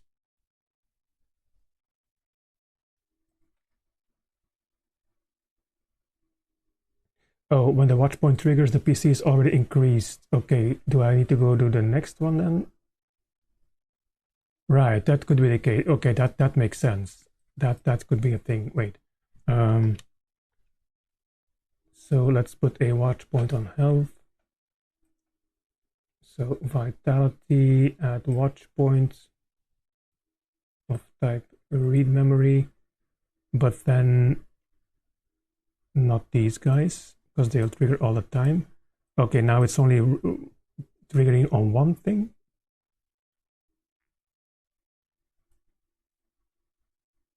Oh no, I wanted to do a right one, right? No, wait. Did I want to do write or read?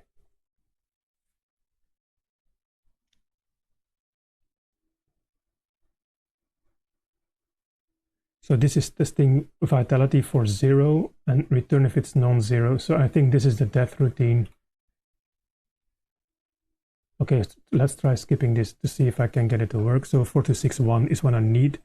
So if I do register PC not equals OX4261, so does this work?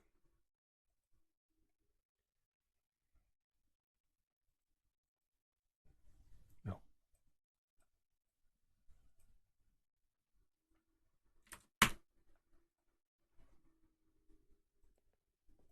Yeah, I don't know enough tickle to, unless it has to be caps.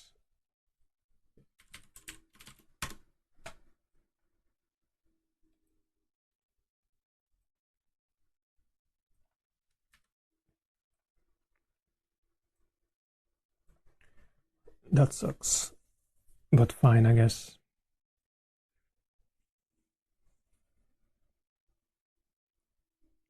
Yeah, I wanted to see whether that check was nearby, because it has to. Well, I mean, I can see whether when it accesses this, of course. Yeah. Hopefully, this doesn't trigger all the time either, and I'm assuming it's going to be though. If it reads this, it's going to read this all the time too, right?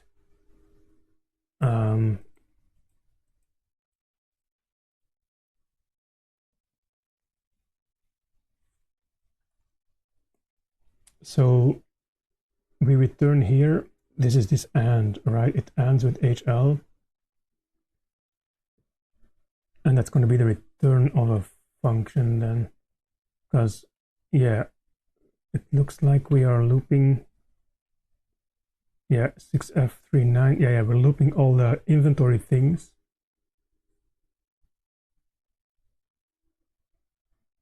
And apparently the effect as well, E178, is indeed our value, right? Yeah, 178.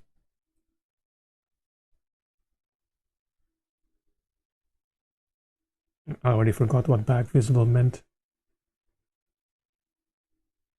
I mean, I can assume, but I don't know why that was a specific, whether it was a trigger or it was a consequence of what happened. Oh yeah, no. Yeah, I can make it visible, I think, by putting that on 1. Was that the case? Yeah, that was the case.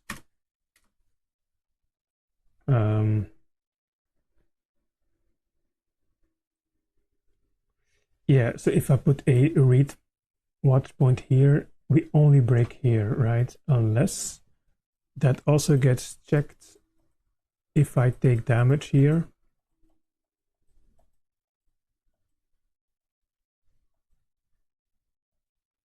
I wasn't looking at the disassembly.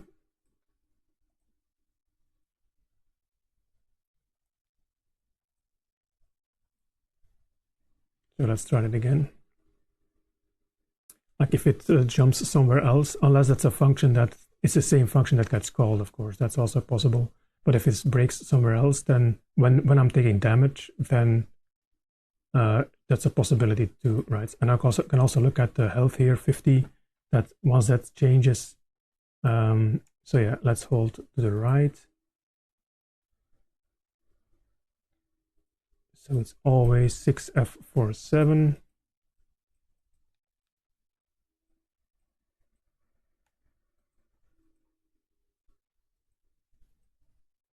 Okay, it's starting to fall.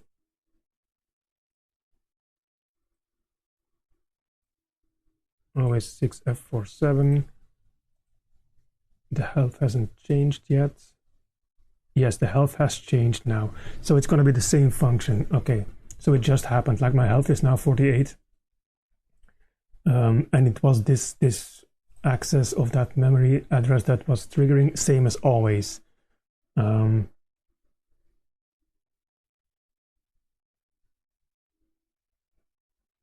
Okay, let's do the same, but with the cheat on. Well, no, because, okay,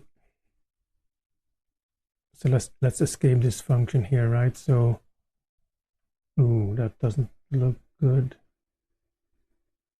No, that doesn't make sense. So let's continue with the return. Okay, yeah, this is this one.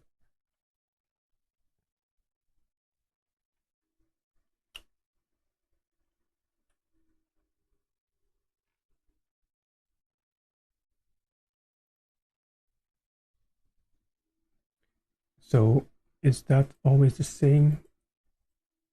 Oh no, it is not. Yeah, we're calling from two different functions. If you look at the stack position here, 78CA, so we have two different call sites, 278CA and 6DA3. Right, so they are different. So we have this call.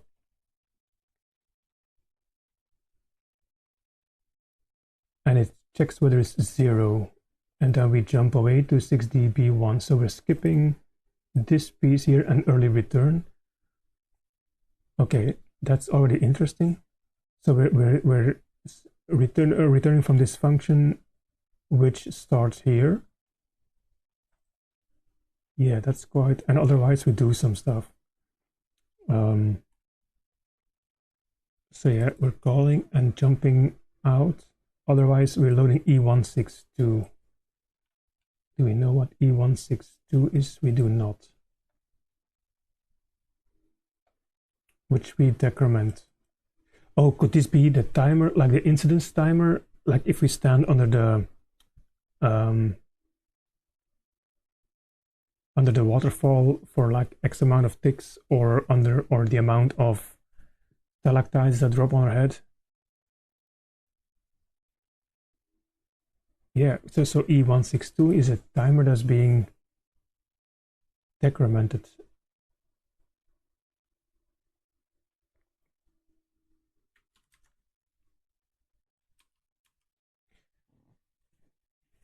And it also doesn't get written, at least not directly, not straight. Weird. Can we see something on these values here? Do they represent something that we recognize?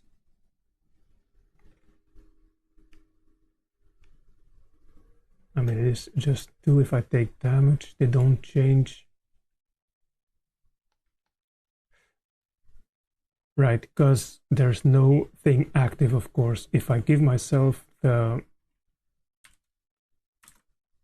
stalactite protection, now it might change. I'd have to go stand underneath a stalactite though. So let's find one. Yeah, they don't change. Okay, that's not at least the case. So yeah.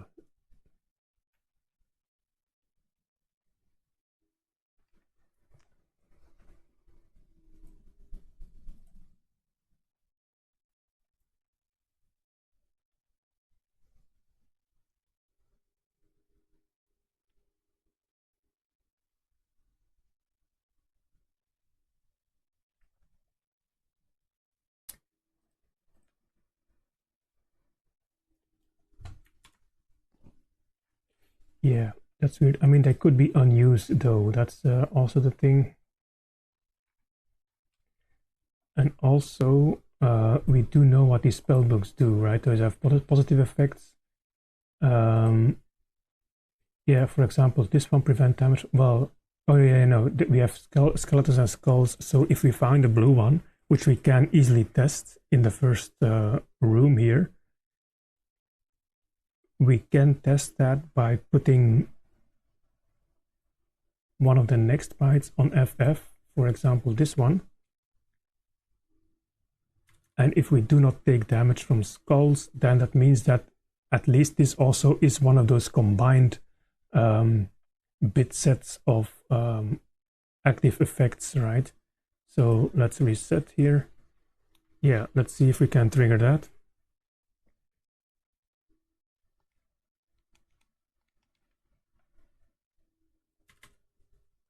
Okay, let's hope that it's that one.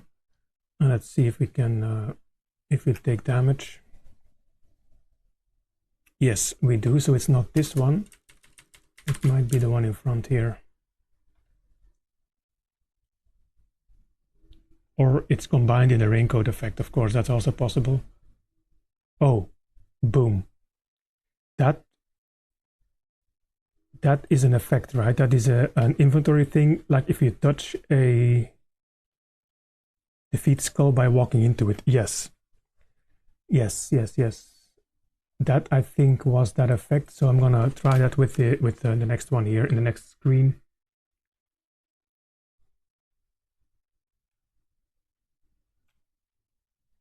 So if this one pops out of existence, yes, that means that one of these bits is indeed for the spellbook, for the green spellbook. Now it's just a question of figuring out which is which, right? So this is address E176.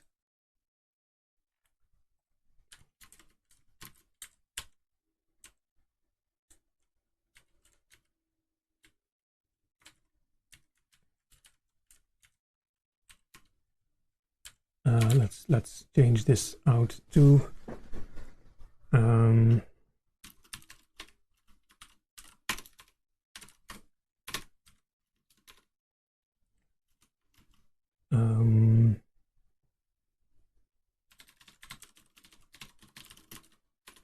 that is the waterfall, is the cyan raincoat.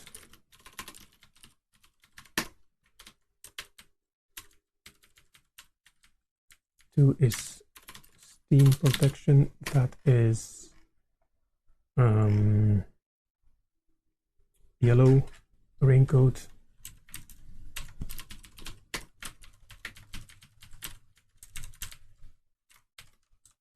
And then we have droplet protection. That is gray. And then bit 4. So potentially the other 4 bits have a value too, but we're not sure. And this is fire protection. And that is a red raincoat, I assume. No, green. Makes sense. Okay, so now we have, what is it called? Not spellbook, but no, it is spellbook. It is spellbook. I'm assuming that only the spellbooks, or all the spellbooks, are in one thing, because we have like 7 or so. 1, 2, 3, 4, 5, 6, 7 spellbooks. It would make sense that they just are in one byte, right? Unless the shoes or the time stopper are also in that one. But yeah. Spellbook effects. Actually, this is plural, right? Because there's multiple effects in there. And that is 176. And then we have to, actually, let's copy these guys. Okay. Now we have to figure out what each bit does, or at least we can figure out what bit does the exploding skull thing, right? So we have to do one by one. Oh, we're still active. Right. Oh, they respawn. Right. That's even easier then. It's not this one. Of course, I died, obviously. So, but it's not 1. So let's see if it's the second bit. Yeah, game over. I know. Okay, let's reload my thing so I don't lose my thing here. Okay, it's this one. Let's take the second bit. Let's see if that triggers it.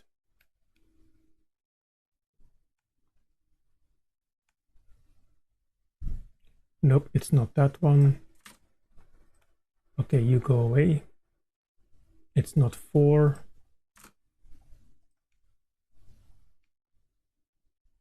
It's not. Okay, that turned me into a weird color. Did that not hurt me? Oh, did that not hurt me? Yeah. This is the invincible from skulls.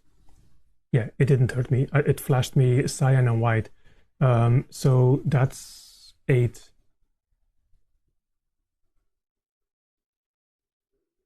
Did I forget one here? Yes, I did. Oh, did we not have 4 here? Wait, what? Oh, we forgot one here, or another unknown that we have to test. Okay, we have to test this one too then. So,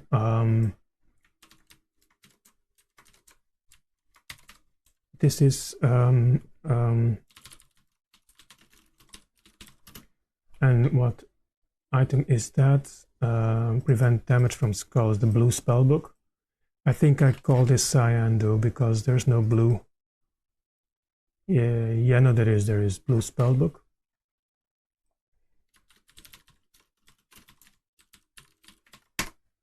Okay, and then we'll check. 10, I guess 16, right? Yes, it's 16. Okay, we are not playing anymore.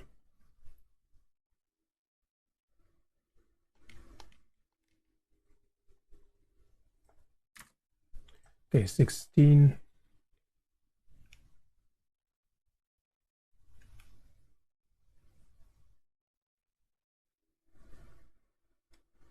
Not 16. It's 20, right?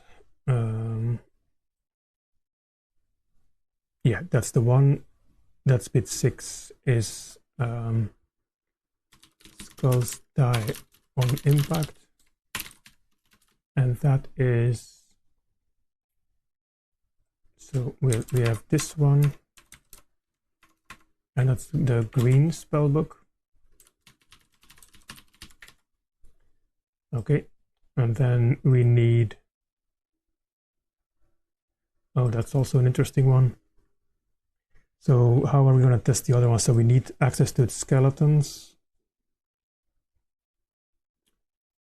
Yeah, also for that one. And then the defeat the bats we have to take as well. I mean, it's weird though. They have a thing, the blue helmet is to take no damage from bats, and then they also have a defeat bat by walking into it. I guess the helmet does wear off after a while, but perhaps the spellbook does as well though. So I'm not sure why they have like two inventory items to defeat the same enemy. That doesn't really make sense.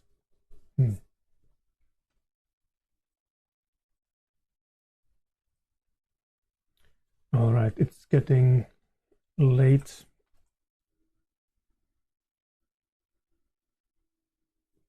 I don't know, did I type that? Weird. Okay, the rest is going to be for next stream, which is probably going to be tomorrow. It's Friday, right? So that's going to be tomorrow, I guess. We'll have some more looks into these internal workings of the Goonies. For now, thanks for watching, and I will see you hopefully next time.